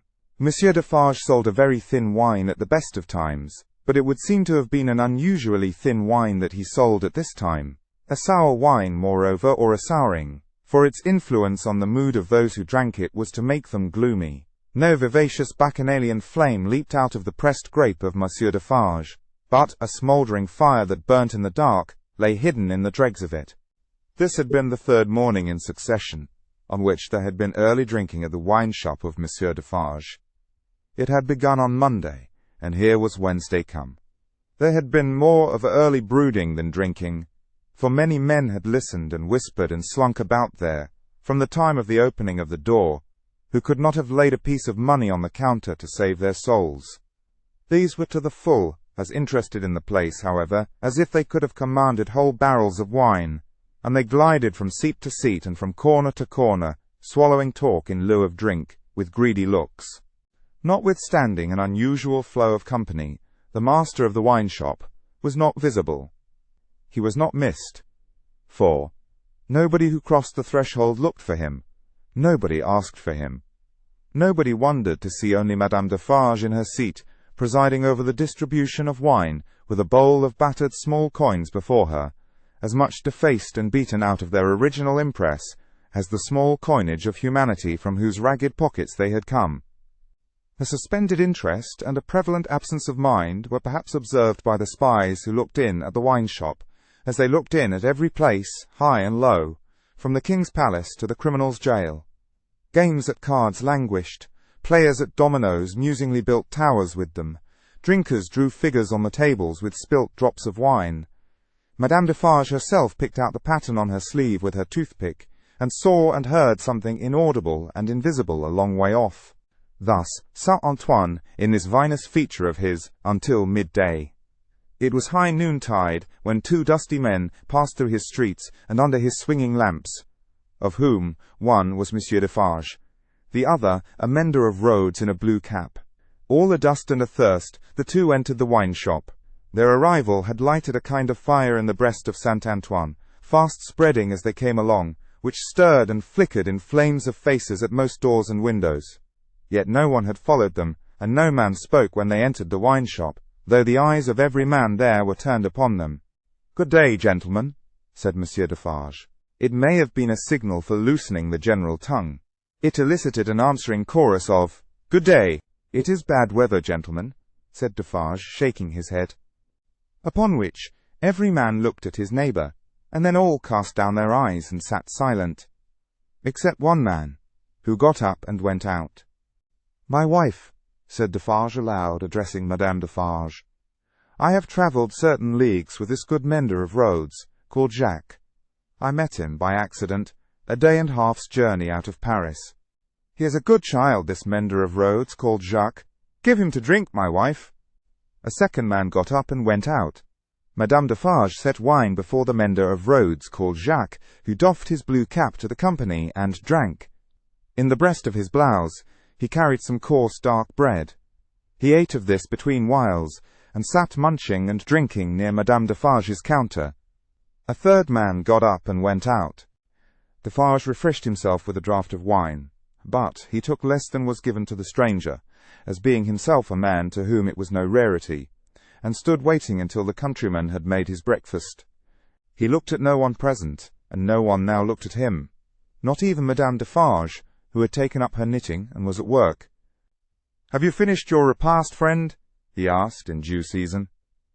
Yes, thank you. Come then, you shall see the apartment that I told you you could occupy. It will suit you to a marvel. Out of the wine shop into the street, out of the street into a courtyard, out of the courtyard up a steep staircase, out of the staircase into a garret. Formerly the garret where a white-haired man sat on a low bench, stooping forward and very busy, making shoes. No white-haired man was there now, but the 3 men were there, who had gone out of the wine shop singly.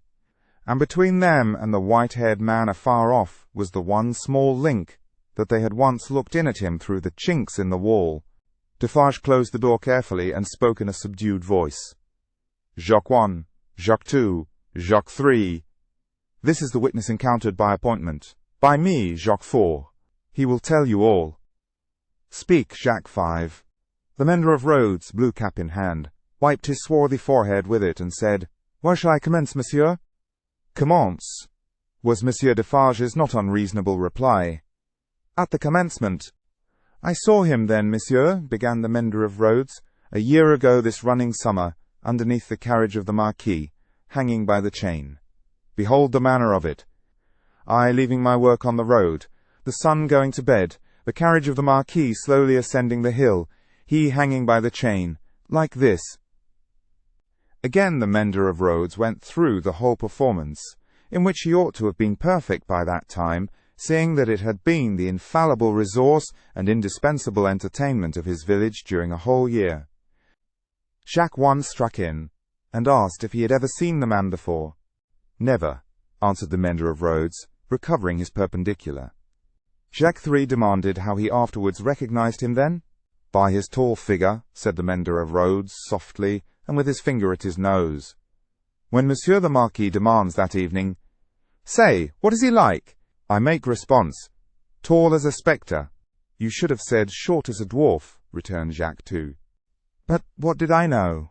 The deed was not then accomplished, neither did he confide in me. Observe, under those circumstances even, I do not offer my testimony. Monsieur the Marquis indicates me with his finger, standing near our little fountain, and says, To me! Bring that rascal! My faith, monsieur, I offer nothing. He is right there, Jacques, murmured Defarge, to him who had interrupted. Go on. Good, said the mender of roads with an air of mystery. The tall man is lost, and he is sought. How many months? 9, 10, 11? No matter, the number, said Defarge. He is well hidden, but at last he is unluckily found. Go on. I am again at work upon the hillside, and the sun is again about to go to bed. I am collecting my tools to descend to my cottage down in the village below, where it is already dark, when I raise my eyes, and see coming over the hill 6 soldiers. In the midst of them is a tall man with his arms bound, tied to his sides, like this.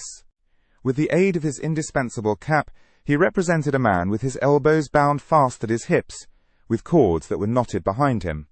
I stand aside, messieurs, by my heap of stones, to see the soldiers and their prisoner pass, for it is a solitary road, that, where any spectacle is well worth looking at. And at first, as they approach, I see no more than that they are 6 soldiers, with a tall man bound, and that they are almost black to my sight, except on the side of the sun going to bed, where they have a red edge, messieurs. Also I see that their long shadows are on the hollow ridge, on the opposite side of the road, and are on the hill above it, and are like the shadows of giants. Also, I see that they are covered with dust, and that the dust moves with them as they come, tramp, tramp. But when they advance quite near to me, I recognize the tall man, and he recognizes me. Ah, but he would be well content to precipitate himself over the hillside once again, as on the evening when he and I first encountered, close to the same spot. He described it as if he were there, and it was evident that he saw it vividly. Perhaps he had not seen much in his life. I do not show the soldiers that I recognize the tall man. He does not show the soldiers that he recognizes me. We do it, and we know it, with our eyes. Come on, says the chief of that company, pointing to the village. Bring him fast to his tomb, and they bring him faster. I follow. His arms are swelled because of being bound so tight. His wooden shoes are large and clumsy, and he is lame.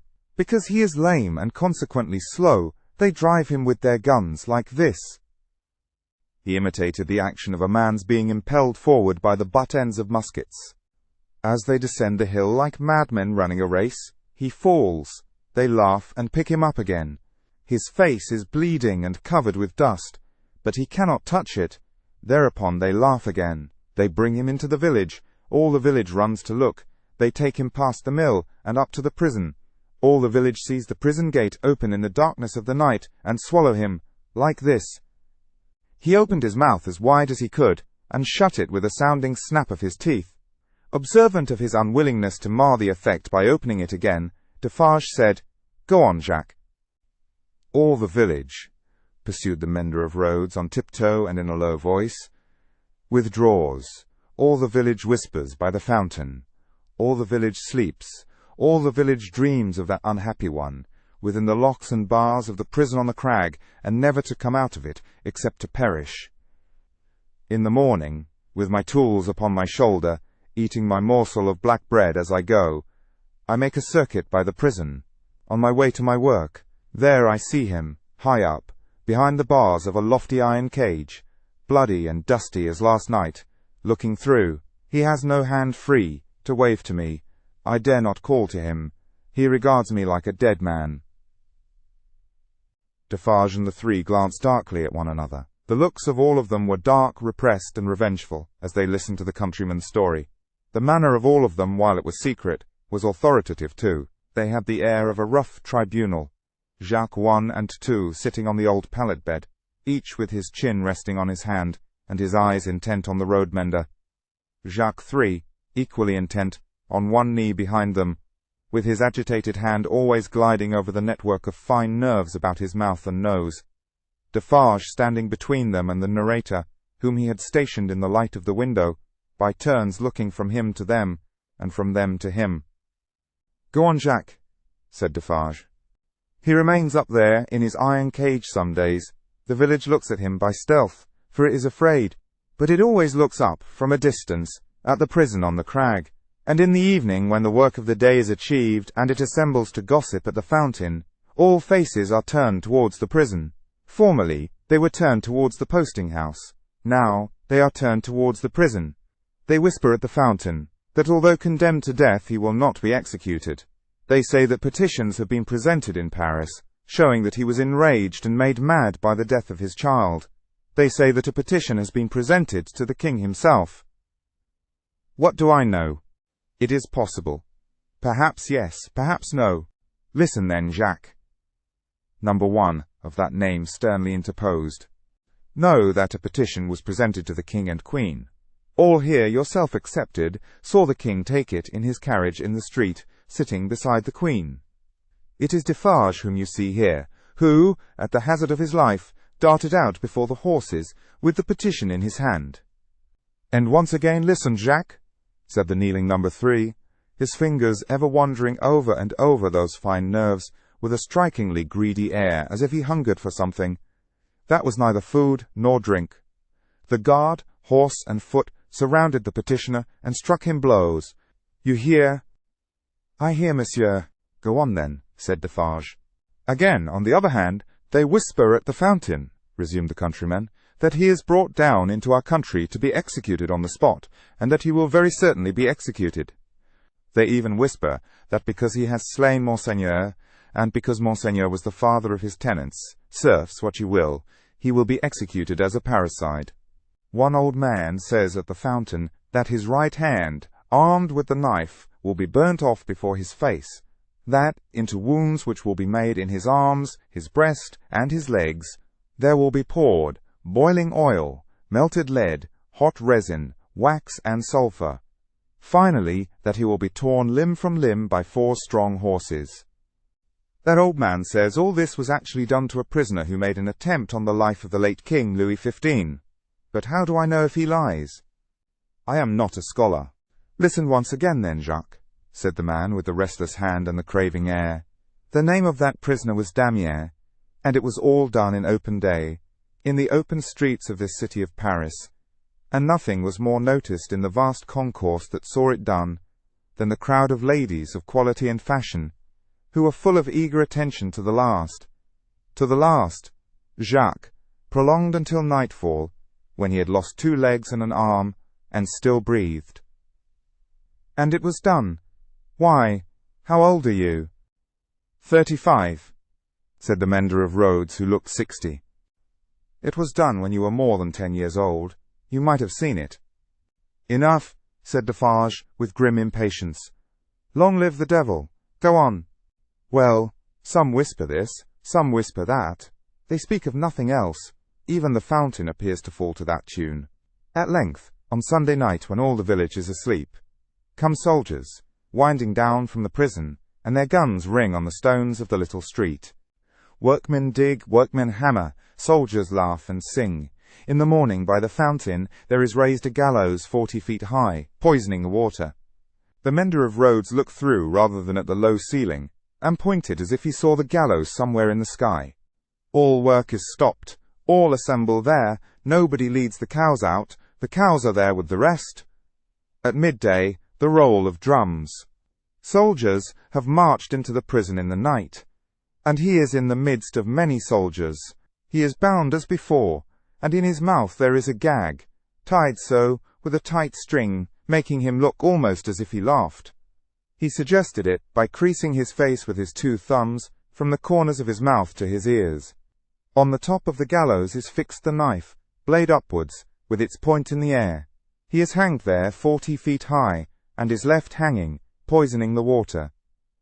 They looked at one another as he used his blue cap to wipe his face, on which the perspiration had started afresh, while he recalled the spectacle. It is frightful, messieurs. How can the women and the children draw water? Who can gossip of an evening under that shadow? Under it, have I said, when I left the village, Monday evening as the sun was going to bed, and looked back from the hill, the shadow struck across the church, across the mill, across the prison, seemed to strike across the earth, messieurs, to where the sky rests upon it. The hungry man gnawed one of his fingers as he looked at the other 3, and his finger quivered with the craving that was on him. That's all, messieurs.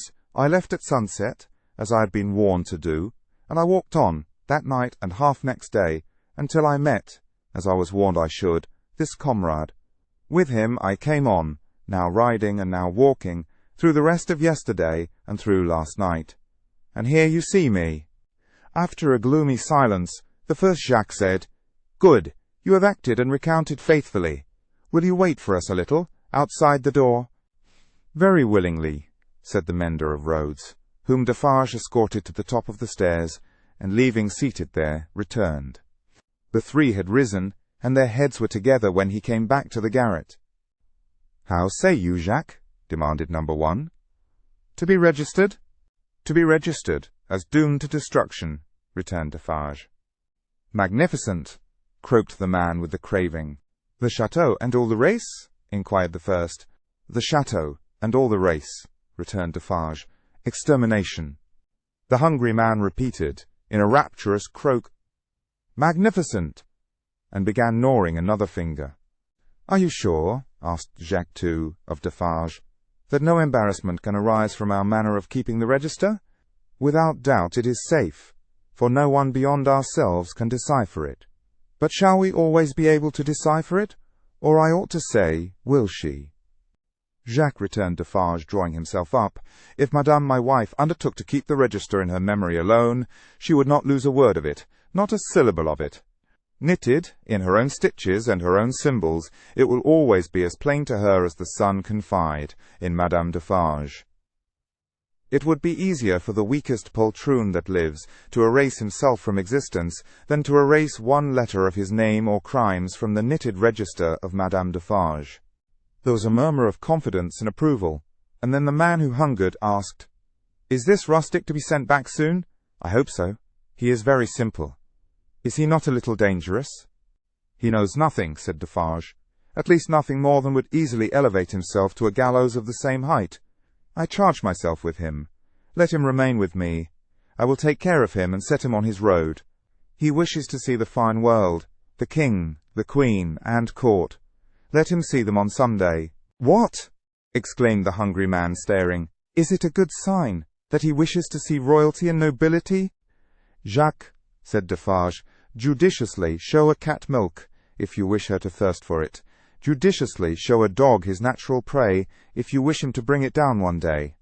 Nothing more was said, and the mender of roads, being found already dozing on the topmost stair, was advised to lay himself down on the pallet bed and take some rest.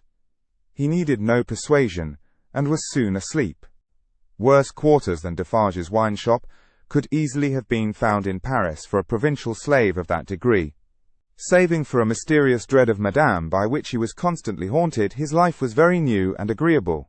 But Madame sat all day at her counter, so expressly unconscious of him, and so particularly determined not to perceive that his being there had any connection with anything below the surface, that he shook in his wooden shoes whenever his eye lighted on her.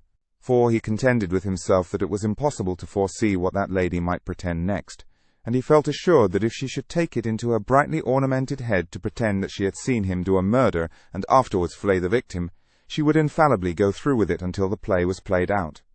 Therefore, when Sunday came, the mender of roads was not enchanted, though he said he was, to find that Madame was to accompany Monsieur and himself to Versailles. It was additionally disconcerting to have Madame knitting all the way there, in a public conveyance. It was additionally disconcerting yet to have Madame in the crowd in the afternoon, still with her knitting in her hands, as the crowd waited to see the carriage of the King and Queen. "You work hard, Madame," said a man near her. "Yes," answered Madame Defarge, "I have a good deal to do." "What do you make, Madame?" "Many things. For instance."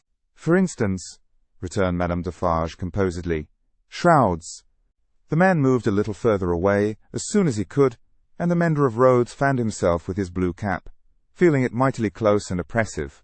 If he needed a king and queen to restore him, he was fortunate in having his remedy at hand, for soon the large-faced king and the fair-faced queen came in their golden coach, attended by the shining bull's-eye of their court, a glittering multitude of laughing ladies and fine lords, and in jewels and silks and powder and splendor, and elegantly spurning figures and handsomely disdainful faces of both sexes, the mender of roads bathed himself, so much to his temporary intoxication, that he cried, "Long live the king! Long live the queen! Long live everybody!" as if he had never heard of ubiquitous Jacques in his time.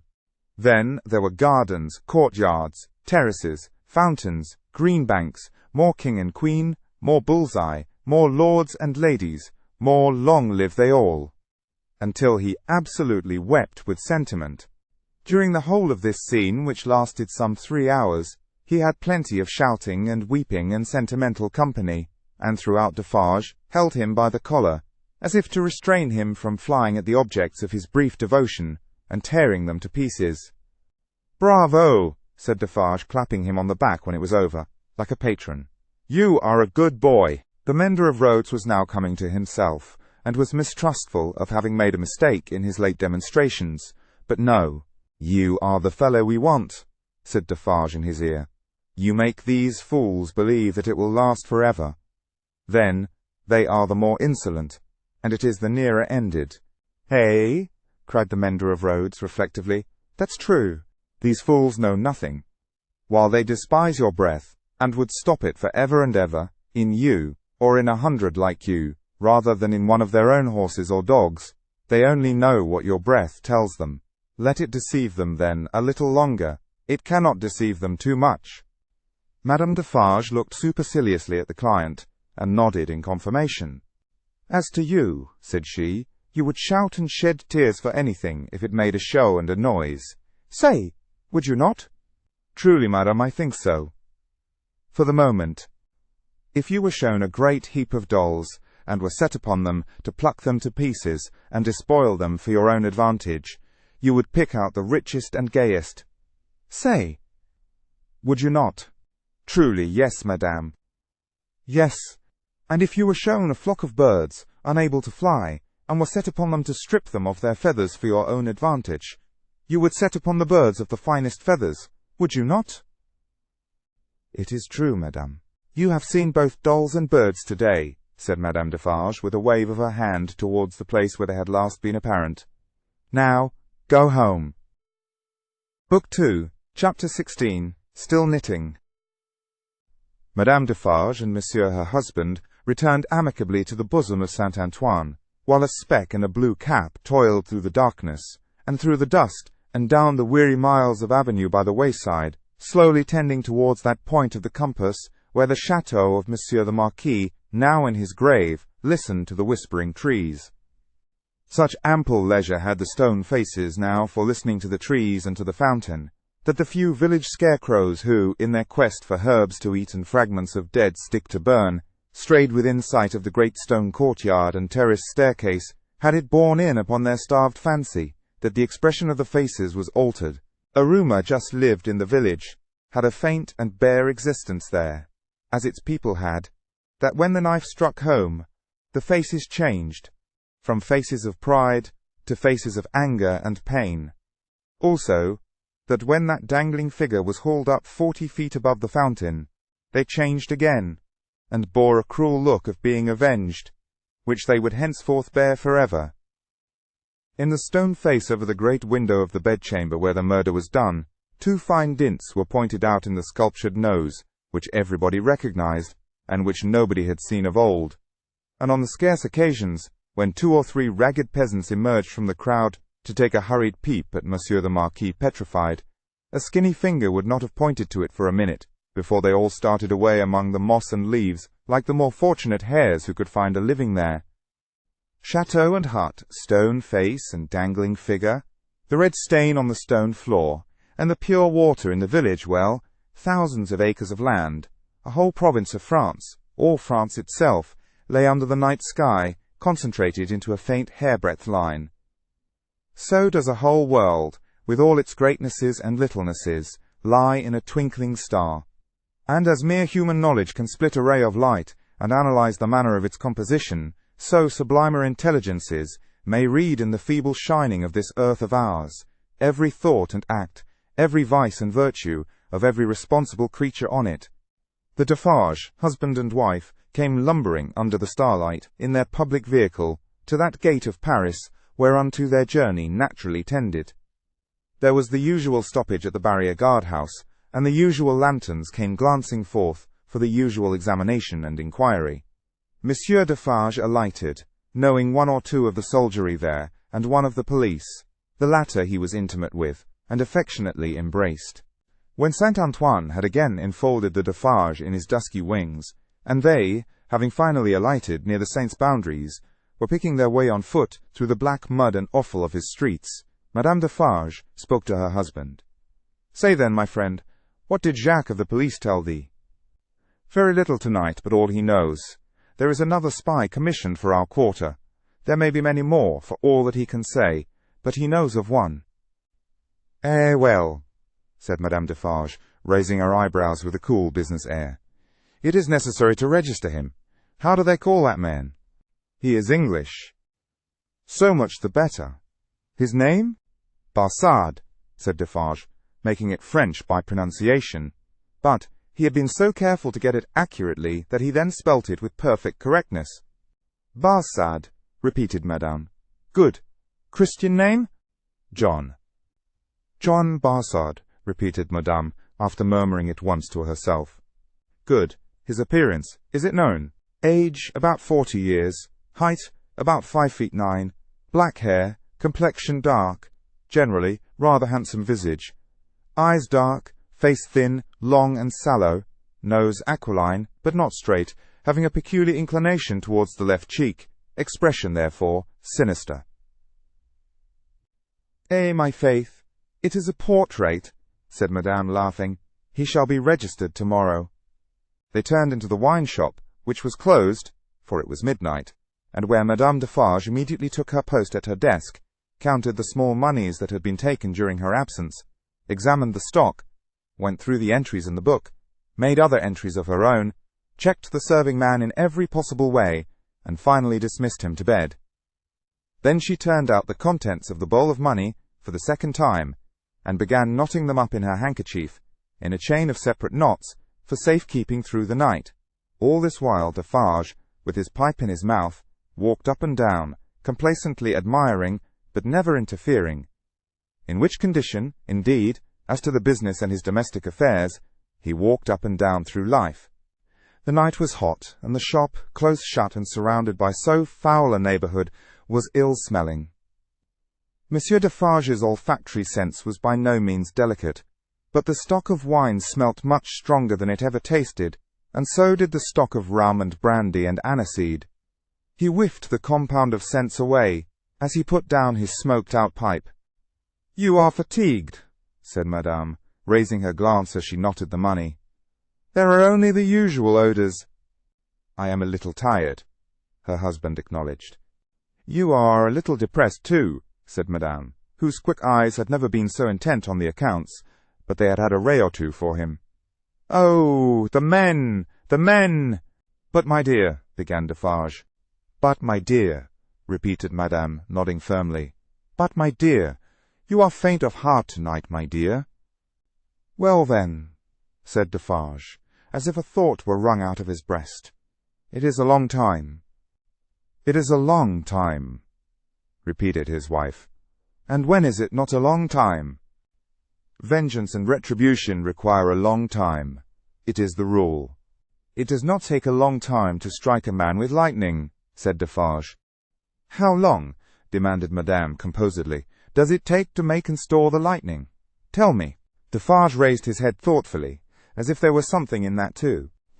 "It does not take a long time," said Madame, "for an earthquake to swallow a town. Eh well, tell me how long it takes to prepare the earthquake." "A long time, I suppose," said Defarge. "But when it is ready, it takes place, and grinds to pieces everything before it. In the meantime, it is always preparing, though it is not seen or heard. That is your consolation. Keep it." She tied a knot with flashing eyes, as if it throttled a foe. "I tell thee," said Madame, extending her right hand for emphasis, "that although it is a long time on the road, it is on the road and coming. I tell thee it never retreats, and never stops. I tell thee it is always advancing. Look around, and consider the lives of all the world that we know. Consider the faces of all the world that we know. Consider the rage and discontent to which the Jacquerie addresses itself with more and more of certainty every hour. Can such things last? Bah! I mock you." "My brave wife," returned Defarge, standing before her, with his head a little bent, and his hands clasped at his back, like a docile and attentive pupil before his catechist. "I do not question all this, but it has lasted a long time, and it is possible, you know well, my wife, it is possible, that it may not come during our lives."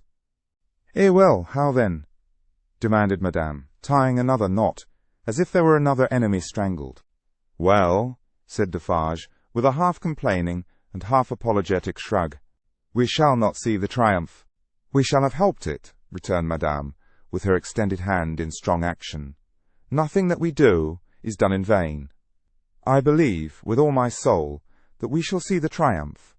But even if not, even if I knew certainly not, show me the neck of an aristocrat and tyrant, and still I would." Then Madame, with her teeth set, tied a very terrible knot indeed. "Hold!" cried Defarge, reddening a little, as if he felt charged with cowardice. "I too, my dear, will stop at nothing." "Yes, but it is your weakness that you sometimes need to see your victim and your opportunity to sustain you. Sustain yourself without that.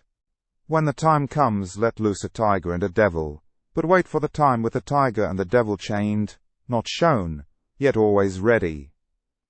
Madame enforced the conclusion of this piece of advice by striking her little counter with her chain of money, as if she knocked its brains out, and then gathering the heavy handkerchief under her arm in a serene manner, and observing that it was time to go to bed.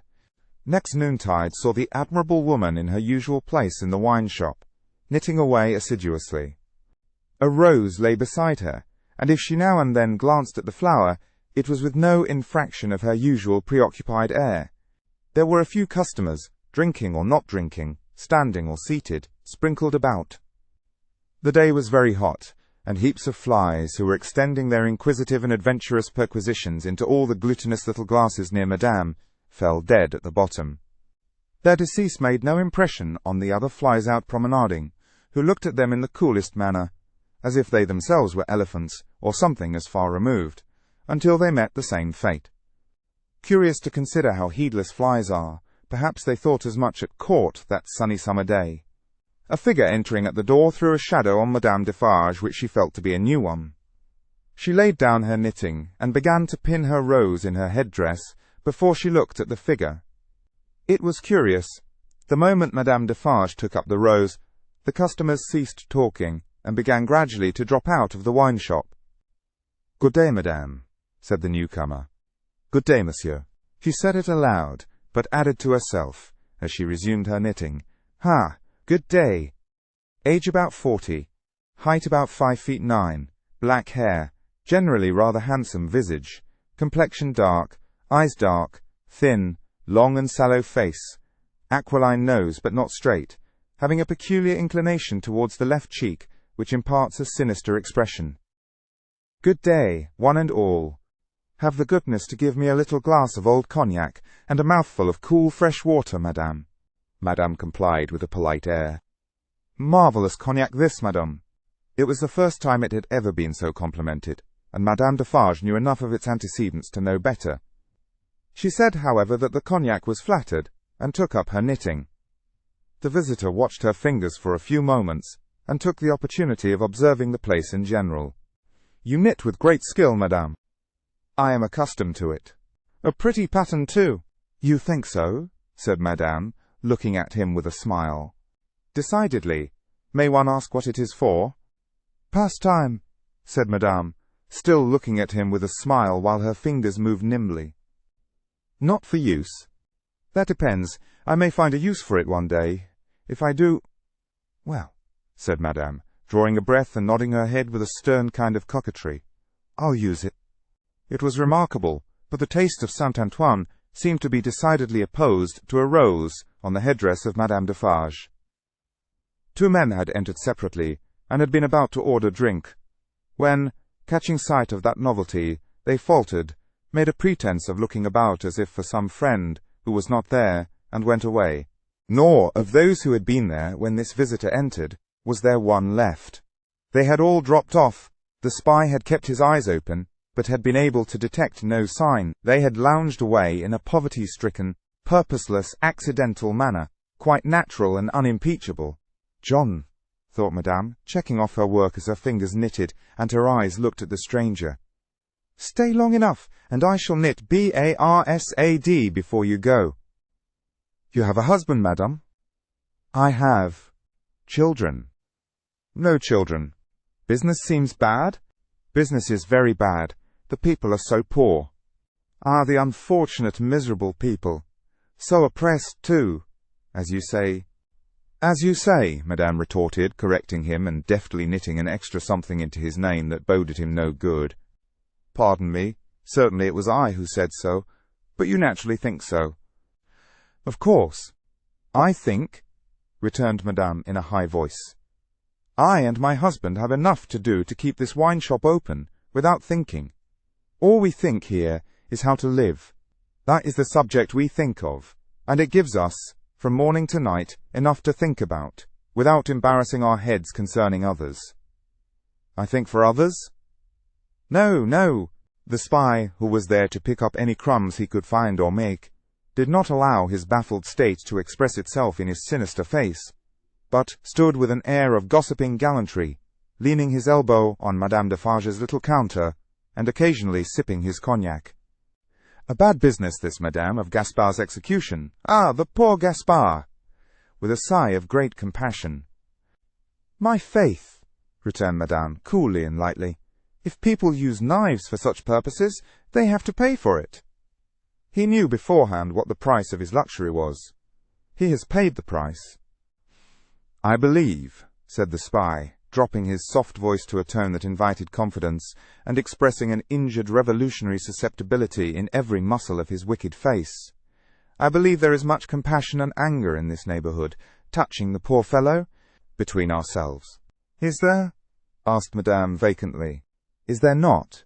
"Here is my husband," said Madame Defarge. As the keeper of the wine-shop entered at the door, the spy saluted him by touching his hat, and saying with an engaging smile, "Good day, Jacques." Defarge stopped short, and stared at him. "Good day, Jacques," the spy repeated, with not quite so much confidence, or quite so easy a smile under the stare. "You deceive yourself, monsieur. returned the keeper of the wine shop. "You mistake me for another. That is not my name. I am Ernest Defarge." "It is all the same," said the spy airily, but discomfited too. "Good day." "Good day," answered Defarge dryly. "I was saying to Madame, with whom I had the pleasure of chatting when you entered, that they tell me there is, and no wonder, much sympathy and anger in Saint Antoine, touching the unhappy fate of poor Gaspard." "No one has told me so," said Defarge, shaking his head. "I know nothing of it." Having said it, he passed behind the little counter, and stood with his hand on the back of his wife's chair, looking over that barrier at the person to whom they were both opposed, and whom either of them would have shot with the greatest satisfaction. The spy, well used to his business, did not change his unconscious attitude, but drained his little glass of cognac, took a sip of fresh water, and asked for another glass of cognac. Madame Defarge poured it out for him, took to her knitting again, and hummed a little song over it. "You seem to know this quarter well, that is to say, better than I do?" observed Defarge. "Not at all, but I hope to know it better. I am so profoundly interested in its miserable inhabitants." "Ha!" muttered Defarge. "The pleasure of conversing with you, Monsieur Defarge, recalls to me," pursued the spy, "that I have the honour of cherishing some interesting associations with your name." "Indeed," said Defarge, with much indifference. "Yes, indeed. When Dr. Manette was released, you, his old domestic, had the charge of him, I know. He was delivered to you. You see, I am informed of the circumstances." "Such is the fact, certainly," said Defarge. He had had it conveyed to him, in an accidental touch of his wife's elbow as she knitted and warbled, that he would do best to answer, but always with brevity. "It was to you," said the spy, "that his daughter came, and it was from your care that his daughter took him, accompanied by a neat brown monsieur, how is he called, in a little wig, Lorry, of the Bank of Tellson and Company, over to England." "Such is the fact," repeated Defarge. "Very interesting remembrances," said the spy. "I have known Dr. Manette and his daughter in England." "Yes?" said Defarge. "You don't hear much about them now?" said the spy. "No," said Defarge. "In effect," Madame struck in, looking up from her work and her little song, "we never hear about them. We received the news of their safe arrival, and perhaps another letter, or perhaps two, but since then they have gradually taken their road in life, ours, and we have held no correspondence." "Perfectly so, madame," replied the spy. "She is going to be married." "Going?" echoed madame. "She was pretty enough to have been married long ago. You English are cold, it seems to me." "Oh, you know I am English." "I perceive your tongue is," returned madame. "And what the tongue is, I suppose the man is." He did not take the identification as a compliment, but he made the best of it and turned it off with a laugh.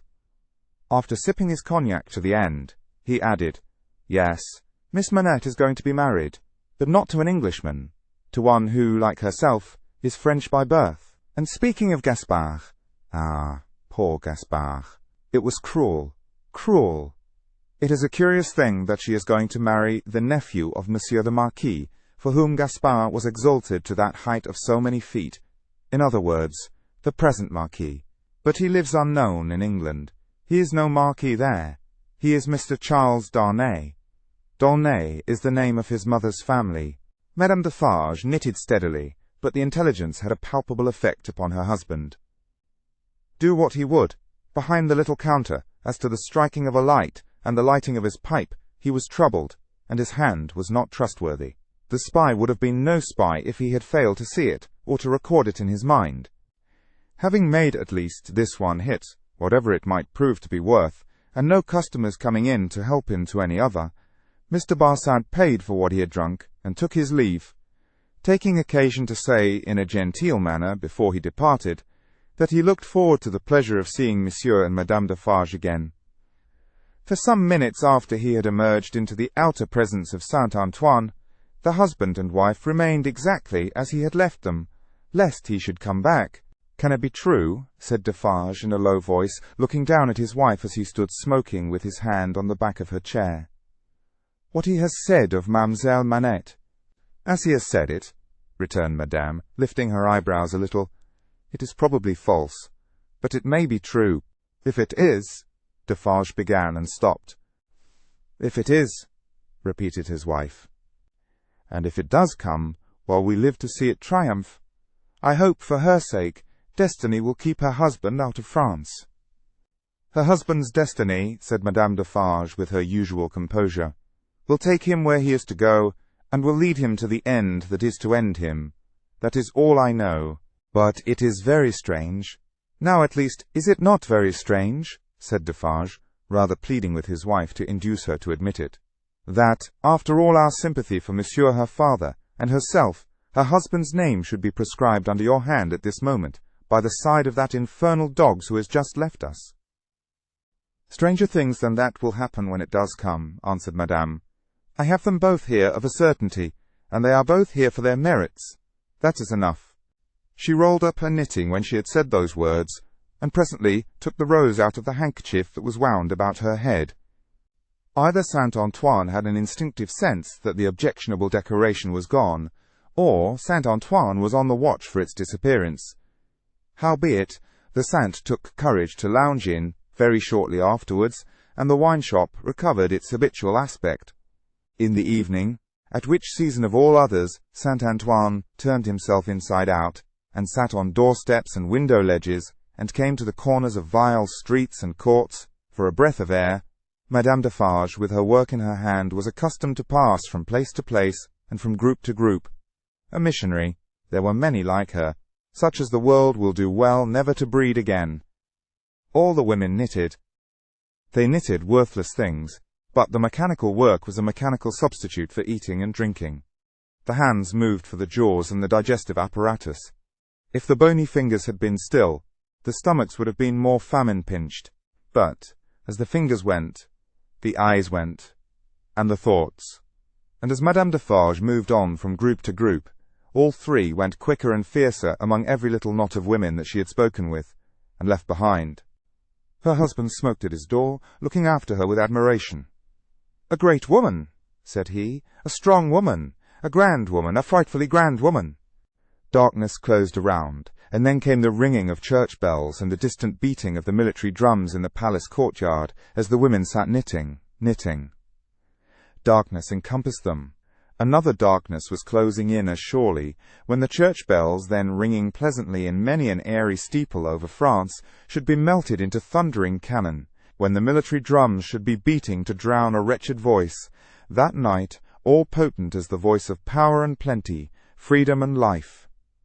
So much was closing in about the women who sat knitting, that they their very selves were closing in around a structure yet unbuilt, where they were to sit knitting, counting, dropping heads. Book 2, Chapter 17, One Night. Never did the sun go down with a brighter glory on the quiet corner in Soho than one memorable evening when the doctor and his daughter sat under the plane tree together. Never did the moon rise with a milder radiance over great London than on that night when it found them still seated under the tree and shone upon their faces through its leaves. Lucy was to be married tomorrow. She had reserved this last evening for her father, and they sat alone under the plane tree. "You are happy, my dear father?" "Quite, my child." They had said little, though they had been there a long time. When it was yet light enough to work and read, she had neither engaged herself in her usual work, nor had she read to him. She had employed herself in both ways, at his side under the tree, many and many a time, but this time was not quite like any other, and nothing could make it so. "And I am very happy tonight, dear father. I am deeply happy in the love that heaven has so blessed. My love for Charles, and Charles's love for me. But if my life were not to be still consecrated to you, or if my marriage were so arranged as that it would part us, even by the length of a few of these streets, I should be more unhappy and self-reproachful now than I can tell you. Even as it is, even as it was, she could not command her voice. In the sad moonlight, she clasped him by the neck and laid her face upon his breast. In the moonlight, which is always sad, as the light of the sun itself is, as the light called human life is, at its coming and its going. Dearest dear, can you tell me, this last time, that you feel quite sure, no new affections of mine, and no new duties of mine, will ever interpose between us. I know it well, but do you know it? In your own heart, do you feel quite certain?" Her father answered with a cheerful firmness of conviction he could scarcely have assumed. "Quite sure, my darling. More than that," he added, as he tenderly kissed her. "My future is far brighter, Lucy, seen through your marriage, than it could have been, nay, than it ever was, without it." "If I could hope that, my father." "Believe it, love. Indeed it is so. Consider how natural and how plain it is, my dear, that it should be so. You, devoted and young, cannot fully appreciate the anxiety I have felt that your life should not be wasted." She moved her hand towards his lips, but he took it in his, and repeated the word. "Wasted, my child, should not be wasted, struck aside from the natural order of things, for my sake. Your unselfishness cannot entirely comprehend how much my mind has gone on this. But, only ask yourself, how could my happiness be perfect, while yours was incomplete? If I had never seen Charles, my father, I should have been quite happy with you." He smiled at her unconscious admission that she would have been unhappy without Charles having seen him, and replied, "My child, you did see him, and it is Charles. If it had not been Charles, it would have been another. Or, if it had been no other, I should have been the cause, and then the dark part of my life would have cast its shadow beyond myself, and would have fallen on you." It was the first time, except at the trial, of her ever hearing him refer to the period of his suffering. It gave her a strange and new sensation while his words were in her ears, and she remembered it long afterwards. "See," said the doctor of Beauvais, raising his hand towards the moon, "I have looked at her from my prison window, when I could not bear her light. I have looked at her, when it has been such torture to me to think of her shining upon what I had lost, that I have beaten my head against my prison walls. I have looked at her, in a state so dull and lethargic, that I have thought of nothing but the number of horizontal lines I could draw across her at the full, and the number of perpendicular lines with which I could intersect them," he added in his inward and pondering manner, as he looked at the moon. "It was 20 either way, I remember, and the 20th was difficult to squeeze in."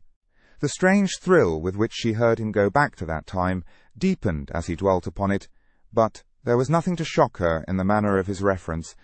He only seemed to contrast his present cheerfulness and felicity with the dire endurance that was over. "I have looked at her, speculating thousands of times upon the unborn child from whom I had been rent. Whether it was alive, whether it had been born alive, or the poor mother's shock had killed it. Whether it was a son who would some day avenge his father. There was a time in my imprisonment when my desire for vengeance was unbearable. Whether it was a son who would never know his father's story, who might even live to weigh the possibility of his father's having disappeared of his own will and act. Whether it was a daughter who would grow to be a woman." She drew closer to him, and kissed his cheek and his hand. "I have pictured my daughter to myself as perfectly forgetful of me, rather altogether ignorant of me, and unconscious of me. I have cast up the years of her age, year after year. I have seen her married to a man who knew nothing of my fate. I have altogether perished from the remembrance of the living, and in the next generation my place was a blank. My father, even to hear that you had such thoughts of a daughter who never existed, strikes to my heart as if I had been that child. You, Lucy? It is out of the consolation and restoration you have brought to me that these remembrances arise and pass between us and the moon on this last night. What did I say just now? She knew nothing of you. She cared nothing for you. So, but, on other moonlight nights, when the sadness and the silence have touched me in a different way, have affected me with something as like a sorrowful sense of peace, as any emotion that had pain for its foundations could, I have imagined her as coming to me in my cell, and leading me out into the freedom beyond the fortress. I have seen her image in the moonlight often, as I now see you, except that I never held her in my arms. It stood between the little grated window and the door. But you understand that that was not the child I am speaking of. The figure was not. The image. The fancy. No, that was another thing. It stood before my disturbed sense of sight, but it never moved. The phantom that my mind pursued was another and more real child, Of her outward appearance I know no more than that she was like her mother. The other had that likeness too, as you have, but was not the same. Can you follow me, Lucy? Hardly, I think. I doubt you must have been a solitary prisoner to understand these perplexed distinctions. His collected and calm manner could not prevent her blood from running cold, as he thus tried to anatomize his old condition. In that more peaceful state, I have imagined her, in the moonlight, coming to me, and taking me out to show me that the home of her married life was full of her loving remembrance of her lost father. My picture was in her room, and I was in her prayers. Her life was active, cheerful, useful, but my poor history pervaded it all. I was that child, my father, I was not half so good, but in my love that was I. And she showed me her children, said the doctor of Beauvais, and they had heard of me, and had been taught to pity me. When they passed a prison of the state, they kept far from its frowning walls, and looked up at its bars, and spoke in whispers. She could never deliver me. I imagined that she always brought me back after showing me such things. But then, blessed with the relief of tears, I fell upon my knees and blessed her. I am that child, I hope, my father. Oh, my dear, will you bless me as fervently tomorrow? Lucy, I recall these old troubles in the reason that I have tonight, for loving you better than words can tell, and thanking God for my great happiness. My thoughts, when they were wildest, never rose near the happiness that I have known with you, and that we have before us. He embraced her, solemnly commended her to heaven, and humbly thanked heaven for having bestowed her on him. By and by they went into the house. There was no one bidden to the marriage but Mr. Lorry. There was even to be no bridesmaid but the gaunt Miss Pross. The marriage was to make no change in their place of residence. They had been able to extend it by taking to themselves the upper rooms formerly belonging to the apocryphal invisible lodger, and they desired nothing more. Dr. Manette was very cheerful at the little supper. They were only 3 at table, and Miss Pross made the 3rd. He regretted that Charles was not there, was more than half disposed to object to the loving little plot that kept him away, and drank to him affectionately.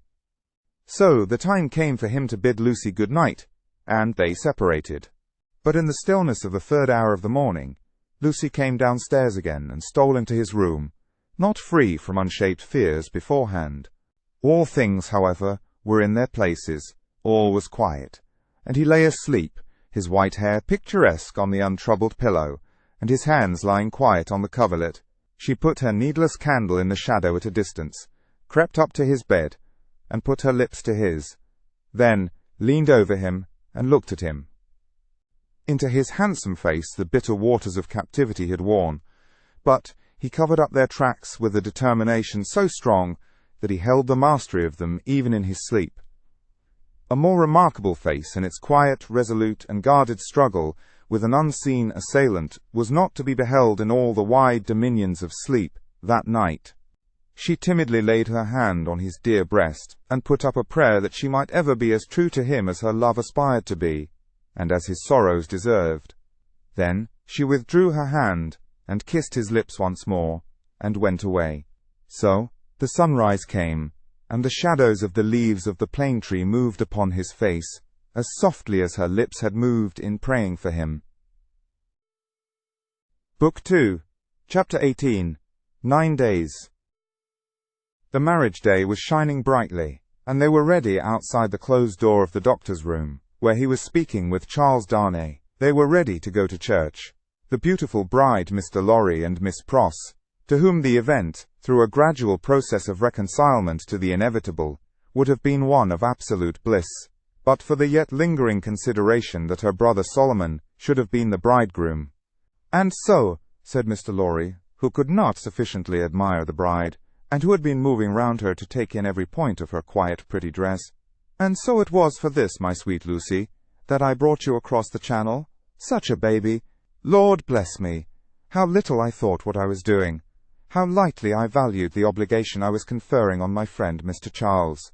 "You didn't mean it," remarked the matter-of-fact Miss Pross, "and therefore how could you know it? Nonsense." "Really? Well, but don't cry," said the gentle Mr. Lorry. "I am not crying," said Miss Pross. "You are." "Aye, my Pross." By this time Mr. Lorry dared to be pleasant with her on occasion. "You were just now. I saw you do it, and I don't wonder at it. Such a present of plate as you have made 'em is enough to bring tears into anybody's eyes."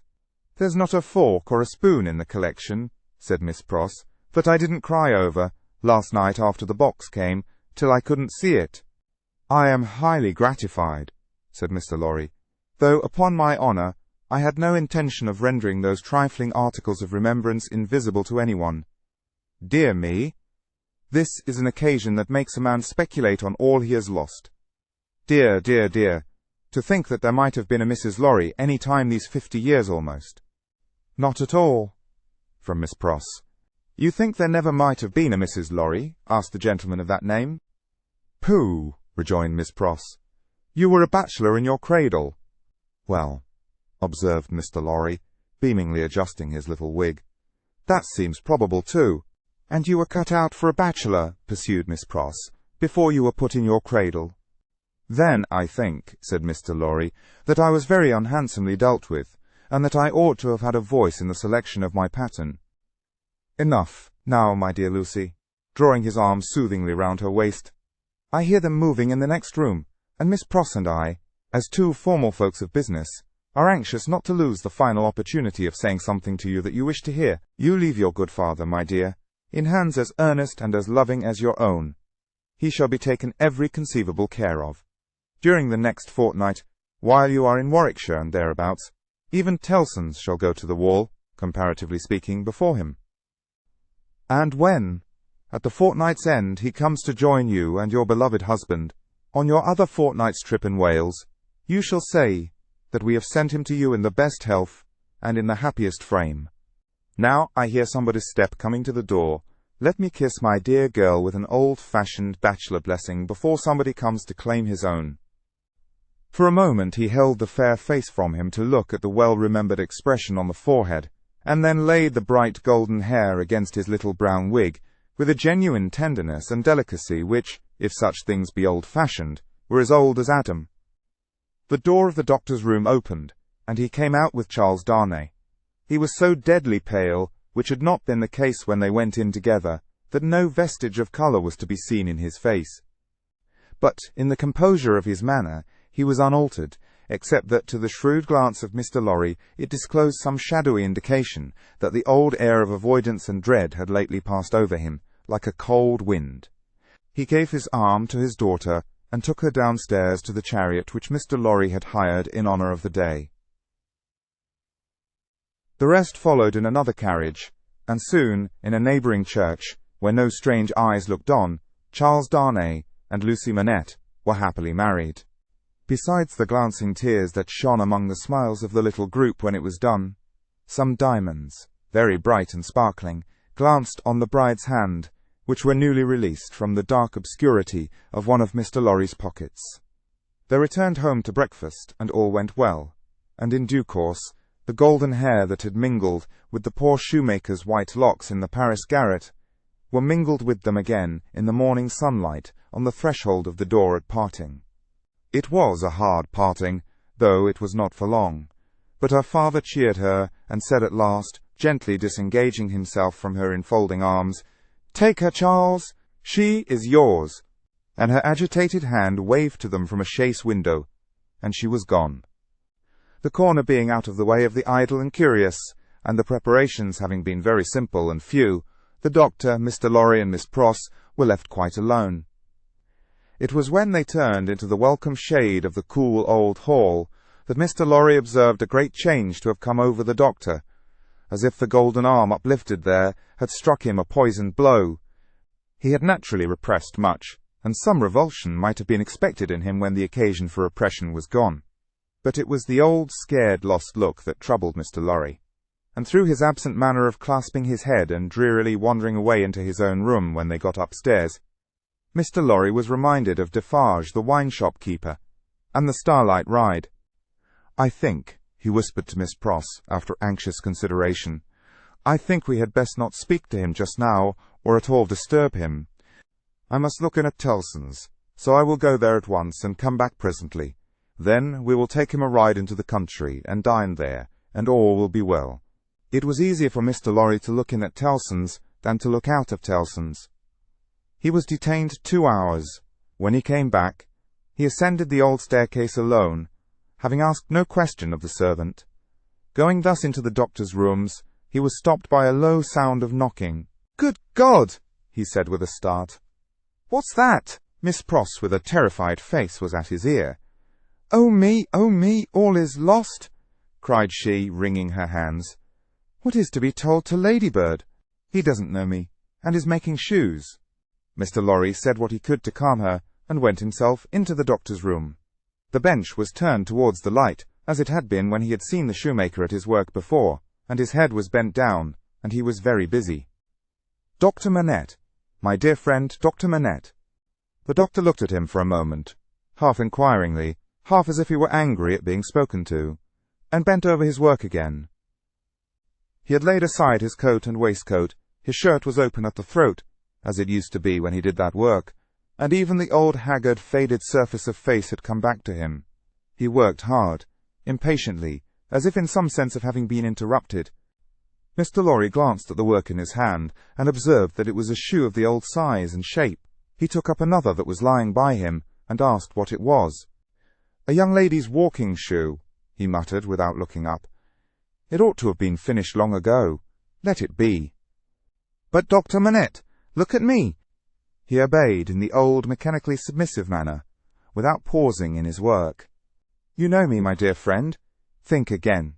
This is not your proper occupation. Think, dear friend." Nothing would induce him to speak more. He looked up for an instant at a time when he was requested to do so, but no persuasion would extract a word from him.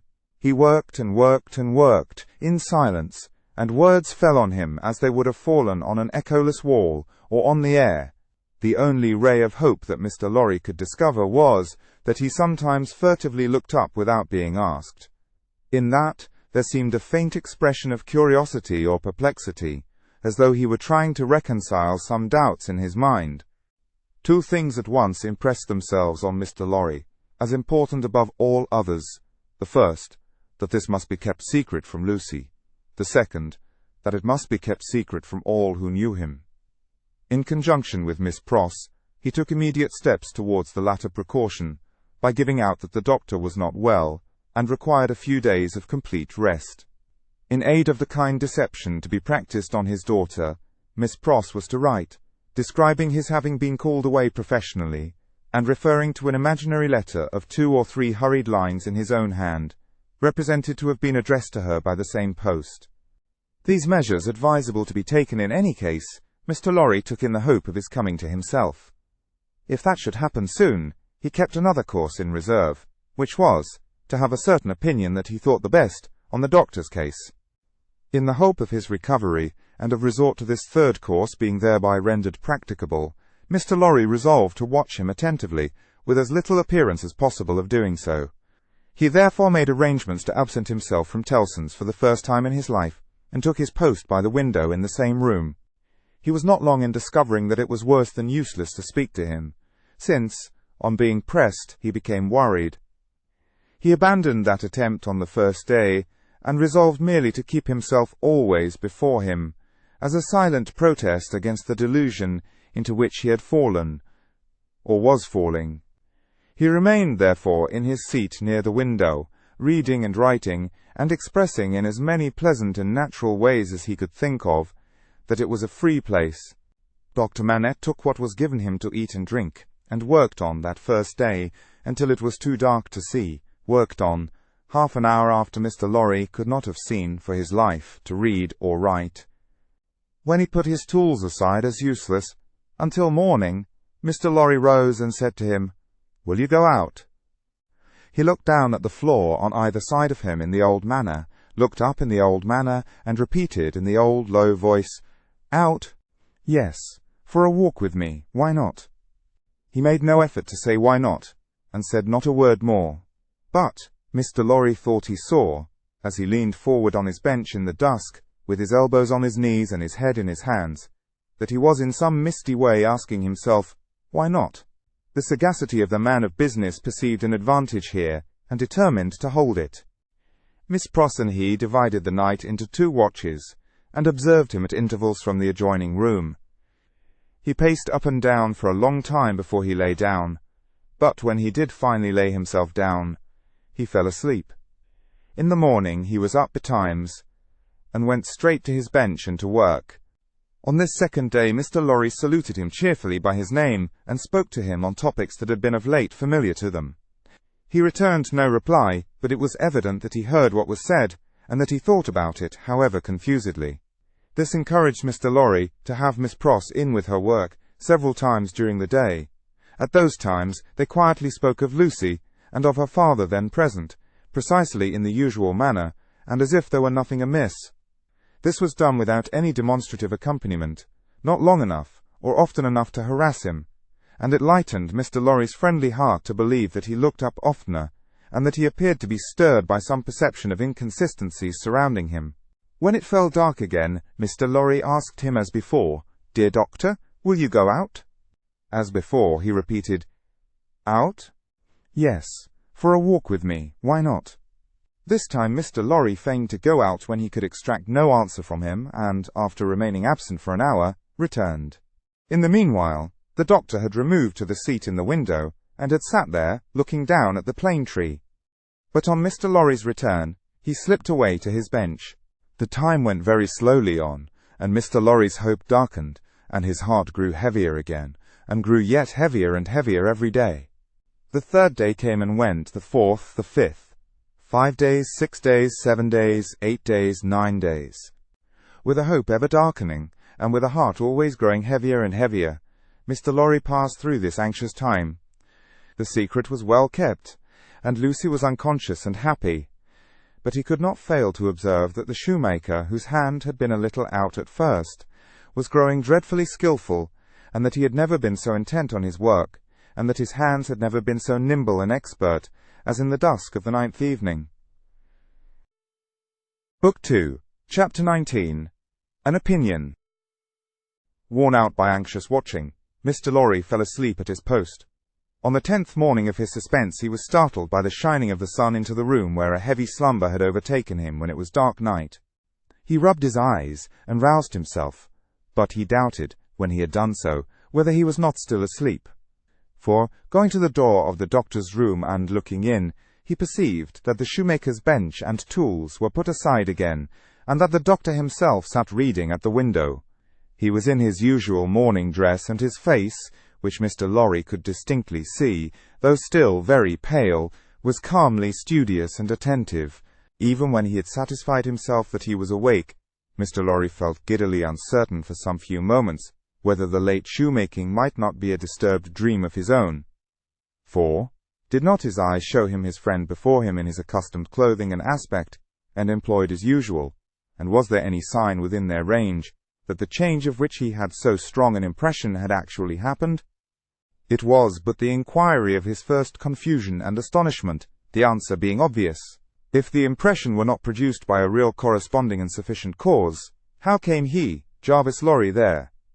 How came he to have fallen asleep, in his clothes, on the sofa in Dr. Manette's consulting room, and to be debating these points outside the doctor's bedroom door in the early morning?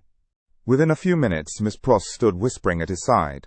If he had had any particle of doubt left, her talk would of necessity have resolved it, but he was by that time clear-headed, and had none. He advised that they should let the time go by until the regular breakfast hour, and should then meet the doctor as if nothing unusual had occurred. If he appeared to be in his customary state of mind, Mr. Lorry would then cautiously proceed to seek direction and guidance from the opinion he had been, in his anxiety, so anxious to obtain. Miss Pross submitting herself to his judgment, the scheme was worked out with care. Having abundance of time for his usual methodical toilette, Mr. Lorry presented himself at the breakfast hour in his usual white linen, and with his usual neat leg. The doctor was summoned in the usual way, and came to breakfast. So far as it was possible to comprehend him without overstepping those delicate and gradual approaches which Mr. Lorry felt to be the only safe advance, he at first supposed that his daughter's marriage had taken place yesterday.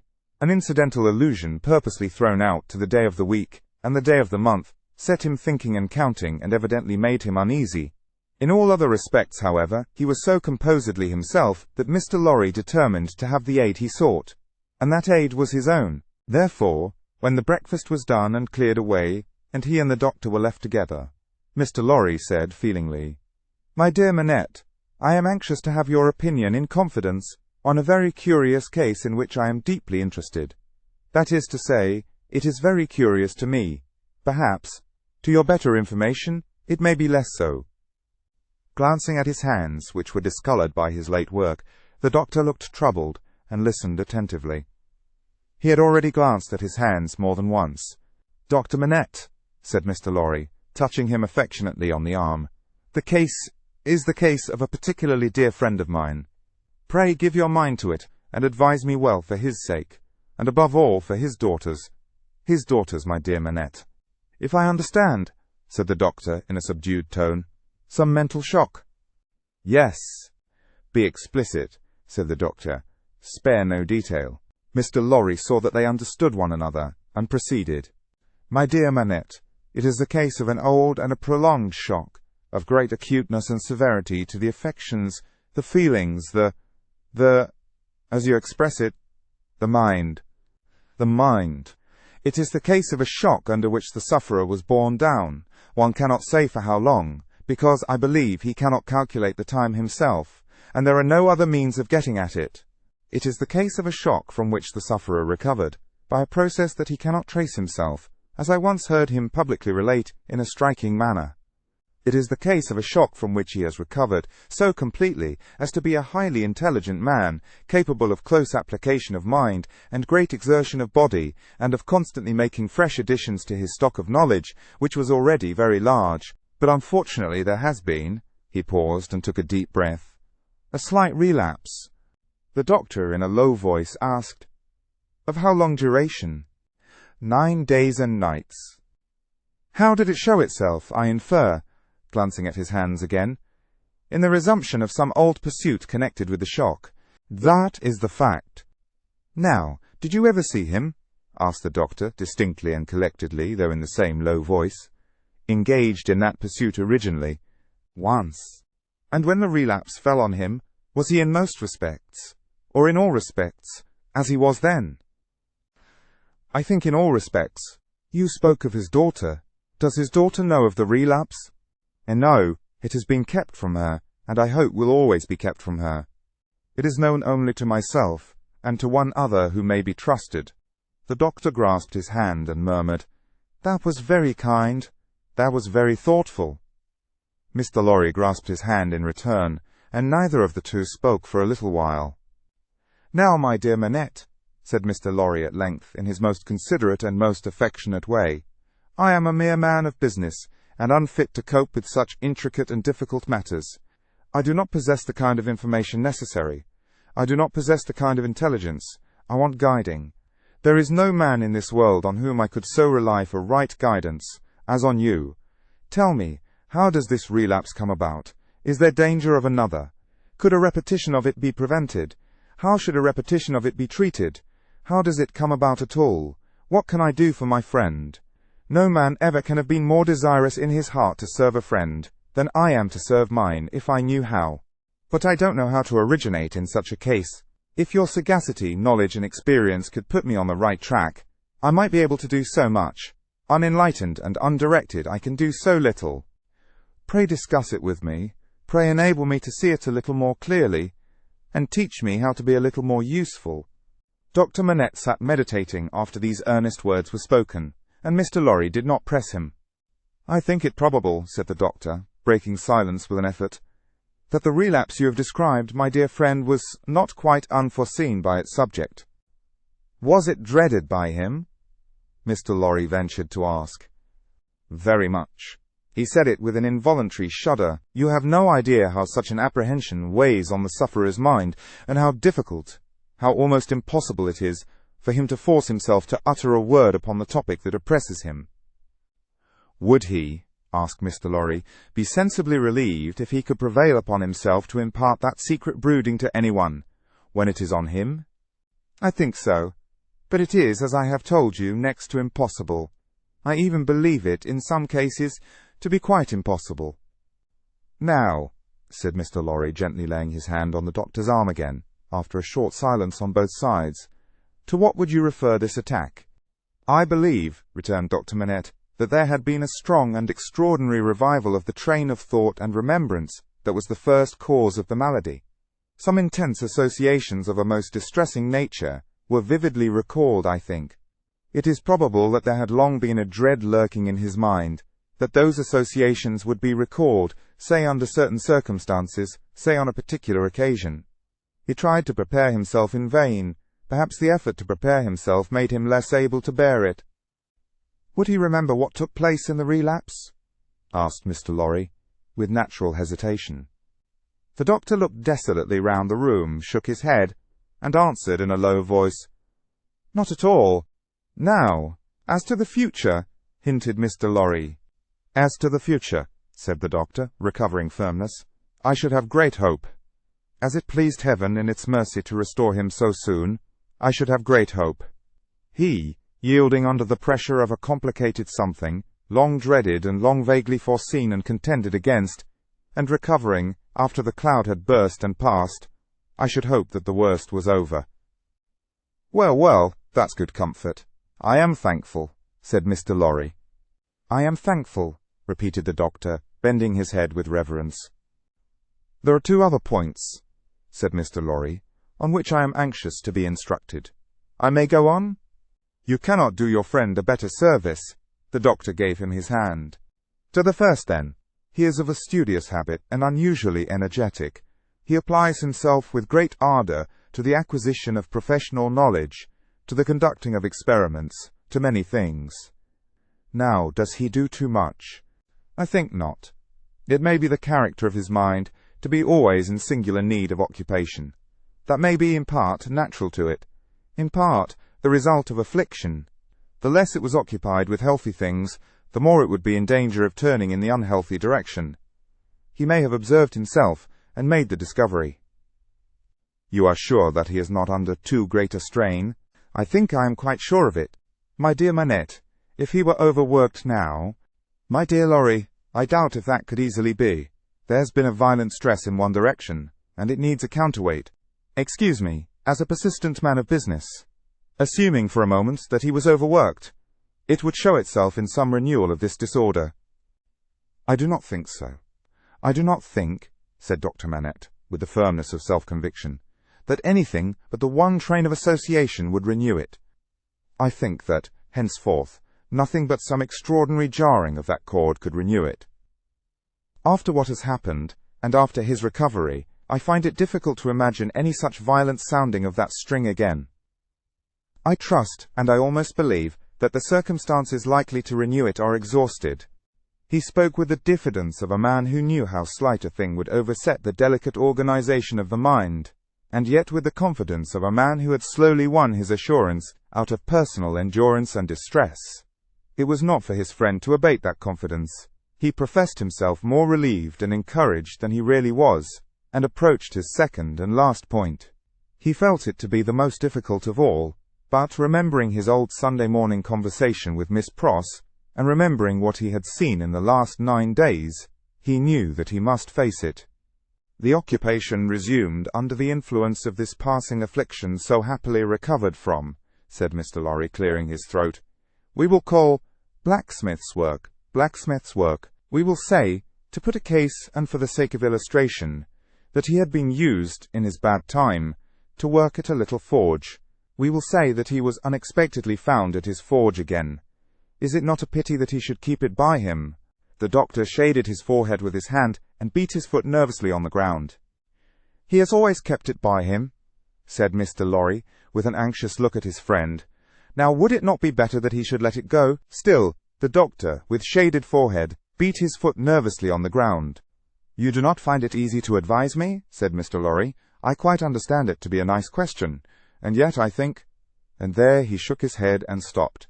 "You see," said Dr. Manette, turning to him after an uneasy pause, "it is very hard to explain, consistently, the innermost workings of this poor man's mind. He once yearned so frightfully for that occupation, and it was so welcome when it came. No doubt it relieved his pain so much, by substituting the perplexity of the fingers for the perplexity of the brain, and by substituting, as he became more practiced, the ingenuity of the hands for the ingenuity of the mental torture, that he has never been able to bear the thought of putting it quite out of his reach.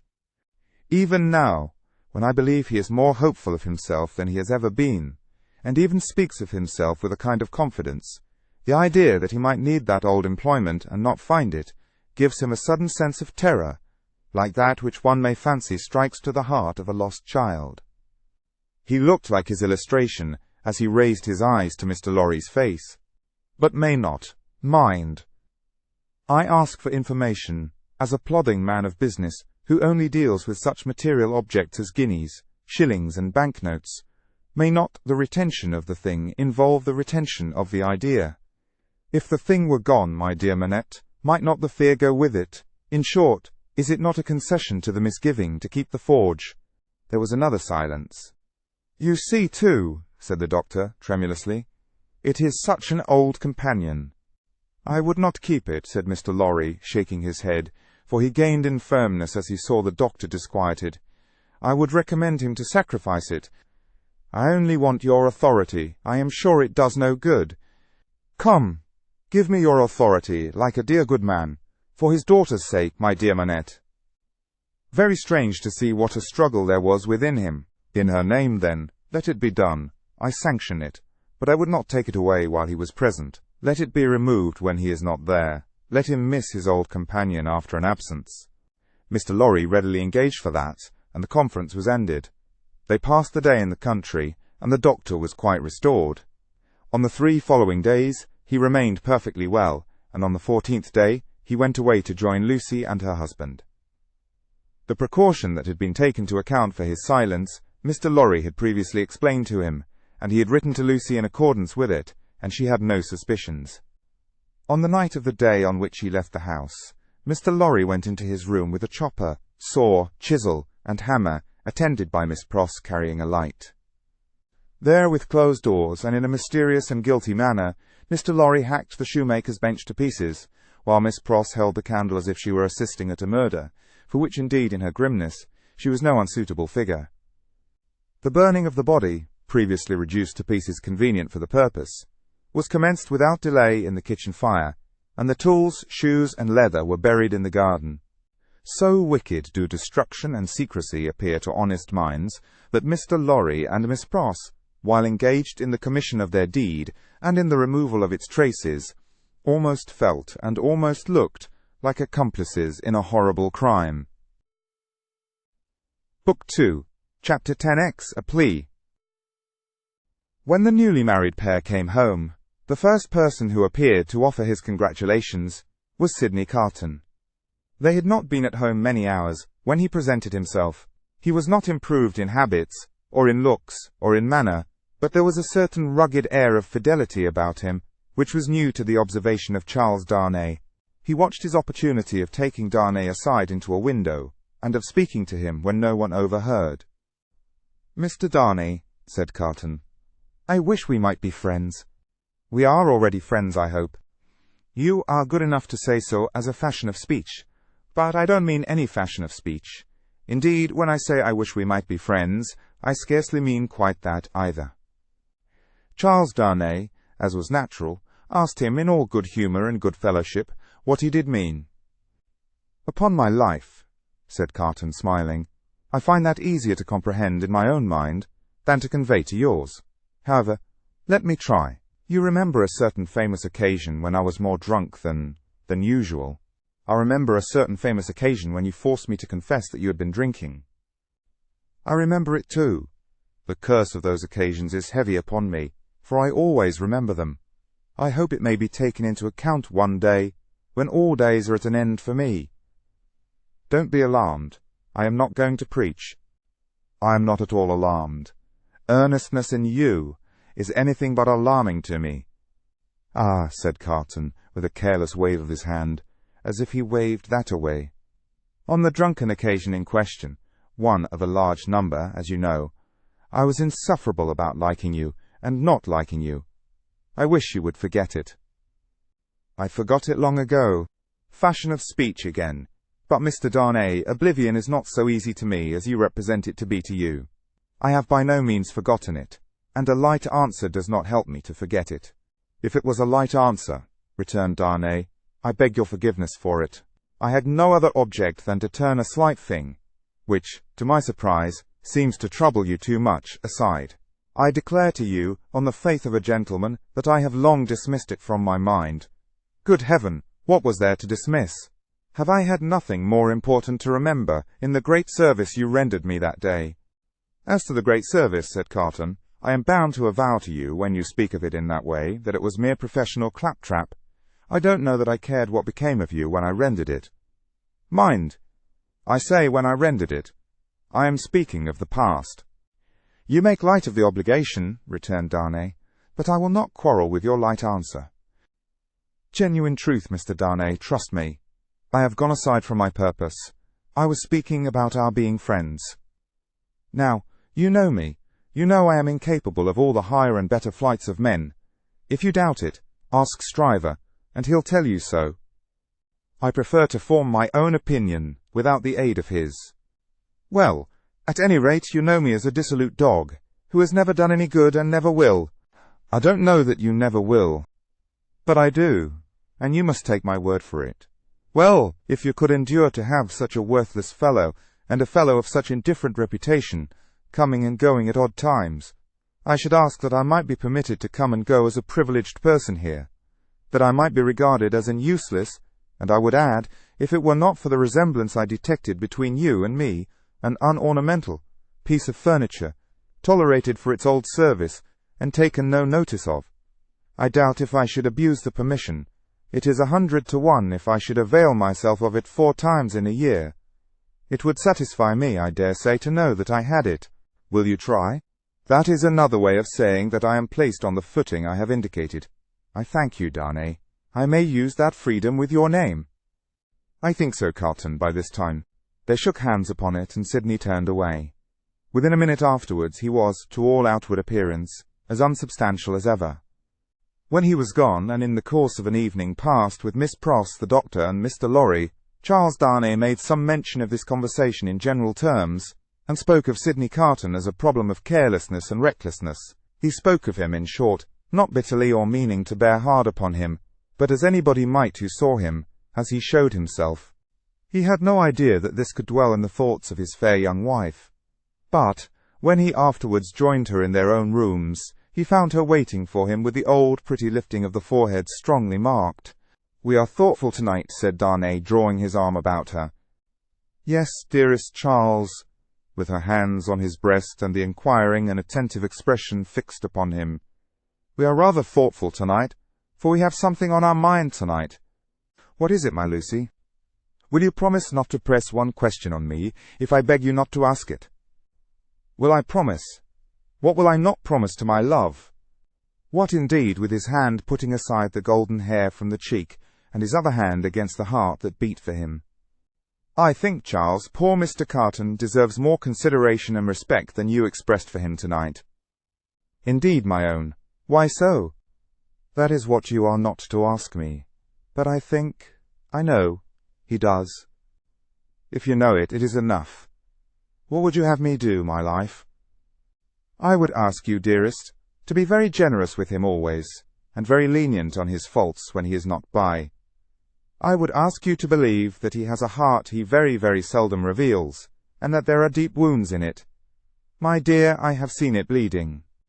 "It is a painful reflection to me," said Charles Darnay, quite astounded, "that I should have done him any wrong. I never thought this of him. My husband, it is so. I fear he is not to be reclaimed. There is scarcely a hope that anything in his character or fortunes is reparable now. But I am sure that he is capable of good things, gentle things, even magnanimous things." She looked so beautiful in the purity of her faith in this lost man, that her husband could have looked at her as she was for hours. "And oh, my dearest love," she urged, clinging nearer to him, laying her head upon his breast and raising her eyes to his, "remember how strong we are in our happiness, and how weak he is in his misery." The supplication touched him home. "I will always remember it, dear heart. I will remember it as long as I live." He bent over the golden head, and put the rosy lips to his, and folded her in his arms. If one forlorn wanderer then pacing the dark streets could have heard her innocent disclosure, and could have seen the drops of pity kissed away by her husband from the soft blue eyes, so loving of that husband, he might have cried to the night, and the words would not have parted from his lips for the first time, "God bless her for her sweet compassion." Book 2, Chapter 21, Echoing Footsteps. A wonderful corner for echoes, it has been remarked, that corner where the doctor lived, ever busily winding the golden thread which bound her husband, and her father, and herself, and her old directress and companion, in a life of quiet bliss. Lucy sat in the still house in the tranquilly resounding corner, listening to the echoing footsteps of years. At first there were times, though she was a perfectly happy young wife, when her work would slowly fall from her hands, and her eyes would be dimmed. For there was something coming in the echoes, something light, afar off, and scarcely audible yet, that stirred her heart too much. Fluttering hopes and doubts, hopes of a love as yet unknown to her, doubts of her remaining upon earth to enjoy that new delight, divided her breast. Among the echoes, then, there would arise the sound of footsteps at her own early grave, and thoughts of the husband who would be left so desolate, and who would mourn for her so much, swelled to her eyes, and broke like waves. That time passed, and her little Lucy lay on her bosom. Then, among the advancing echoes, there was the tread of her tiny feet, and the sound of her prattling words. Let greater echoes resound as they would, the young mother at the cradle-side could always hear those coming. They came, and the shady house was sunny with a child's laugh, and the divine friend of children, to whom in her trouble she had confided hers, seemed to take her child in his arms, as he took the child of old, and made it a sacred joy to her. Ever busily winding the golden thread that bound them all together, weaving the service of her happy influence through the tissue of all their lives, and making it predominate nowhere, Lucy heard in the echoes of years none but friendly and soothing sounds. Her husband's step was strong and prosperous among them, her father's firm and equal. Lo, Miss Pross, in harness of string, awakening the echoes as an unruly charger, whip-corrected, snorting, and pawing the earth under the plane tree in the garden. Even when there were sounds of sorrow among the rest, they were not harsh nor cruel. Even when golden hair, like her own, lay in a halo on a pillow round the worn face of a little boy, and he said, with a radiant smile, "Dear Papa and Mamma, I am very sorry to leave you both, and to leave my pretty sister, but I am called, and I must go." Those were not tears, all of agony, that wetted his young mother's cheek, as the spirit departed from her embrace that had been entrusted to it. "Suffer them, and forbid them not. They see my father's face. O Father, blessed words!" Thus, the rustling of an angel's wings got blended with the other echoes, and they were not wholly of earth, but had in them that breath of heaven. Sighs of the winds that blew over a little garden tomb were mingled with them also, and both were audible to Lucy, in a hushed murmur, like the breathing of a summer sea asleep upon a sandy shore, as the little Lucy, comically studious at the task of the morning, or dressing a doll at her mother's footstool, chattered in the tongues of the two cities that were blended in her life. The echoes rarely answered to the actual tread of Sidney Carton. Some half-dozen times a year at most he claimed his privilege of coming in uninvited, and would sit among them through the evening, as he had once done often. He never came there heated with wine. And one other thing regarding him was whispered in the echoes, which has been whispered by all true echoes for ages and ages. No man ever really loved a woman, lost her, and knew her with a blameless though an unchanged mind, when she was a wife and a mother. But her children had a strange sympathy with him, an instinctive delicacy of pity for him. What fine hidden sensibilities are touched in such a case, no echoes tell. But it is so, and it was so here. Carton was the first stranger to whom little Lucy held out her chubby arms, and he kept his place with her as she grew. The little boy had spoken of him, almost at the last. "Poor Carton, kiss him for me." Mr. Stryver shouldered his way through the law, like some great engine forcing itself through turbid water, and dragged his useful friend in his wake, like a boat towed astern. As the boat so favoured is usually in a rough plight, and mostly under water, so Sydney had a swamped life of it. But easy and strong custom, unhappily, so much easier and stronger in him than any stimulating sense of desert or disgrace, made it the life he was to lead. And he no more thought of emerging from his state of lion's jackal than any real jackal may be supposed to think of rising to be a lion. Stryver was rich, had married a florid widow with property and 3 boys, who had nothing particularly shining about them but the straight hair of their dumpling heads. These 3 young gentlemen, Mr. Stryver, exuding patronage of the most offensive quality from every pore, had walked before him like 3 sheep to the quiet corner in Soho, and had offered as pupils to Lucy's husband, delicately saying, "Hello! Here are 3 lumps of bread and cheese towards your matrimonial picnic, Darnay." The polite rejection of the 3 lumps of bread and cheese had quite bloated Mr. Stryver with indignation, which he afterwards turned to account in the training of the young gentlemen, by directing them to beware of the pride of beggars, like that tutor fellow. He was also in the habit of declaiming to Mrs. Stryver, over his full-bodied wine, on the arts Mrs. Darnay had once put in practice to catch him, and on the diamond-cut diamond arts in himself, madam, which had rendered him not to be caught. Some of his King's Bench familiars, who were occasionally parties to the full-bodied wine and the lie, excused him for the latter, by saying that he had told it so often that he believed it himself, which is surely such an incorrigible aggravation of an originally bad offence, as to justify any such offenders being carried off to some suitably retired spot, and there hanged out of the way. These were among the echoes to which Lucy, sometimes pensive, sometimes amused and laughing, listened in the echoing corner, until her little daughter was 6 years old. How near to her heart the echoes of her child's tread came, and those of her own dear father's, always active and self-possessed, and those of her dear husband's, need not be told.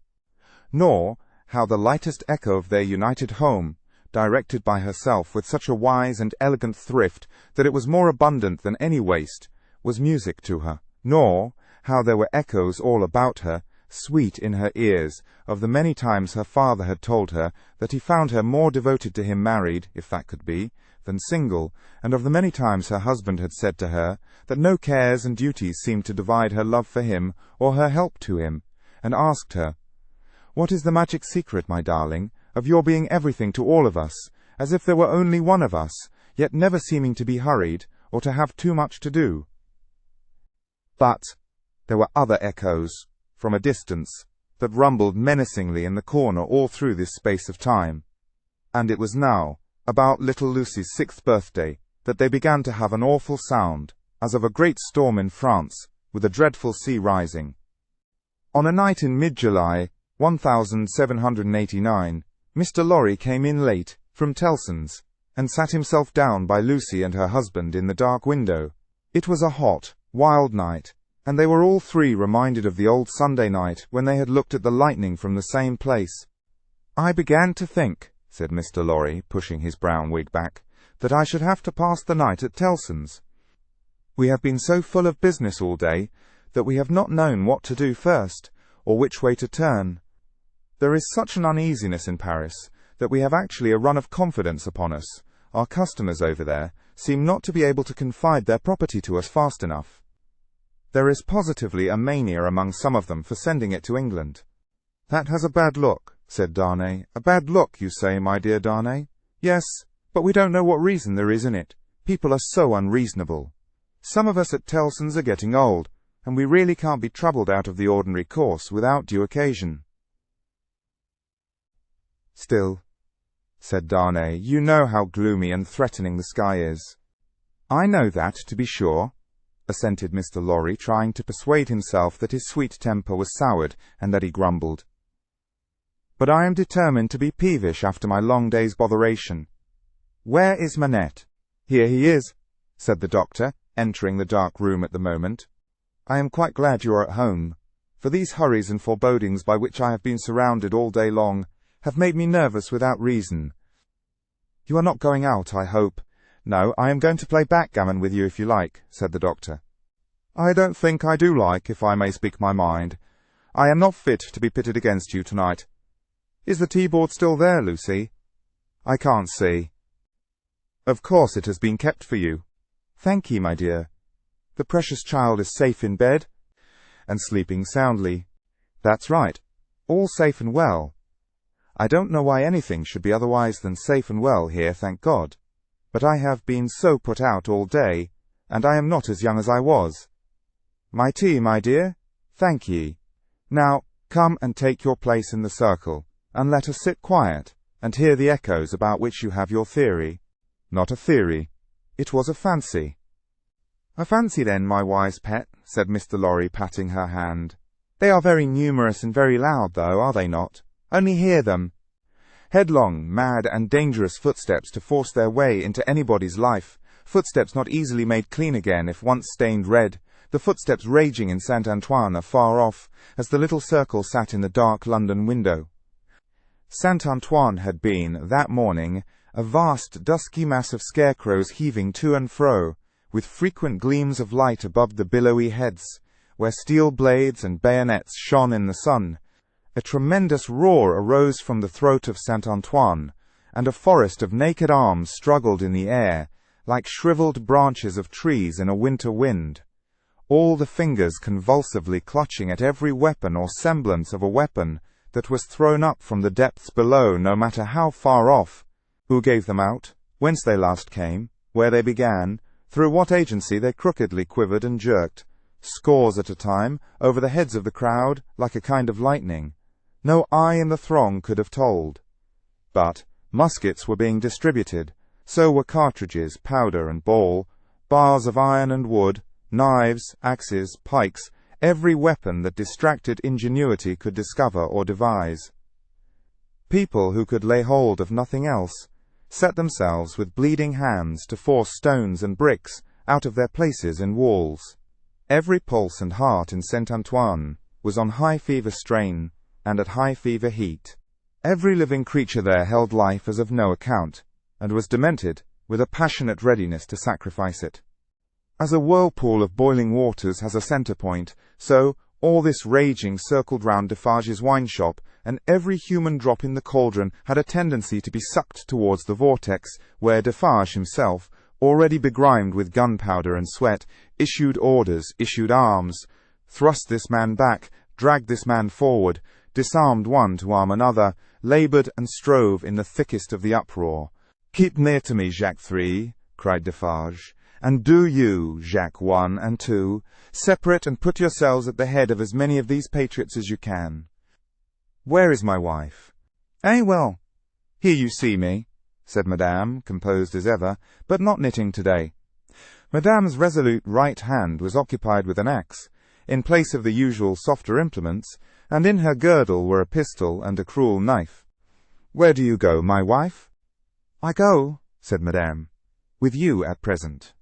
You shall see me at the head of women by and by." "Come then," cried Defarge, in a resounding voice. "Patriots and friends, we are ready. The Bastille!" With a roar that sounded as if all the breath in France had been shaped into the detested word, the living sea rose, wave on wave, depth on depth, and overflowed the city to that point. Alarm bells ringing, drums beating, the sea raging and thundering on its new beach, the attack began. Deep ditches, double drawbridge, massive stone walls, 8 great towers, cannon, muskets, fire and smoke, through the fire and through the smoke, in the fire and in the smoke, for the sea cast him up against a cannon, and on the instant he became a cannoneer. Defarge of the wine shop worked like a manful soldier, 2 fierce hours. Deep ditch, single drawbridge, massive stone walls, 8 great towers, cannon, muskets, fire and smoke, 1 drawbridge down. Work, comrades all, work! Work! Jacques I, Jacques II, Jacques 1000, Jacques 2000, Jacques V, and 20,000, in the name of all the angels or the devils, which you prefer, work! Thus Defarge of the wine shop, still at his gun, which had long grown hot. "To me, women!" cried Madame his wife. "What? We can kill as well as the men when the place is taken." And to her, with a shrill, thirsty cry, trooping women variously armed, but all armed alike in hunger and revenge. Cannon, muskets, fire and smoke, but still the deep ditch, the single drawbridge, the massive stone walls, and the 8 great towers. slight displacements of the raging sea, made by the falling wounded. Flashing weapons, blazing torches, smoking wagon-loads of wet straw, hard work at neighbouring barricades in all directions, shrieks, volleys, execrations, bravery without stint, boom, smash and rattle, and the furious sounding of the living sea, but still the deep ditch, and the single drawbridge, and the massive stone walls, and the 8 great towers, and still Defarge of the wine-shop at his gun, grown doubly hot by the service of 4 fierce hours. A white flag from within the fortress, and a parley, this dimly perceptible through the raging storm, nothing audible in it.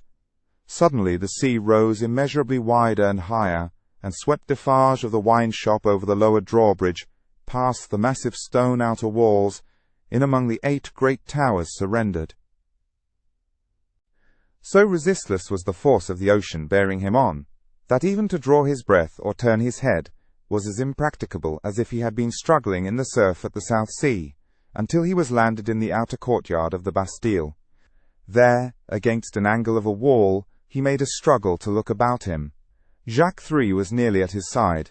Madame Defarge, still heading some of her women, was visible in the inner distance, and her knife was in her hand. Everywhere was tumult, exultation, deafening and maniacal bewilderment, astounding noise yet furious dumb show. The prisoners, the records, the secret cells, the instruments of torture. The prisoners. Of all these cries, and 10,000 incoherences, the prisoners was the cry most taken up by the sea that rushed in, as if there were an eternity of people, as well as of time and space, when the foremost billows rolled past, bearing the prison officers with them, and threatening them all with instant death if any secret nook remained undisclosed. Defarge laid his strong hand on the breast of one of these men, a man with a grey head, who had a lighted torch in his hand, separated him from the rest, and got him between himself and the wall. "Show me the North Tower," said Defarge. "Quick!" "I will faithfully," replied the man, "if you will come with me. But there is no one there." "What is the meaning of 105 North Tower?" asked Defarge. "Quick!" "The meaning, monsieur. Does it mean a captive, or a place of captivity? Or do you mean that I shall strike you dead?" "Kill him," croaked Jacques III, who had come close up. "Monsieur, it is a cell." "Show it me." "Pass this way, then." Jacques III, with his usual craving on him, and evidently disappointed by the dialogue taking a turn that did not seem to promise bloodshed, held by Defarge's arm as he held by the turnkey's. Their 3 heads had been close together during this brief discourse, and it had been as much as they could do to hear one another even then, so tremendous was the noise of the living ocean, in its eruption into the fortress, and its inundation of the courts and passages and staircases. All around outside, too, it beat the walls with a deep, hoarse roar, from which occasionally some partial shouts of tumult broke and leaped into the air like spray. Through gloomy vaults where the light of day had never shone, past hideous doors of dark dens and cages, down cavernous flights of steps, and again up steep, rugged ascents of stone and brick, more like dry waterfalls than staircases. Defarge, the turnkey, and Jacques III, linked hand and arm, went with all the speed they could make. Here and there, especially at first, the inundation started on them and swept by, but when they had done descending, and were winding and climbing up a tower, they were alone. Hemmed in here by the massive thickness of walls and arches, the storm within the fortress and without was only audible to them in a dull, subdued way, as if the noise out of which they had come had almost destroyed their sense of hearing. The turnkey stopped at a low door, put a key in a clashing lock, swung the door slowly open, and said, as they all bent their heads and passed in, 105 North Tower."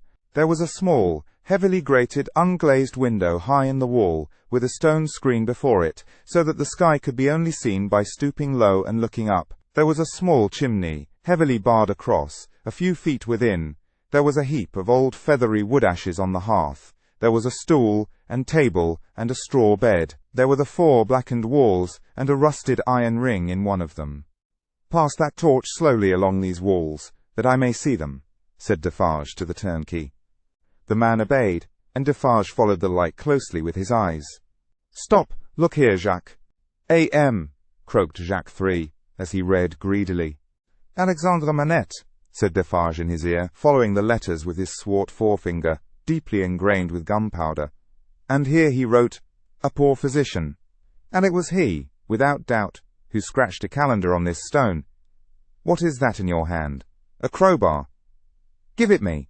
He had still the linstock of his gun in his own hand. He made a sudden exchange of the two instruments, and turning on the worm-eaten stool and table, beat them to pieces in a few blows. "Hold the light higher," he said wrathfully to the turnkey. "Look among those fragments with care, Jacques. And see, here is my knife." Throwing it to him. "Rip open that bed and search the straw. Hold the light higher, you."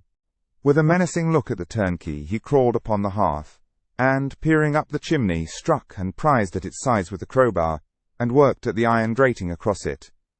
In a few minutes some mortar and dust came dropping down, which he averted his face to avoid, and in it, and in the old wood ashes, and in a crevice in the chimney into which his weapon had slipped or wrought itself, he groped with a cautious touch. "Nothing in the wood and nothing in the straw, Jacques?" "Nothing." "Let us collect them together, in the middle of the cell. So, light them, you." The turnkey fired the little pile, which blazed high and hot. Stooping again to come out at the low arched door, they left it burning, and retraced their way to the courtyard, seeming to recover their sense of hearing as they came down, until they were in the raging flood once more. They found it surging and tossing, in quest of Defarge himself. Saint-Antoine was clamorous to have its wine-shop keeper foremost in the guard upon the governor who had defended the Bastille and shot the people. Otherwise, the governor would not be marched to the Hôtel de Ville for judgment. Otherwise, the governor would escape, and the people's blood, suddenly of some value, after many years of worthlessness, be unavenged. In the howling universe of passion and contention that seemed to encompass this grim old officer, conspicuous in his grey coat and red decoration, there was but one quite steady figure, and that was a woman's.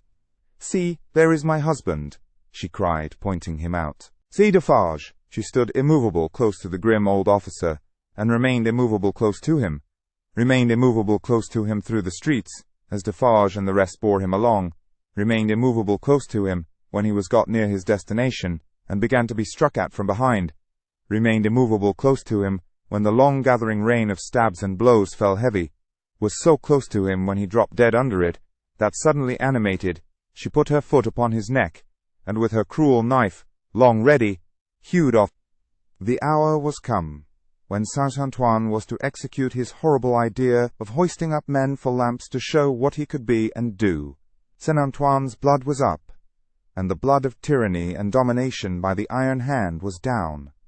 Down on the steps of the Hôtel de Ville, where the governor's body lay. Down on the sole of the shoe of Madame Defarge, where she had trodden on the body to steady it for mutilation. "Lower the lamp yonder," cried Saint-Antoine, after glaring round for a new means of death. "Here is one of his soldiers to be left on guard." The swinging sentinel was posted, and the sea rushed on. The sea of black and threatening waters, and of destructive upheaving of wave against wave, whose depths were yet unfathomed, and whose forces were yet unknown. The remorseless sea of turbulently swaying shapes, voices of vengeance, and faces hardened in the furnaces of suffering, until the touch of pity could make no mark on them. But, in the ocean of faces where every fierce and furious expression was in vivid life, there were two groups of faces, each 7 in number, so fixedly contrasting with the rest that never did sea roll which bore more memorable wrecks with it. 7 faces of prisoners, suddenly released by the storm that had burst their tomb, were carried high overhead, all scared, all lost, all wondering and amazed, as if the last day were come, and those who rejoiced around them were lost spirits. Other 7 faces there were, carried higher, 7 dead faces, whose drooping eyelids and half-seen eyes awaited the last day, impassive faces, yet with a suspended, not an abolished expression on them. Faces rather in a fearful pause, as having yet to raise the dropped lids of the eyes, and bear witness with the bloodless lips, "Thou didst it." 7 prisoners released, 7 gory heads on pikes, the keys of the accursed fortress of the 8 strong towers, Some discovered letters and other memorials of prisoners of old time, long dead of broken hearts, such and such like the loudly echoing footsteps of Saint Antoine escort through the Paris streets in mid-July, 1789. Now heaven defeat the fancy of Lucy Darnay, and keep these feet far out of her life, for they are headlong, mad, and dangerous, and in the years so long after the breaking of the cask at Defarge's wine-shop door, they are not easily purified when once stained red. Book 2, Chapter 22, The Sea Still Rises. Hag of St. Antoine had had only one exultant week, in which to soften his modicum of hard and bitter bread to such extent as he could, with the relish of fraternal embraces and congratulations, when Madame Defarge sat at her counter, as usual, presiding over the customers. Madame Defarge wore no rose in her head, for the great brotherhood of spies had become, even in one short week, extremely chary of trusting themselves to the saint's mercies. The lamps across his streets had a portentously elastic swing with them. Madame Defarge, with her arms folded, sat in the morning light and heat, contemplating the wine-shop and the street. In both, there were several knots of loungers, squalid and miserable, but now with a manifest sense of power enthroned on their distress. The raggedest nightcap, awry on the wretchedest head, had this crooked significance in it. I know how hard it has grown for me, the wearer of this, to support life in myself, but do you know how easy it has grown for me, the wearer of this, to destroy life in you? Every lean, bare arm, that had been without work before, had this work always ready for it now, that it could strike. The fingers of the knitting women were vicious, with the experience that they could tear. There was a change in the appearance of Saint Antoine. The image had been hammering into this for hundreds of years, and the last finishing blows had told mightily on the expression. Madame Defarge sat observing it, with such suppressed approval as was to be desired in the leader of the Saint Antoine women. One of her sisterhood knitted beside her. The short, rather plump wife of a starved grocer, and the mother of 2 children withal, this lieutenant had already earned the complimentary name of the Vengeance. "Hark!" said the Vengeance. "Listen, then! Who comes?" As if a train of powder, laid from the outermost bound of Saint Antoine Quarter to the wine-shop door, had been suddenly fired. A fast-spreading murmur came rushing along. "It is Defarge," said Madame. "Silence, patriots." Defarge came in breathless, pulled off a red cap he wore, and looked around him. "Listen, everywhere," said Madame again. "Listen to him." Defarge stood, panting, against a background of eager eyes and open mouths formed outside the door. All those within the wine-shop had sprung to their feet. "Say then, my husband, what is it? News from the other world?" "How then?" cried Madame, contemptuously. "The other world? Does everybody here recall old Folon, who told the famished people that they might eat grass and who died and went to hell? Everybody, from all throats. The news is of him. He is among us." "Among us," from the universal throat again. "And dead." "Not dead. He feared us so much, and with reason, that he caused himself to be represented as dead, and had a grand mock funeral. But they have found him alive, hiding in the country, and have brought him in. I have seen him but now, on his way to the Hôtel de Ville, a prisoner. I have said that he had reason to fear us. Say all. Had he reason? Wretched old sinner of more than 80 years and 10, if he had never known it yet, he would have known it in his heart of hearts, if he could have heard the answering cry. A moment of profound silence followed. Defarge and his wife looked steadfastly at one another. The Vengeance stooped, and the jar of a drum was heard as she moved it at her feet behind the counter. "Patriots," said Defarge, in a determined voice, "are we ready?" Instantly Madame Defarge's knife was in her girdle, the drum was beating in the streets, as if it and a drummer had flown together by magic, and the Vengeance, uttering terrific shrieks, and flinging her arms about her head like all the 40 Furies at once, was tearing from house to house, rousing the women. The men were terrible in the bloody-minded anger with which they looked from windows, caught up what arms they had, and came pouring down into the streets. But the women were a sight to chill the boldest. From such household occupations as their bare poverty yielded, from their children, from their aged and their sick crouching on the bare ground famished and naked, They ran out with streaming hair, urging one another and themselves to madness with the wildest cries and actions. Villain Foulon taken, my sister. Old Foulon taken, my mother. Miscreant Foulon taken, my daughter. Then a score of others ran into the midst of these, beating their breasts, tearing their hair, and screaming, Foulon alive! Foulon who told the starving people they might eat grass. Foulon who told my old father that he might eat grass when I had no bread to give him. Foulon who told my baby it might suck grass when these breasts were dry with want. O Mother of God, this Foulon, O Heaven, our suffering! Hear me, my dead baby and my withered father. I swear on my knees on these stones to avenge you on Foulon. Husbands and brothers and young men, give us the blood of Foulon, give us the head of Foulon, give us the heart of Foulon, give us the body and soul of Foulon, rend Foulon to pieces, and dig him into the ground, that grass may grow from him. With these cries, numbers of the women, lashed into blind frenzy, whirled about, striking and tearing at their own friends until they dropped into a passionate swoon, and were only saved by the men belonging to them from being trampled underfoot. Nevertheless, not a moment was lost. Not a moment. This Foulon was at the Hôtel de Ville, and might be loosed. Never, if Saint Antoine knew his own sufferings, insults, and wrongs.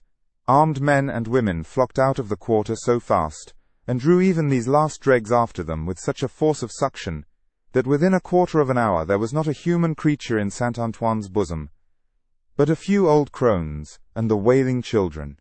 No, they were all by that time choking the hall of examination where this old man, ugly and wicked, was, and overflowing into the adjacent open space and streets. The Defarge, husband and wife, the Vengeance and XXIII, were in the first press, and at no great distance from him in the hall. "See!" cried Madame, pointing with her knife. "See the old villain bound with ropes! That was well done to tie a bunch of grass upon his back. Ha ha, that was well done. Let him eat it now." Madame put her knife under her arm, and clapped her hands as at a play. The people immediately behind Madame Defarge, explaining the cause of her satisfaction to those behind them, and those again explaining to others, and those to others, the neighbouring streets resounded with the clapping of hands.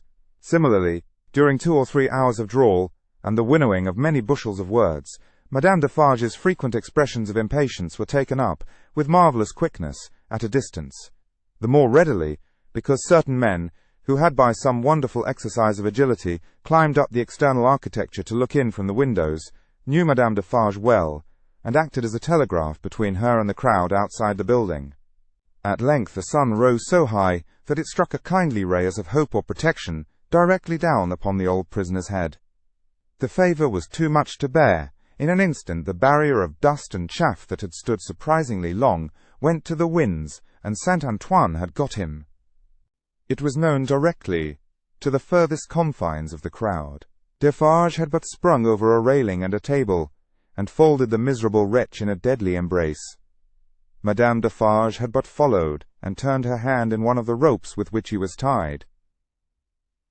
The Vengeance and XXIII were not yet up with them, and the men at the windows had not yet swooped into the hall, like birds of prey from their high perches, when the cry seemed to go up all over the city, "Bring him out!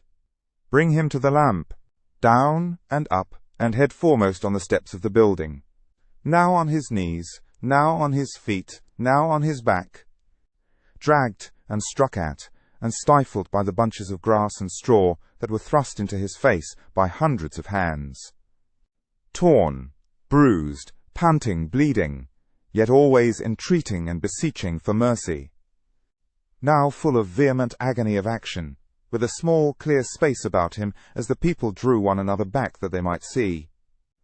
Now, a log of dead wood, drawn through a forest of legs, he was hauled to the nearest street corner, where one of the fatal lamps swung, and there Madame Defarge let him go, as a cat might have done to a mouse, and silently and composedly looked at him while they made ready, and while he besought her, the women passionately screeching at him all the time, and the men sternly calling out to have him killed with grass in his mouth. Once he went aloft, and the rope broke, and they caught him shrieking. Twice he went aloft, and the rope broke, and they caught him shrieking. Then the rope was merciful and held him, and his head was soon upon a pike, with grass enough in the mouth for all Saint Antoine to dance at the sight of. Nor was this the end of the day's bad work, for Saint Antoine so shouted and danced his angry blood up, that it boiled again, on hearing, when the day closed in, that the son-in-law of the dispatched, another of the people's enemies and insulters, was coming into Paris, under a guard 500 strong, in cavalry alone. Saint Antoine wrote his crimes on flaring sheets of paper, seized him, would have torn him out of the breast of an army to bear Foulon company, set his head and heart on pikes, and carried the 3 spoils of the day in wolf procession through the streets. Not before dark night did the men and women come back to the children, wailing and breadless. Then the miserable bakers' shops were beset by long files of them, patiently waiting to buy bad bread, and while they waited with stomachs faint and empty, they beguiled the time by embracing one another on the triumphs of the day, and achieving them again in gossip. Gradually, these strings of ragged people shortened and frayed away, and then poor lights began to shine in high windows, and slender fires were made in the streets, at which neighbors cooked in common, afterwards supping at their doors. Scanty and insufficient suppers those, and innocent of meat, as of most other sauce to wretched bread. Yet human fellowship infused some nourishment into the flinty viands, and struck some sparks of cheerfulness out of them. Fathers and mothers who had had their full share in the worst of the day, played gently with their meagre children, and lovers, with such a world around them and before them, loved and hoped.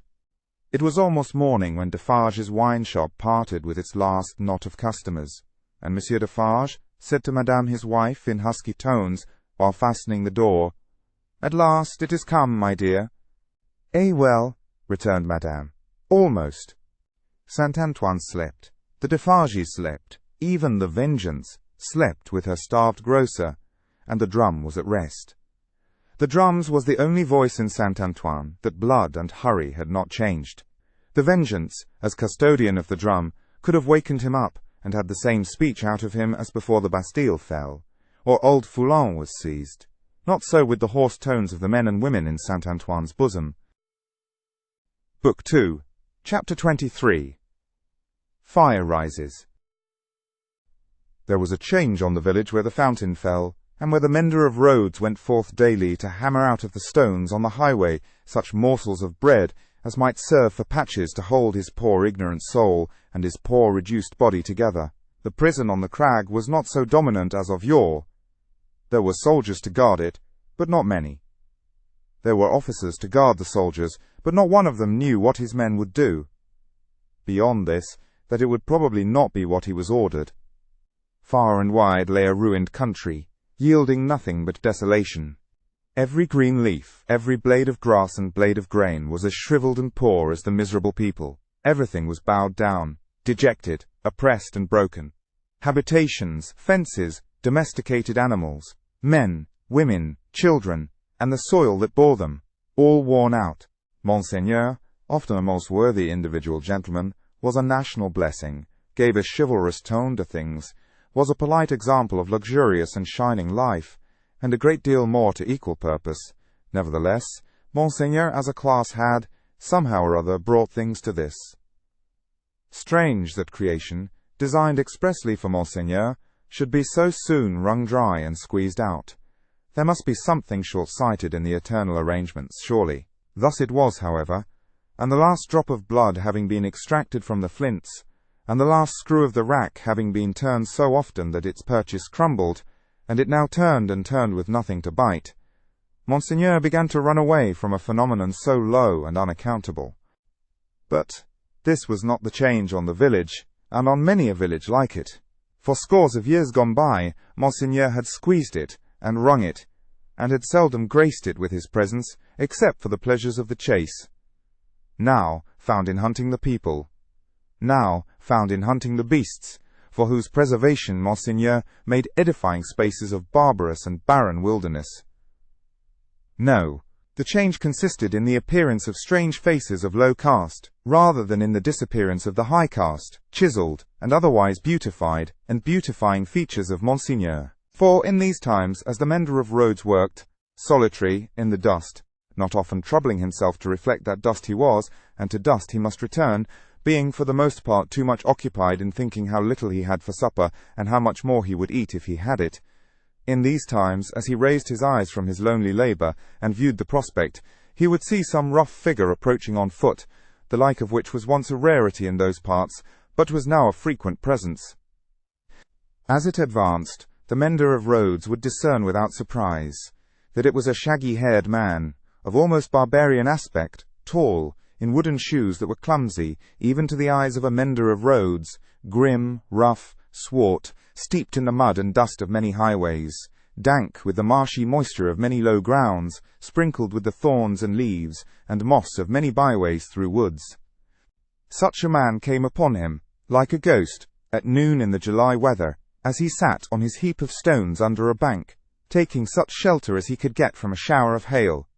The man looked at him, looked at the village in the hollow, at the mill, and at the prison on the crag. When he had identified these objects in what benighted mind he had, he said, in a dialect that was just intelligible, "How goes it, Jacques?" "All well, Jacques." "Touch, then." They joined hands, and the man sat down on the heap of stones. "No dinner?" "Nothing but supper now," said the mender of roads, with a hungry face. "It is the fashion," growled the man.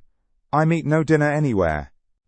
He took out a blackened pipe, filled it, lighted it with flint and steel, pulled at it until it was in a bright glow, then suddenly held it from him and dropped something into it from between his finger and thumb, that blazed and went out in a puff of smoke. "Owlman." "Touch, then." It was the turn of the mender of roads to say it this time, after observing these operations. They again joined hands. "Tonight," said the mender of roads. "Tonight," said the man, putting the pipe in his mouth. "Where?" "Here." He and the mender of roads sat on the heap of stones, looking silently at one another, with the hail driving in between them, like a pygmy charge of bayonets, until the sky began to clear over the village. "Show me," said the traveller then, moving to the brow of the hill. "See," returned the mender of roads with extended finger. "You go down here, and straight through the street and past the fountain." "To the devil with all that," interrupted the other, rolling his eye over the landscape. "I go through no streets and past no fountains." "Well?" "Well, about 2 leagues beyond the summit of that hill above the village." "Good. When do you cease to work?" "At sunset." "Will you wake me before departing?" "I have walked 2 nights without resting." "Let me finish my pipe, and I shall sleep like a child. Will you wake me?" "Surely." The wayfarer smoked his pipe out, put it in his breast, slipped off his great wooden shoes, and lay down on his back on the heap of stones. He was fast asleep directly, as the road mender plied his dusty labour, and the hail clouds rolling away revealed bright bars and streaks of sky which were responded to by silver gleams upon the landscape. The little man, who wore a red cap now, in place of his blue one, seemed fascinated by the figure on the heap of stones. His eyes were so often turned towards it that he used his tools mechanically, and, one would have said, to very poor account.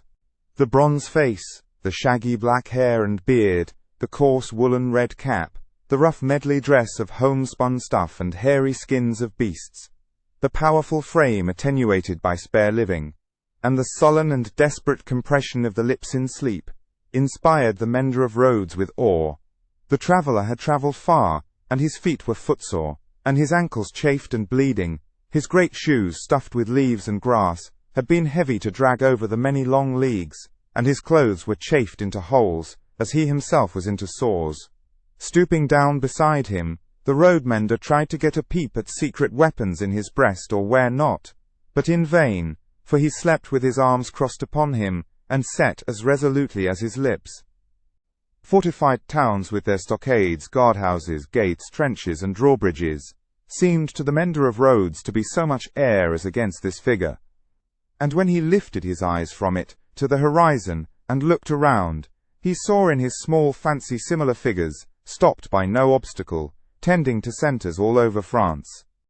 The man slept on, indifferent to showers of hail and intervals of brightness, to sunshine on his face and shadow, to the paltering lumps of dull ice on his body, and the diamonds into which the sun changed them, until the sun was low in the west, and the sky was glowing. Then, the mender of roads, having got his tools together, and all things ready to go down into the village, roused him. "Good," said the sleeper, rising on his elbow. 2 leagues beyond the summit of the hill?" "About." "About. Good." The mender of roads went home, with the dust going on before him according to the set of the wind, and was soon at the fountain, squeezing himself in among the lean kine brought there to drink, and appearing even to whisper to them in his whispering to all the village. When the village had taken its poor supper, it did not creep to bed, as it usually did, but came out of doors again, and remained there. A curious contagion of whispering was upon it, and also, when it gathered together at the fountain in the dark, another curious contagion of looking expectantly at the sky, in one direction only. Monsieur Gabelle, chief functionary of the place, became uneasy, went out on his housetop alone, and looked in that direction too, glanced down from behind his chimneys at the darkening faces by the fountain below, and sent word to the sacristan who kept the keys of the church, that there might be need to ring the tocsin by and by. The night deepened. The trees environing the old chateau, keeping its solitary state apart, moved in a rising wind, as though they threatened the pile of building, massive and dark in the gloom. Up the 2 terrace flights of steps, the rain ran wildly, and beat at the great door, like a swift messenger rousing those within.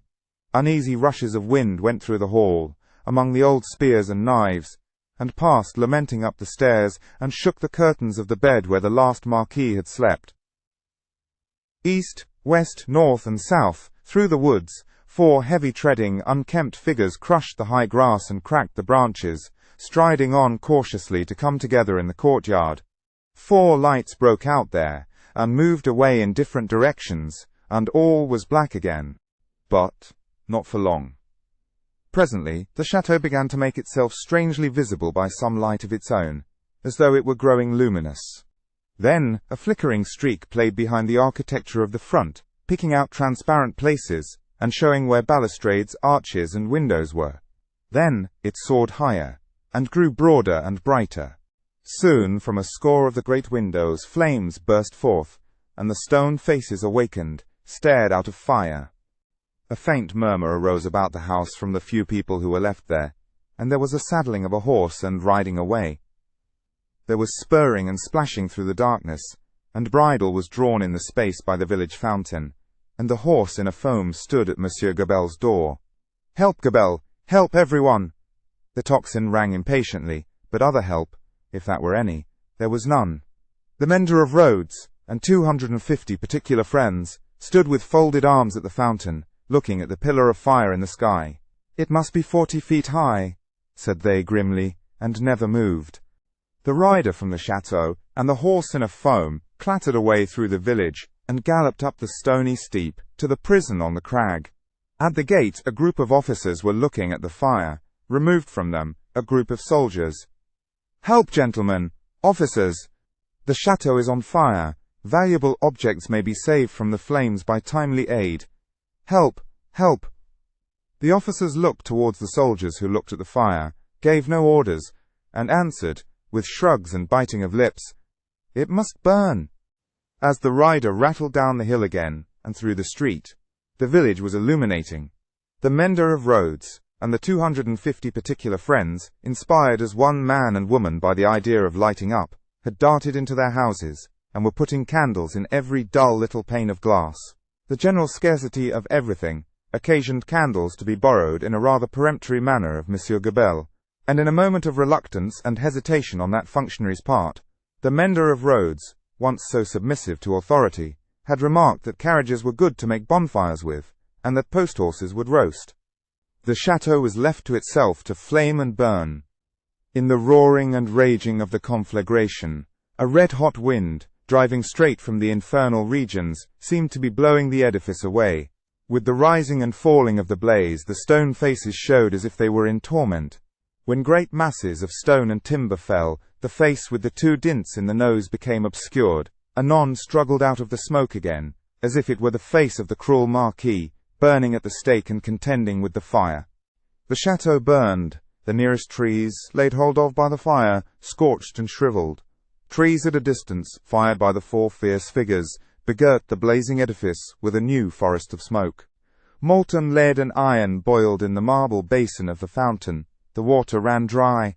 The extinguisher tops of the towers vanished like ice before the heat, and trickled down into 4 rugged wells of flame. Great rents and splits branched out in the solid walls like crystallization. Stupefied birds wheeled about and dropped into the furnace. 4 fierce figures trudged away, east, west, north, and south, along the night-enshrouded roads, guided by the beacon they had lighted, towards their next destination. The illuminated village had seized hold of the tocsin, and, abolishing the lawful ringer, rang for joy.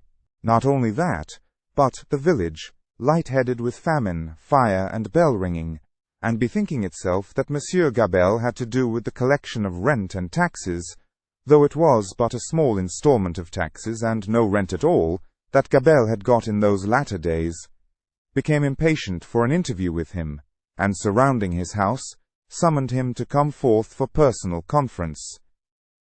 Whereupon, Monsieur Gabelle did heavily bar his door, and retire to hold counsel with himself. The result of that conference was, that Gabelle again withdrew himself to his housetop behind his stack of chimneys. This time resolved, if his door were broken in, he was a small southern man of retaliative temperament, to pitch himself head foremost over the parapet, and crush a man or 2 below. Probably, Monsieur Gabelle passed a long night up there, with the distant chateau for fire and candle, and the beating at his door, combined with the joy-ringing for music. Not to mention his having an ill-omened lamp slung across the road before his posting-house gate, which the village showed a lively inclination to displace in his favour.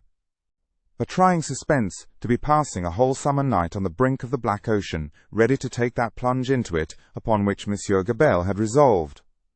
But, the friendly dawn appearing at last, and the rush candles of the village guttering out, the people happily dispersed, and Monsieur Gabelle came down, bringing his life with him for that while. Within 100 miles, and in the light of other fires, there were other functionaries less fortunate, that night and other nights, whom the rising sun found hanging across once peaceful streets, where they had been born and bred. Also, there were other villagers and townspeople less fortunate than the mender of roads and his fellows, upon whom the functionaries and soldiery turned with success, and whom they strung up in their turn. But the fierce figures were steadily wending east, west, north, and south, be that as it would, and whosoever hung, fire burned. The altitude of the gallows that would turn to water and quench it, no functionary, by any stretch of mathematics, was able to calculate successfully. Book 2, Chapter 24, Drawn to the Loadstone Rock. In such risings of fire and risings of sea, the firm earth shaken by the rushes of an angry ocean which had now no ebb, but was always on the flow, higher and higher, to the terror and wonder of the beholders on the shore, 3 years of tempest were consumed. 3 more birthdays of little Lucy had been woven by the golden thread into the peaceful tissue of the life of her home. Many a night and many a day had its inmates listened to the echoes in the corner, with hearts that failed them when they heard the thronging feet. For the footsteps had become to their minds as the footsteps of a people, tumultuous under a red flag, and with their country declared in danger, changed into wild beasts, by terrible enchantment long persisted in. Monseigneur as a class had dissociated himself from the phenomenon of his not being appreciated, of his being so little wanted in France, as to incur considerable danger of receiving his dismissal from it, and this life together. Like the fabled rustic who raised the devil with infinite pains, and was so terrified at the sight of him that he could ask the enemy no question, but immediately fled. So, Monseigneur, after boldly reading the Lord's Prayer backwards for a great number of years, and performing many other potent spells for compelling the evil one, no sooner beheld him in his terrors, than he took to his noble heels. The shining bull's-eye of the court was gone, or it would have been the mark for a hurricane of national bullets. It had never been a good eye to see with, had long had the mote in it of Lucifer's pride, Sardanapalis's luxury, and the mole's blindness, but it had dropped out and was gone. The court, from that exclusive inner circle to its outermost rotten ring of intrigue, corruption, and dissimulation, was all gone together. Royalty was gone, had been besieged in its palace, and suspended when the last tidings came over. The August of the year 1792 was come, and Monseigneur was by this time scattered far and wide. As was natural, the headquarters and great gathering place of Monseigneur in London was Tellson's Bank. Spirits are supposed to haunt the places where their bodies most resorted, and Monseigneur, without a guinea, haunted the spot where his guineas used to be. Moreover, it was the spot to which such French intelligence as was most to be relied upon came quickest. Again, Tellson's was a munificent house, and extended great liberality to old customers who had fallen from their high estate. Again, those nobles who had seen the coming storm in time, and anticipating plunder or confiscation, had made provident remittances to Tellson's, were always to be heard of there by their needy brethren. To which it must be added that every newcomer from France reported himself and his tidings at Tellson's, almost as a matter of course. For such variety of reasons, Tellson's was at that time, as to French intelligence, a kind of high exchange, and this was so well known to the public, and the inquiries made there were in consequence so numerous, that Tellson's sometimes wrote the latest news out in a line or so, and posted it in the bank windows for all who ran through Temple Bar to read. On a steaming, misty afternoon, Mr. Lorry sat at his desk, and Charles Darnay stood leaning on it, talking with him in a low voice. The penitential den, once set apart for interviews with the House, was now the news exchange, and was filled to overflowing. It was within half an hour or so of the time of closing.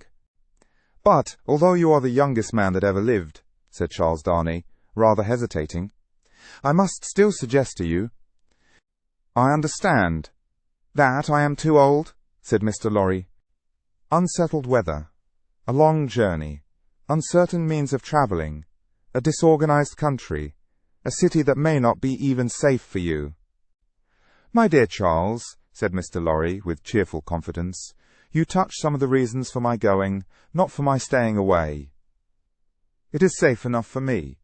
Nobody will care to interfere with an old fellow of hard upon fourscore when there are so many people there, much better worth interfering with. As to its being a disorganized city, if it were not a disorganized city, there would be no occasion to send somebody from our house here to our house there, who knows the city and the business of old, and is in Tellson's confidence. As to the uncertain travelling, the long journey, and the winter weather, if I were not prepared to submit myself to a few inconveniences for the sake of Tellson's, after all these years, who ought to be?" "I wish I were going myself," said Charles Darnay, somewhat restlessly, and like one thinking aloud. "Indeed, you are a pretty fellow to object and advise," exclaimed Mr. Lorry. "You wish you were going yourself? And you a Frenchman born? You are a wise counsellor." "My dear Mr. Lorry, it is because I am a Frenchman born, that the thought, which I did not mean to utter here, however, has passed through my mind often. One cannot help thinking, having had some sympathy for the miserable people, and having abandoned something to them," he spoke here in his former thoughtful manner, "that one might be listened to, and might have the power to persuade to some restraint. Only last night, after you had left us, when I was talking to Lucy—" "When you were talking to Lucy," Mr. Lorry repeated. "Yes, I wonder you are not ashamed to mention the name of Lucy. Wishing you were going to France at this time of day." "However, I am not going," said Charles Darnay with a smile. "It is more to the purpose that you say you are, and I am, in plain reality. The truth is, my dear Charles," Mr. Lorry glanced at the distant house, and lowered his voice, "you can have no conception of the difficulty with which our business is transacted, and of the peril in which our books and papers over yonder are involved. The Lord above knows what the compromising consequences would be to numbers of people, if some of our documents were seized or destroyed, and they might be, at any time, you know, for who can say that Paris is not set afire today, or sacked tomorrow? Now, a judicious selection from these with the least possible delay, and the burying of them, or otherwise getting of them out of harm's way, is within the power, without loss of precious time, of scarcely anyone but myself, if anyone. And shall I hang back, when Tellson's knows this and says this? Tellson's, whose bread I have eaten these 60 years, because I am a little stiff about the joints. Why, I am a boy, sir, to half a dozen old codgers here. How I admire the gallantry of your youthful spirit, Mr. Lorry." "Tut, nonsense, sir.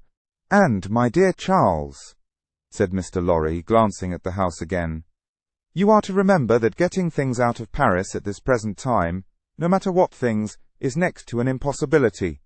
Papers and precious matters were this very day brought to us here. I speak in strict confidence.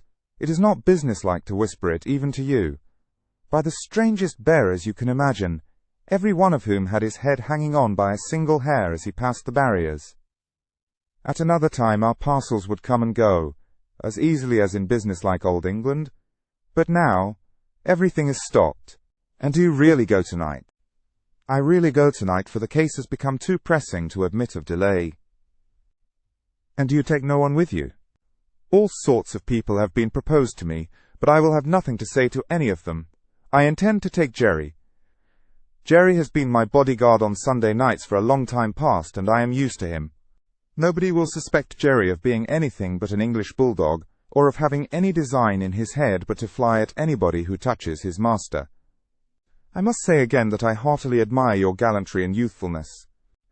I must say again, nonsense, nonsense. When I have executed this little commission, I shall perhaps accept Tellson's proposal to retire and live at my ease. Time enough, then, to think about growing old.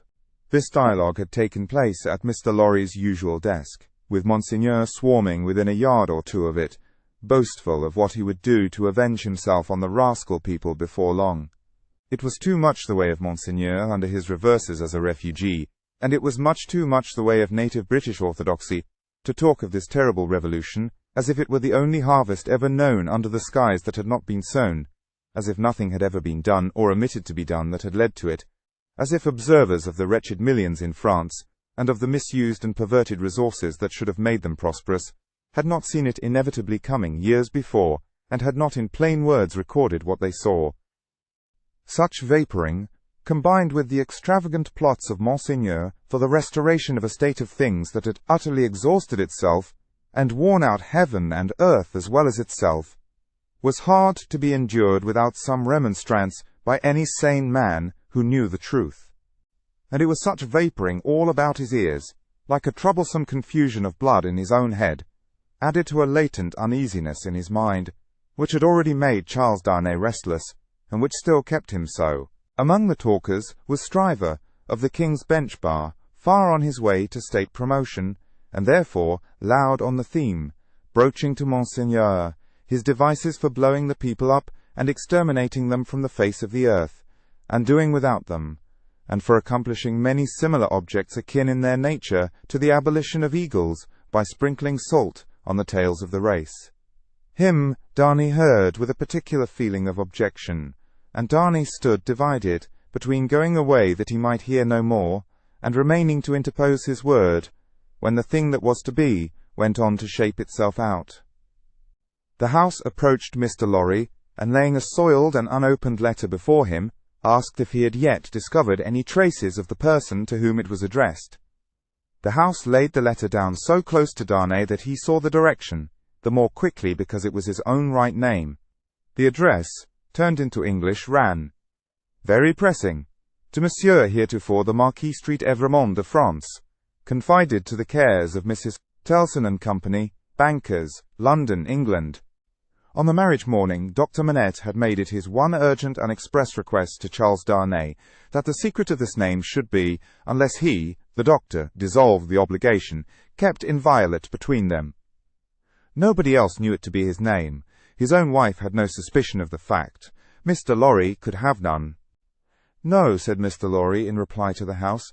"I have referred it, I think, to everybody now here, and no one can tell me where this gentleman is to be found." The hands of the clock verging upon the hour of closing the bank, there was a general set of the current of talkers past Mr. Lorry's desk. He held the letter out inquiringly, and Monseigneur looked at it, in the person of this plotting and indignant refugee, and Monseigneur looked at it in the person of that plotting and indignant refugee, and this, that, and the other, all had something disparaging to say, in French or in English, concerning the Marquis who was not to be found.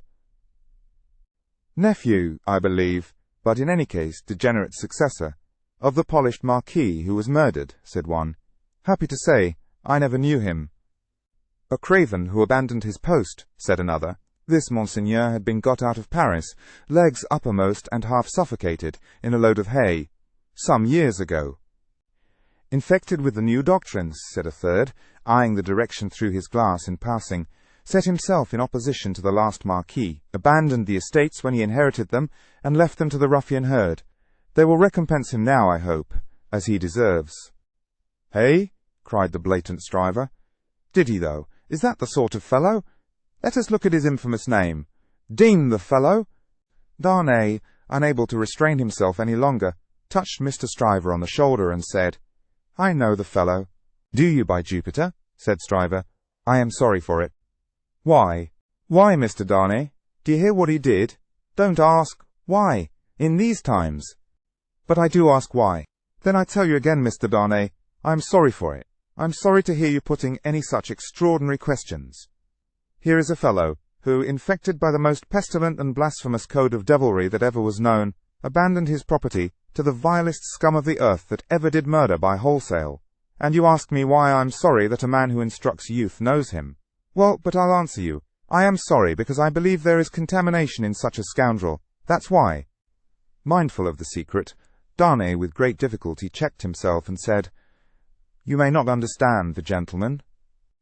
"I understand how to put you in a corner, Mr. Darnay," said Bully Stryver, "and I'll do it. If this fellow is a gentleman, I don't understand him. You may tell him so, with my compliments. You may also tell him, from me, that after abandoning his worldly goods and position to this butcherly mob, I wonder he is not at the head of them. But no, gentlemen," said Stryver, looking all round and snapping his fingers, "I know something of human nature, and I tell you that you'll never find a fellow like this fellow, trusting himself to the mercies of such precious protégés. No, gentlemen, he'll always show 'em a clean pair of heels very early in the scuffle, and sneak away." With those words, and a final snap of his fingers, Mr. Stryver shouldered himself into Fleet Street, amidst the general approbation of his hearers. Mr. Lorry and Charles Darnay were left alone at the desk, in the general departure from the bank. "Will you take charge of the letter?" said Mr. Lorry. "You know where to deliver it?" "I do. Will you undertake to explain that we suppose it to have been addressed here, on the chance of our knowing where to forward it, and that it has been here some time?" "I will do so. Do you start for Paris from here?" "From here, at 8. I will come back to see you off." Very ill at ease with himself, and with Stryver and most other men, Darnay made the best of his way into the quiet of the Temple, opened the letter, and read it. These were its contents: "Prison of the Abbaye, Paris, June 21st, 1792. Monsieur, heretofore the Marquis. After having long been in danger of my life at the hands of the village, I have been seized, with great violence and indignity, and brought a long journey on foot to Paris. On the road I have suffered a great deal, nor is that all. My house has been destroyed, razed to the ground.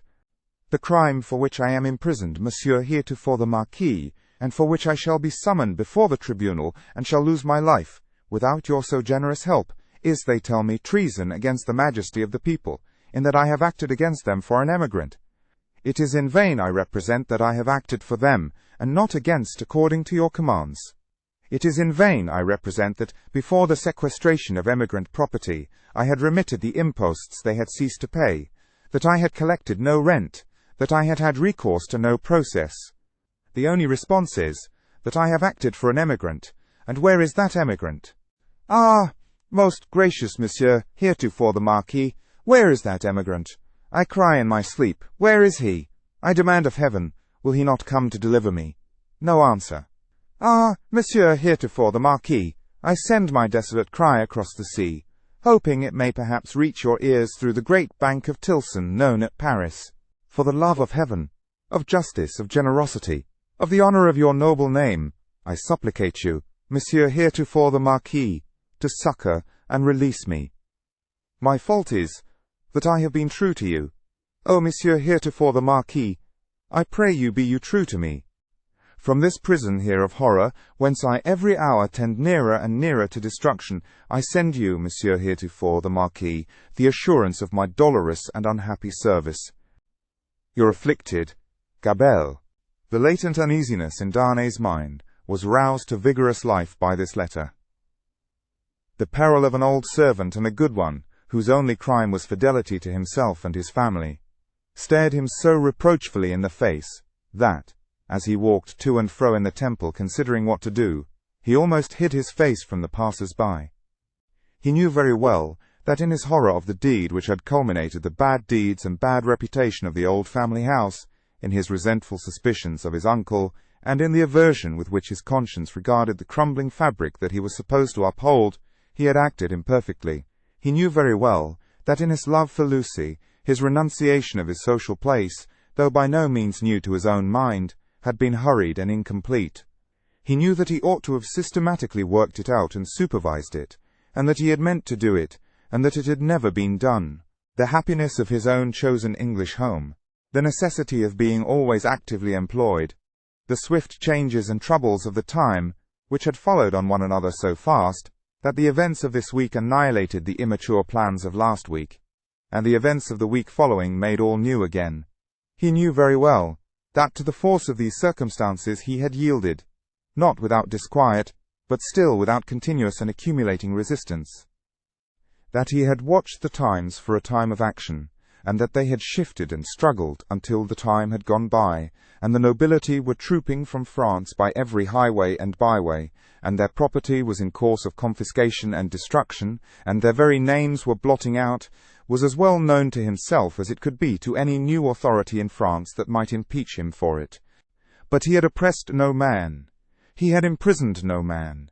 He was so far from having harshly exacted payment of his dues that he had relinquished them of his own will, thrown himself on a world with no favour in it, won his own private place there, and earned his own bread. Monsieur Gabelle had held the impoverished and involved estate on written instructions, to spare the people, to give them what little there was to give, such fuel as the heavy creditors would let them have in the winter, and such produce as could be saved from the same grip in the summer. And no doubt he had put the fact in plea and proof, for his own safety, so that it could not but appear now. This favoured the desperate resolution Charles Darnay had begun to make, that he would go to Paris. Like the mariner in the old story, the winds and streams had driven him within the influence of the Loadstone rock, and it was drawing him to itself, and he must go. Everything that arose before his mind drifted him on, faster and faster, more and more steadily, to the terrible attraction. His latent uneasiness had been that bad aims were being worked out in his own unhappy land by bad instruments, and that he who could not fail to know that he was better than they, was not there, trying to do something to stay bloodshed, and assert the claims of mercy and humanity. With this uneasiness half stifled, and half reproaching him, he had been brought to the pointed comparison of himself with the brave old gentleman in whom duty was so strong. Upon that comparison, injurious to himself, had instantly followed the sneers of Monseigneur, which had stung him bitterly, and those of Stryver, which above all were coarse and galling for old reasons. Upon those had followed Gabelle's letter, the appeal of an innocent prisoner in danger of death to his justice, honour, and good name. His resolution was made. He must go to Paris. Yes, the Loadstone rock was drawing him, and he must sail on, until he struck. He knew of no rock. He saw hardly any danger. The intention with which he had done what he had done, even although he had left it incomplete, presented it before him in an aspect that would be gratefully acknowledged in France, on his presenting himself to assert it. Then, that glorious vision of doing good, which is so often the sanguine mirage of so many good minds, arose before him, and he even saw himself in the illusion with some influence, to guide this raging revolution that was running so fearfully wild. As he walked to and fro with his resolution made, he considered that neither Lucy nor her father must know of it until he was gone. Lucy should be spared the pain of separation, and her father, always reluctant to turn his thoughts towards the dangerous ground of old, should come to the knowledge of the step as a step taken, and not in the balance of suspense and doubt. How much of the incompleteness of his situation was referable to her father, through the painful anxiety to avoid reviving old associations of France in his mind, he did not discuss with himself. But that circumstance, too, had had its influence in his course. He walked to and fro, with thoughts very busy, until it was time to return to Tellson's and take leave of Mr. Lorry. As soon as he arrived in Paris, he would present himself to this old friend, but he must say nothing of his intention now. A carriage with post-horses was ready at the bank door, and Jerry was booted and equipped. "I have delivered that letter said Charles Darnay to Mr. Lorry. "I would not consent to your being charged with any written answer, but perhaps you will take a verbal one." "That I will, and readily," said Mr. Lorry, "if it is not dangerous." "Not at all, though it is to a prisoner in the Abbey." "What is his name?" said Mr. Lorry, with his open pocket-book in his hand. "Gabelle." "Gabelle. And what is the message to the unfortunate Gabelle in prison?" "Simply that he has received the letter and will come." "Any time mentioned?" "He will start upon his journey tomorrow night." "Any person mentioned?" "No." He helped Mr. Lorry to wrap himself in a number of coats and cloaks, and went out with him from the warm atmosphere of the old bank into the misty air of Fleet Street. "My love to Lucy and to little Lucy," said Mr. Lorry at parting, "and take precious care of them till I come back." Charles Darnay shook his head and doubtfully smiled as the carriage rolled away. That night, it was the 14th of August, he sat up late and wrote 2 fervent letters. One was to Lucy, explaining the strong obligation he was under to go to Paris, and showing her, at length, the reasons that he had for feeling confident that he could become involved in no personal danger there. The other was to the doctor, confiding Lucy and their dear child to his care, and dwelling on the same topics with the strongest assurances. To both, he wrote that he would dispatch letters in proof of his safety immediately after his arrival. It was a hard day, that day of being among them, with the first reservation of their joint lives on his mind. It was a hard matter to preserve the innocent deceit of which they were profoundly unsuspicious. But an affectionate glance at his wife, so happy and busy, made him resolute not to tell her what impended. He had been half moved to do it, so strange it was to him to act in anything without her quiet aid. And the day passed quickly. Early in the evening he embraced her, and her scarcely less dear namesake, pretending that he would return by and by. An imaginary engagement took him out, and he had secreted a valise of clothes ready, and so he emerged into the heavy mist of the heavy streets with a heavier heart. The unseen force was drawing him fast to itself now, and all the tides and winds were setting straight and strong towards it. He left his 2 letters with a trusty porter, to be delivered half an hour before midnight, and no sooner took horse for Dover, and began his journey. "For the love of heaven, of justice, of generosity, of the honour of your noble name," was the poor prisoner's cry with which he strengthened his sinking heart as he left all that was dear on earth behind him, and floated away for the Loadstone rock. The end of the 2nd book. Thank you for tuning in to vibeBooks. We hope you enjoyed this journey. Please consider liking, commenting, and subscribing to our channel. Check out our playlist or explore vibeBooks for more classic stories. Until next time, happy listening.